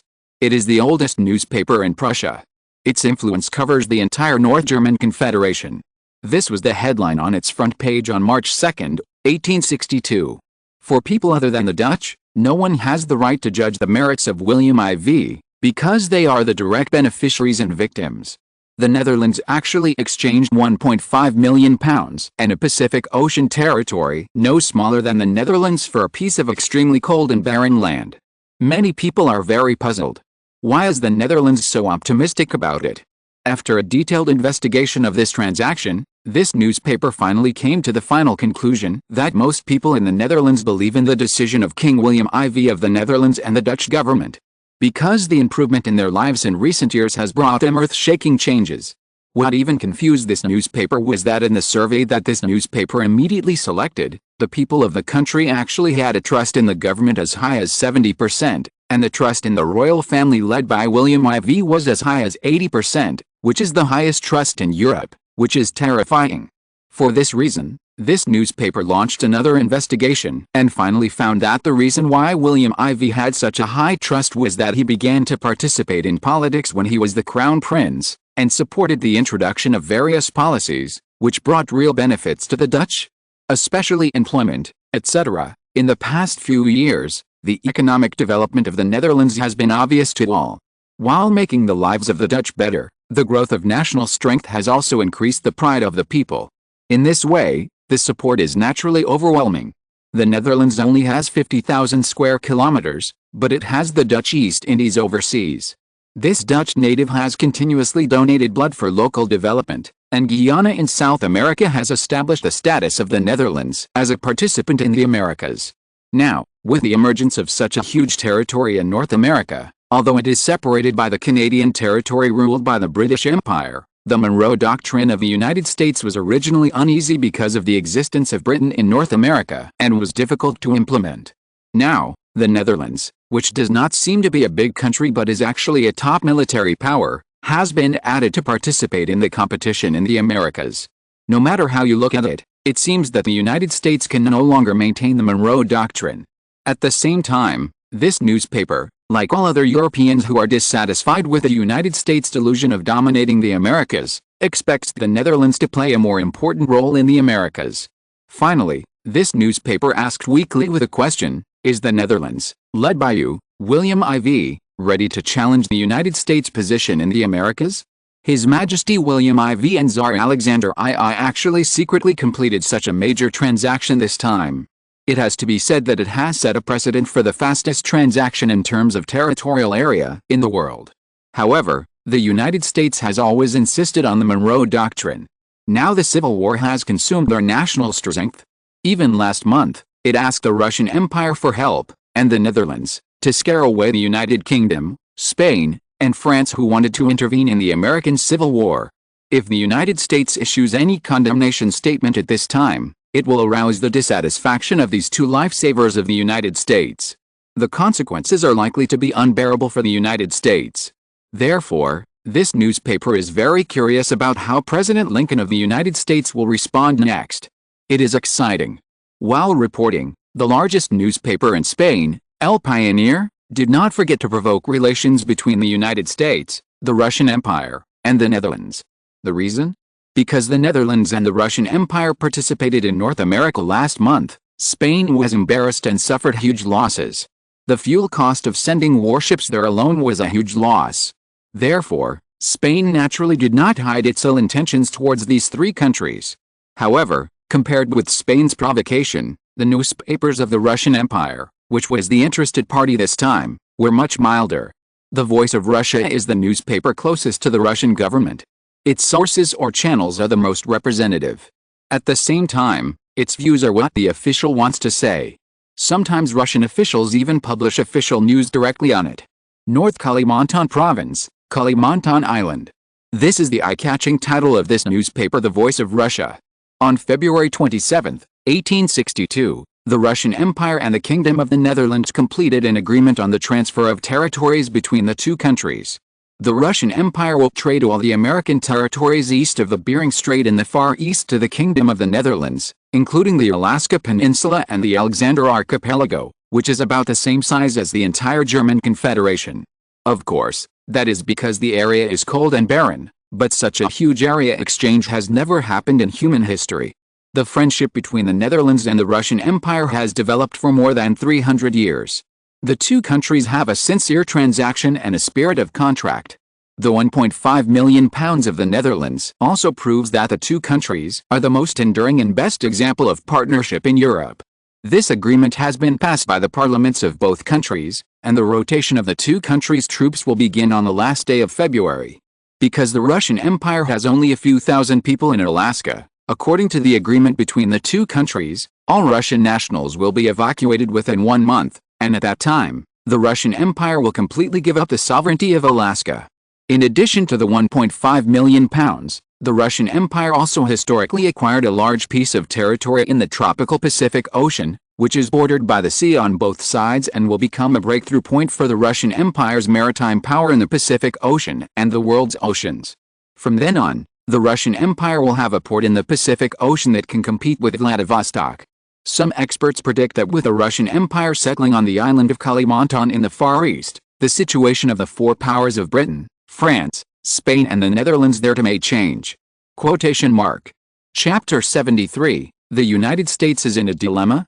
Such news was like a tornado, sweeping not only in Northern Europe and Eastern Europe, but also in Western Europe and the United States, causing huge controversy.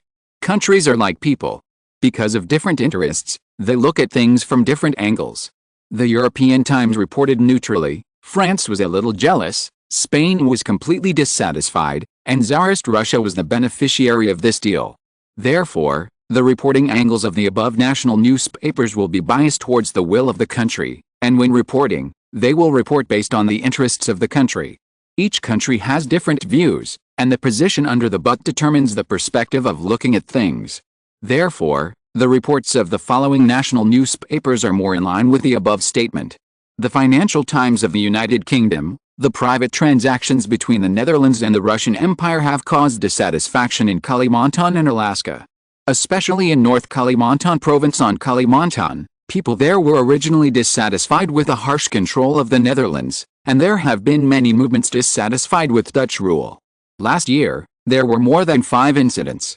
As for the Alaska Peninsula, many people in Canada originally questioned the ownership of the Alexander Islands.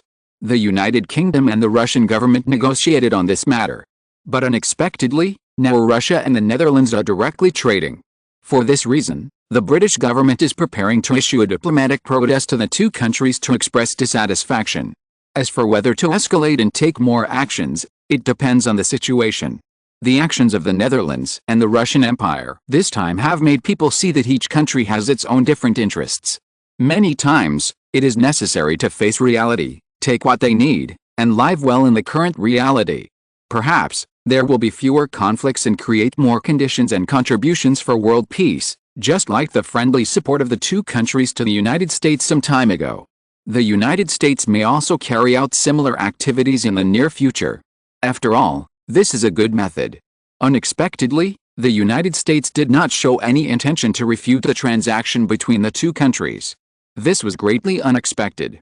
The New York Post of the United States reported it like this: national interests are above all else. Although the transaction between the Netherlands and Tsarist Russia this time was a bit sudden, it was reasonable. Perhaps this can really open a door to peace between European countries in the future, allowing European countries to reduce armed conflicts and strengthen the perspective of business to see territorial disputes. After all, this is not the era of Napoleon. Prussia's North German report reported this way. Many people seem to see something from this, that is, Prussia was obviously also moved by the transaction between Tsarist Russia and the Netherlands. It turned out that territory could be traded in this way. The Netherlands used the small tropical colony of Kalimantan Island in the Pacific to move the heart of the Tsarist Russian Empire, which was in urgent need of a tropical port, in order to obtain Alaska. In particular, although the additional £1.5 million seems to be a lot, for a country, especially an industrial rising power like Prussia, it will only increase its finances a little. If Prussia can use this as a blueprint to purchase overseas territories from other countries, such as from the Netherlands, then it is said that Kalimantan is divided into 4 parts, 4 provinces in the east, west, south and north. It is also said that in addition to Java Island, the core of the Netherlands, there is also a desolate place like Sumatra. If Prussia wants to buy from the Netherlands, it will focus on the benefits of reporting the transaction.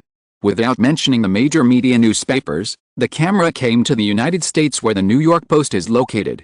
Mr. President, if we do this, it is very likely that other countries will doubt the Monroe policy implemented by our country in 1820. This may be due to the fact that our ancestors established that Latin Americans can only be governed by Latin Americans. Moreover, this will also produce different policy contradictions with our previous policies, which will cause considerable dissatisfaction from other European countries. U.S. Secretary of State Seward said worriedly, "The most feared thing is that other European countries will increase their intervention in the Americas." After all, taking advantage of the civil war between the North and the South in the United States, France and Spain are intervening in the United States in various ways. France and Mexico is the best example. Lincoln was silent when he heard this, but his mind turned to the administrative records of successive U.S. presidents, especially the records of President Monroe. Elected in 1816 and successfully re-elected as President Monroe in 1820, the domestic two-party harmony entered a period of harmony, so Monroe's various policies that benefited the U.S. economy were well implemented. In particular, with the improvement of domestic transportation conditions, the flow of population in the United States was promoted, and a large number of immigrants poured into the western United States. With the increase in the number of people in the West, Indiana, Mississippi, Illinois and Alabama were established between 1816 and 1820 and joined the United States. The increase in population and land in the West expanded the domestic market and production base, promoted the development of agriculture in the western United States, and stimulated by the expansion of the West, The domestic market demand for machinery and other industrial products gradually increased and gradually improved, which also promoted the development of the Eastern industry and even induced the outbreak of the Industrial Revolution in the United States. This virtuous economic cycle has prompted the United States to gradually enter the track of rapid economic development. However, the economic success and political harmony of the United States during this period do not seem to match well. Because although the economic development of the United States has laid the foundation for the national economy, politically, it has caused fierce power struggles between the federal government and local states. Fortunately, at least it has not yet happened in the dangerous East. The main reason is that the federal government retreated and gradually delegated power, so the contradictions between the states not only did not narrow, but expanded, and finally formed the current situation. The alliance between the South and the North was successful, which led to the Civil War 40 years later. During this period, the United States discovered that the world not only pays attention to the domestic situation, but also to the world situation. Because the world is undergoing turbulent turmoil, the national liberation of residents in Latin America is in full swing. Many places in South America have successively declared independence as countries. After the bourgeois revolution broke out in Spain and Portugal in 1820, the pace of independence of Latin American countries has accelerated significantly. In 1821, Mexico declared independence and broke away from the control of Spanish colonies. In the same year, the Republic of Moro was also established. The following year, Brazil successfully got rid of Portuguese colonial rule. With the United States watching with fear, a series of independence in Latin America shook the dominance of the old colonial empire in the world, and as one of the major powers in the new pattern, the United States naturally began to pay more attention to the development trend of this new Latin American region. It was under such circumstances that President Monroe realized that the United States had an opportunity, and an opportunity for Latin America to enter the backyard of the United States was in front of him. So he became ambitious, and after calculation, he was afraid that the old European powers would counterattack, so he introduced the Monroe Doctrine. As early as 1810, the British began to carry out large-scale economic penetration into Latin American countries and gradually expanded the trade scale. With the expansion of trade, the policy towards Latin American countries gradually became an important part of the British Empire's overall foreign policy.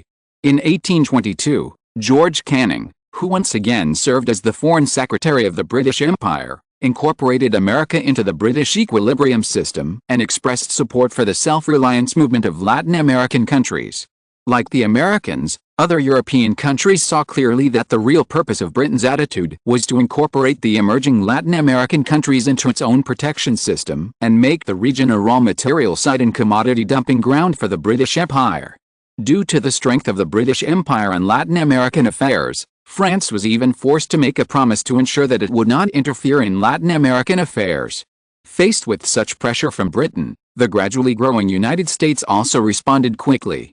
Although Madison enacted the Neutrality Act in 1815 to prohibit American citizens from participating in the Latin American independence movement, the United States has always maintained a high level of attention to this movement and is ready to act at any time.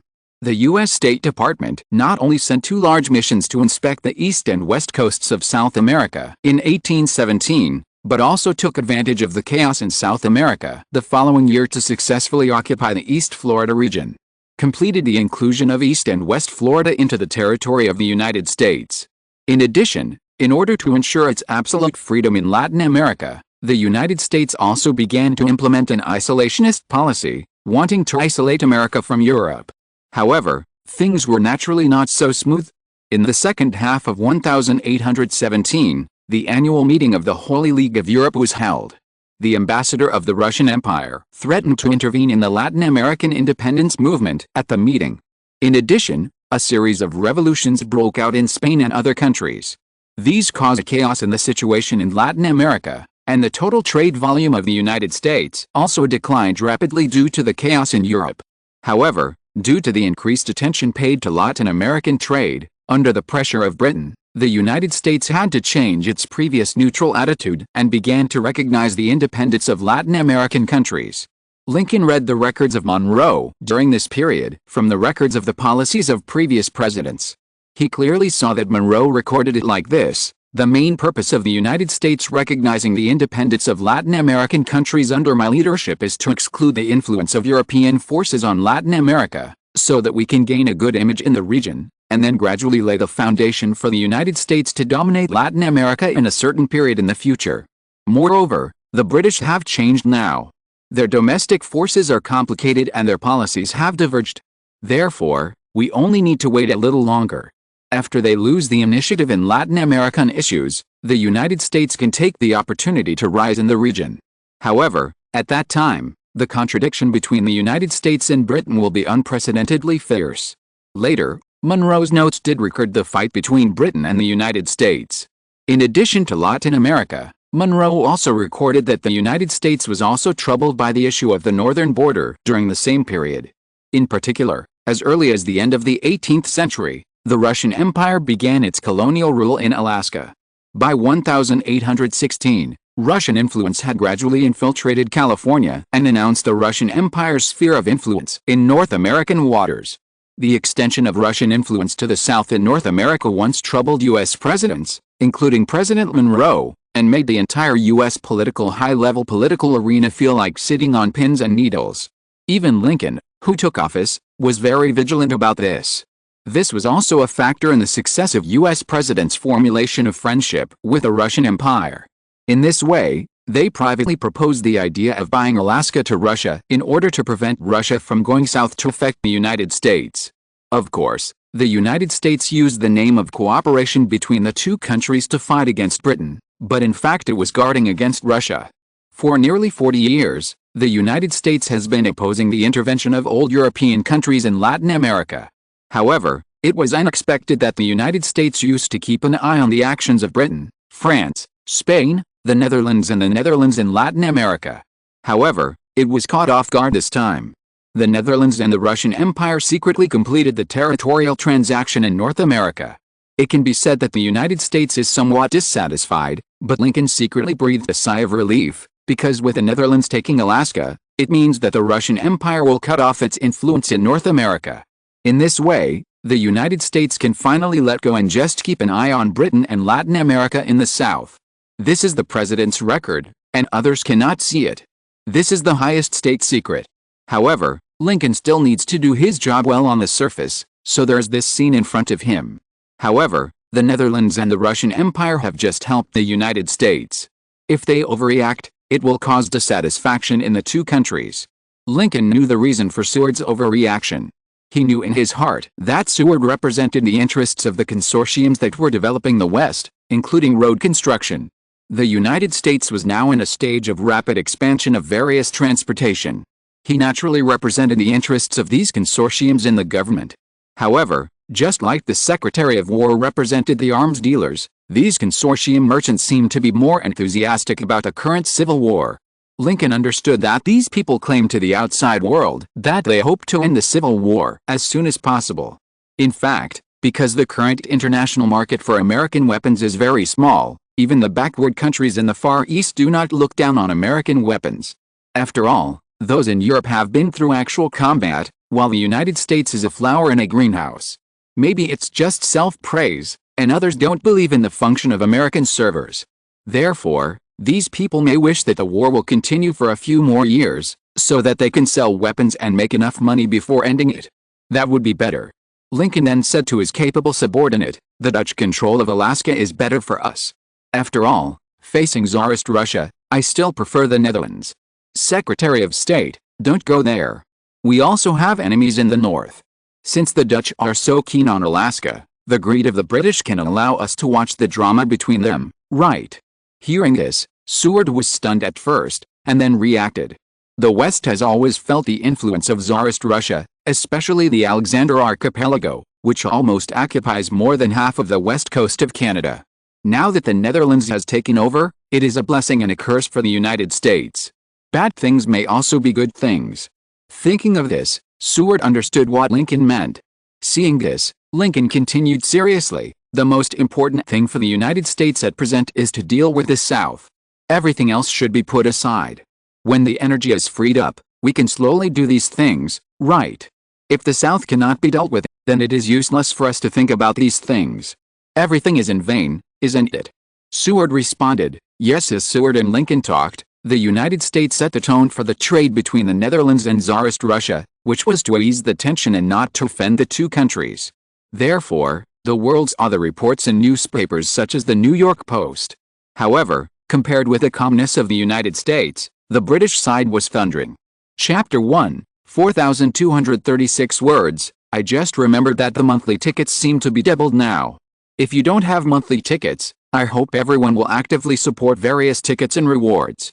There will be another chapter later, which is expected to be around 2,300 hours. In addition, there are many people who have rewarded and supported various tickets in the past 2 days. Thank you here.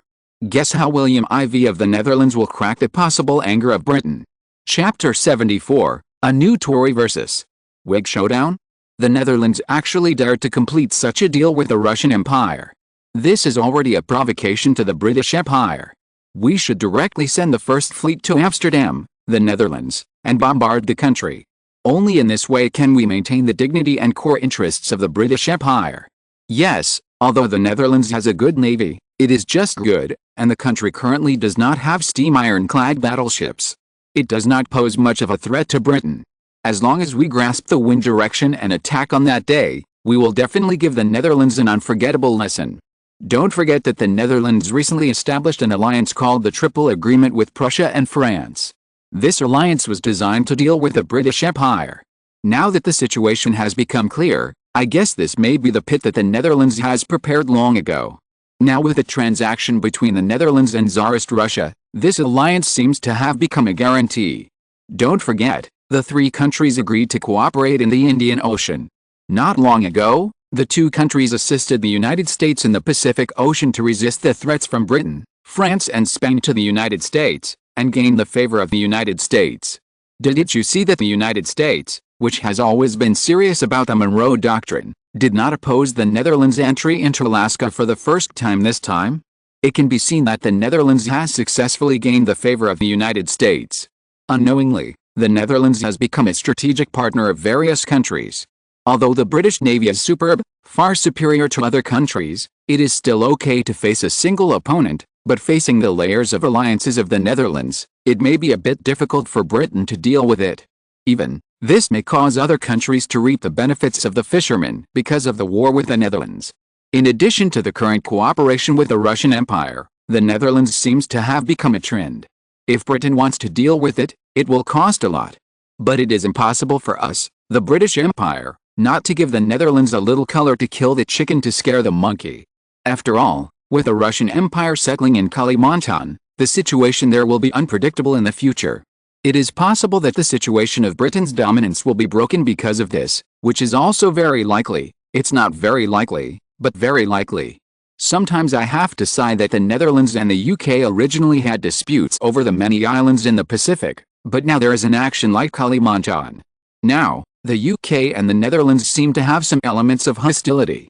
However, the Netherlands has revitalized the British monopoly in the Far East. This move is not too good to say. Even as a British, I have to sigh that this is a good move. I decided that the Oxford University School of Political Science should teach this incident as a course. Yes, we Cambridge University should follow up. The University of London will naturally not lag behind. The University of Edinburgh likes innovation the most. The University of St. Andrews also agrees with this approach. The Russell University Alliance was established in 1855 and consists of the top 6 first-class comprehensive universities in the British Empire. The first organizer of this university alliance is the current British Foreign Secretary John Russell. Of course, it is also named because the research funding meeting is held at the Russell Hotel in Russell Square, London every spring. This university alliance is called the national brain of the British Empire. It represents the most intelligent brain potential source in the UK. Queen Victoria and every cabinet attach great importance to it, so they attend their meetings every year. The Queen is also a trustee of these universities, because she provides 10% of the funding for these universities every year. The day of the Alliance Roundtable meeting this year was March 2, 1862. Those present were Queen Victoria, Prime Minister Henry John Tupper, Viscount Palmerston, Foreign Secretary John Russell, and Chancellor of the Exchequer Claystone. In order to show fairness and treat these domestic academics at the bipartisan level, Queen Victoria always invites both parties to attend each meeting. This time, the opposition Tory party was attended by leader Edward Smith Stanley and second leader Benjamin Disraeli. Hugh Smith, president of Cambridge University, Rowan Elson of Oxford University, Tim Elliott of London University, Lois Carroll of Edinburgh University, John Hooker of Manchester University, and Andrew Wise of St Andrews University. Seeing the Queen's increasingly ugly expression, John Russell interrupted several people and said, "Ladies and gentlemen, what the Netherlands did can indeed make us a little cautious, but, as Mr. Lois Carroll, the president of the University of Edinburgh, said just now, the Netherlands has offended our reverse scale. Therefore, we need to punish it in order to maintain the dignity of the British Empire and to keep the red line of the inviolable interests of the British Empire in the world." Wait, our Foreign Secretary Russell, although I agree that what you said is correct, the relationship between the Netherlands and several other major powers is not weak. If the British Empire rashly attacks the Netherlands, let alone other countries, the Tsarist Russian Empire will definitely be embarrassed. At that time, it may retaliate against the British Empire. At that time, it is possible that the Union will provoke a war. I don't think France, which is next to the British Empire, will mediate. On the contrary, I think they will have a perspective of watching the show and look at everything that is happening in front of them that is beneficial to them. The speaker was Benjamin Disraeli. HMPH, Sir Disraeli's words sound good and his concerns are good, but Sir Disraeli, have you ever thought that if Britain does not retaliate, then our dignity will be gone? If we have to be cautious because of Tsarist Russia, then we will be afraid of Tsarist Russia in front of the outside world. In this case, we will also let Tsarist Russia go all the way south in the Middle East and the Indian subcontinent and intercept our interests there. The speaker was Disraeli's natural enemy, and now the British Empire's Chancellor of the Exchequer, Clayston, retorted. Seeing the two people competing so fiercely, the people at the conference table all shook their heads with a wry smile, but were also stopped. These two people were considered good friends at the beginning. Because before 1859, the Tory party had two outstanding successors, Disraeli and Clayston. When George Hamilton Gordon was elected to form a cabinet in 1853, Disraeli was the Home Secretary and Clayston was the Chancellor of the Exchequer. Both of them were strong contenders for the successor of the Tory party. However, as the competition in the Tory party deteriorated, especially when Cranston found that the Tories were on different paths from the free trade he advocated, after several twists and turns between the two, he found that many people in the Tory party had secretly determined that Disraeli would be the first successor. He then received an invitation from the Tory party's rivals, Viscount Palmerston and Russell. So in 1859, he led his own Tory team to leave the Tory party and choose to join the Whig party, and directly became the Chancellor of the Exchequer of Viscount Palmerston of the Whig party. As a result, the Tories believed that Cranston was a traitor, and Disraeli even criticized Cranston for being ungrateful and forgetting that their family had been a Tory tradition for generations. However, Cranston was dissatisfied with the Tory party's attacks on him, so he refuted and fought back many times. So in the past 2 or 3 years, these two successors of the two parties of the British Empire have now staged a fierce battle here, and others have become accustomed to it. Especially the politicians, but this made the presidents of several universities suffer. They were most afraid of being provoked and burned by the fire. Disraeli was indifferent to Clayston's provocation, but asked Queen Victoria, "Your Majesty, now that the Netherlands has damaged the dignity of the British Empire, it stands to reason that the Netherlands should directly bear the wrath of Britain, but I have a doubt, that is, I wonder if everyone has noticed a problem." Seeing that everyone, including Queen Victoria and the leaders of the two parties, had come over, even Clayston did the same. He was satisfied in his heart but looked worried as he said, "After careful research, I found that the Netherlands led by William IV of the Netherlands seems to have broken away from the constraints of their consortium and commercial capitalists. In particular, after careful investigation, I found that when he was the Crown Prince, he began to integrate himself into the ranks of capitalists and became the biggest presence in this team. He can be found in all major industries." As he spoke, the faces of those present changed drastically, even the presidents of various universities. They understood that this meant that what the Crown Prince of the Netherlands wanted was probably to no longer be constrained by these emerging interest forces after he ascended the throne, while the Queen was constrained in the UK. Therefore, this gesture showed that the power of William IV's control over the Netherlands was definitely not comparable to that of the Queen. Seeing that everyone understood what he was going to say, he said again, "And the key point is that every time William IV does something, he will do a lot of preparations. What do you want to say?" Queen Victoria and the others were shocked. Disraeli was not an ordinary person. He helped the former Prime Minister of the Tory party to form a cabinet because of his illness. He was also the second in command of the Tory party. His suspicion was naturally taken seriously by the Queen. Palmerston nodded to Russell with a serious face. After resolving the dispute with William IV, he understood what a genius politician was. Therefore, he felt the same way about Disraeli's worries.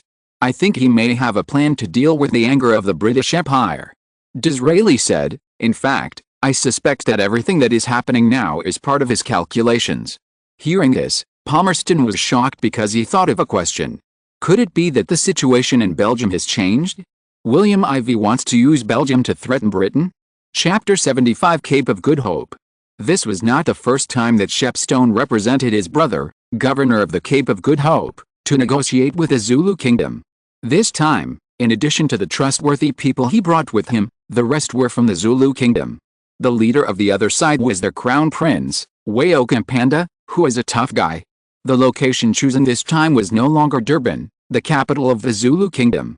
It was originally planned to be held in Natal, which was seized from the Boers by the British Empire in 1842, but the Zulu kingdom disagreed and finally chose East London, southwest of the Indian Ocean, to be held in the east of the Cape of Good Hope colony near the Zulu kingdom. Moreover, it was hundreds of kilometers away from the Transvaal Empire where the Boers were located, which was a safe distance. At the same time, this place had just been built, so there were no extra people, and there was no trouble of too many people. After all, this place was not like Cape Town, where the Boers were not afraid of their existence. No one could protect them, and someone would pass the news to the Boers. Therefore, from the beginning, he made careful arrangements and was not afraid of the existence of Boers other than the British Empire and the Zulu kingdom. However, why should he be afraid of the existence of other people in the negotiations initiated this time? After all, to put it bluntly, this negotiation was to deal with the common enemy, the Boers. Is there a problem with this? Although Britain was only a latecomer, as Britain's rule over the Cape of Good Hope became larger and larger, especially after the Vienna Conference in 1815 forced the Netherlands to sell the Cape of Good Hope to Britain for £6 million, the British are now the only ones here. Among the Boer ethnic groups led by the Netherlands, the Dutch account for 80% of the population, with a population of about 80,000. The rest are all immigrants from other European countries such as Germans and French. They are all dissatisfied with British rule, so they left the Cape of Good Hope and went north inland, all the way to Natal to settle down. But later, as the British followed and occupied Natal, they finally realized what role the British regarded them as. So this time, after another arduous long journey, they migrated to the north of the present Basutoland Kingdom in the west of the Zulu Kingdom, and established a Transvaal Republic. Thinking of this, Shepstone could not help but sigh. The British high-level officials, including his brother Shepstone, never thought that the idea of letting the Boers explore the way and fight the natives to death, and the British would take advantage of the situation, but they did not expect that the Boers would gain a firm foothold and establish a country. The British were naturally unwilling to do so, so they began to launch multiple rounds of attacks on the Transvaal Republic, which was only loyal to the white people. However, they finally found that the British Empire's army here was not their opponent. This white country with less than 100,000 people, after fighting with the Basotoro Kingdom and the Zulu Kingdom many times, actually overwhelmed the British army. Some of the British were unwilling to fight the Boers, so after repeatedly asking the Transvaal Republic to surrender and getting no response, they learned that the Transvaal Republic and the Zulu Kingdom had frequent territorial occupation incidents in the east. So Shepstone, who was instigating the Zulu Kingdom, sent his brother Shepstone to have secret talks with the Zulu Kingdom, preparing to push them to fight a bloody battle with the Transvaal Republic so that Britain could benefit behind the scenes. The enemy of my enemy is my friend. Besides, now that our two countries are standing at the same starting line, I don't think I will offend anyone by meeting with His Excellency the Crown Prince, and I don't think I will violate any of the rules set by God. As for the meeting with the Crown Prince, we have all had conflicts with the Transvaal Republic. Now the Transvaal Republic is strong, and we are all weak, so we naturally need to cooperate. As far as I know, the territory occupied by the Zulu Kingdom is now twice the area controlled by the Zulu Kingdom. My God. It's scary to think about it. You know, your territory was almost the same as the Cape of Good Hope before, but now they have occupied so much of it. This kind of hatred is absolutely indelible. The British Empire, based on the principle of friendship between you and me, specially sent me to support the Zulu kingdom in resisting the atrocities of the Transvaal Republic. How about it? Is it sincere enough? Kaziaweyo Kampanda did not comment. In fact, in the entire Zulu kingdom, he was the one who least trusted the British. Kaziapanda is the eldest son of the current King Panda of the Zulu kingdom. He grew up in an environment of internal and external troubles during his teenage years. His father once betrayed his uncle Dingane and surrendered to the Boer colonists. With the support of the colonist leader Antilles Pretorius, he sat on the throne of the Zulu king in 1838. It was precisely because of this rise to power that his father kowtowed to the Boers, lived in peace, and ceded land to the Boer colonists and the British again and again.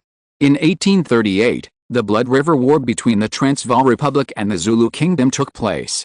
The Zulu Kingdom actually died more than 3,000 people in the war, while the Transvaal Republic established by the Boers did not die. This frightened the entire Zulu Kingdom, and the upper class chose to swallow their anger at the step-by-step pressure of the Transvaal Republic. The Boers continued to encroach on and occupy the land of the Zulu Kingdom, and from time to time, in order to compete for their land, the British and Boers' colonial expansion intensified. The Zulu country faced the threat of the kingdom, and Kaziaweyo was worried. He missed the majesty and unity of the Zulu kingdom during the period of his uncle Dingane. In the mid-1950s, the Zulu kingdom fought over the succession to the throne. In the end, he won, and his father was denounced by his supporters and finally agreed to as regent of the Zulu kingdom. The people around him also united around him. It can be said that although his father was in the position, he was in charge of the country and his father became his puppet. This time was the final result of the Zulu Congress held since 1856, and Kaziaweyo was in charge of the country. Kaziaweyo saw that the British and Boer colonists continued to expand their territory. Basutoland and West Griqualand had been annexed one after another, and the uprising led by Nanterlang Galobeo was also suppressed by the British. He felt that the lips and teeth were cold and the danger was imminent. So the first thing he did after taking power was to rebuild the army.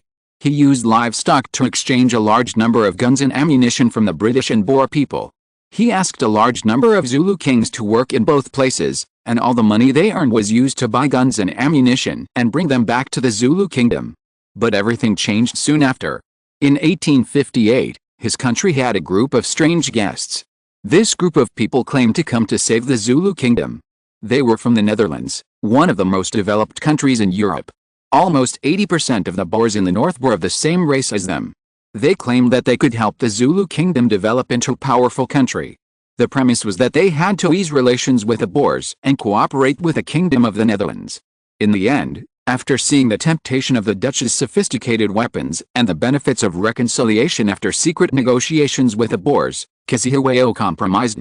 The reason was that the Transvaal Republic established by the Boers was willing to give up part of its territory to return to the Zulu kingdom, but the premise was that the two countries must form an alliance to fight against Britain.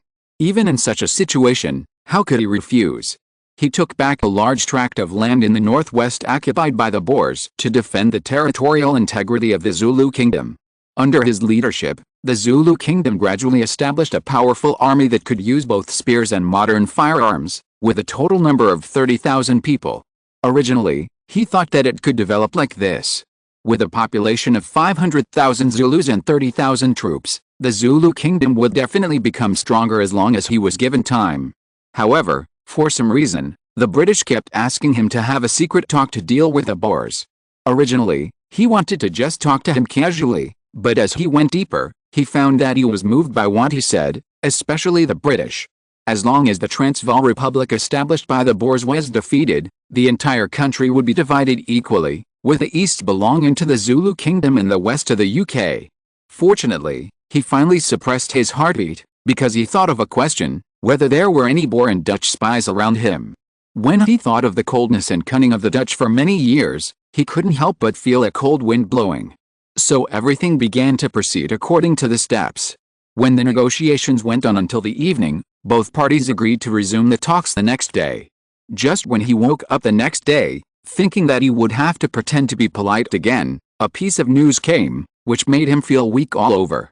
Because Tepstone, the younger brother of Shepstone, the British governor of the Cape of Good Hope, who was still chatting and laughing with him yesterday, died from the Zulus' special spear-throwing technique. What made him tremble the most was that in this British-occupied East London, there were more than 1,000 British soldiers and civilians, and they all died in the same way. All of them were pierced through the heart by the long hair. Now, he knew that his position had been determined, and the position of the Zulu kingdom he led was destined to be announced to the world like the oath of alliance with the Boers. Damn Boers, their methods are really despicable. This time, they really can't wash it off even if they jump into the Indian Ocean. March 2, 1862. Just when the whole world was shocked by the record-breaking of the Netherlands and the Russian Empire, and many senior officials of various countries were predicting how the British would react to the Netherlands, a piece of news was bombed over the skies of Europeans at an extremely fast speed, making people from all countries dizzy. Newspaper reports and word of mouth spread quickly among Europeans and Americans. Known as the most powerful country in the world, the British Empire has rarely suffered major casualties over the years. Even when it helped the Ottoman Empire to fight against the Russian Empire, it did not kill more than 1,000 people at once, not to mention the natives of the Zulu kingdom who were looked down upon. So the British threw their shame into the Atlantic Ocean. If the Netherlands was a peaceful shame just now, then this was a direct slap in the face, which made the British feel that they seemed to have a sarcastic smile deep in their hearts when they saw their partners in other European countries. At this time, the chivalrous government and military members of the British, who had always refused to admit defeat, would naturally not give up. After receiving Shepstone's detailed report, he naturally had no good feelings towards the Zulu kingdom because of his brother's death, so he introduced the original alliance, but he did not expect the Zulu kingdom to do such a dirty trick, and so on, and described the whole thing with hostility. So, with the approval of Queen Victoria, the British war machine started. This time the target is the Zulu kingdom, composed of the southernmost indigenous peoples of Africa. P.S. The war is about to break out. Have you voted?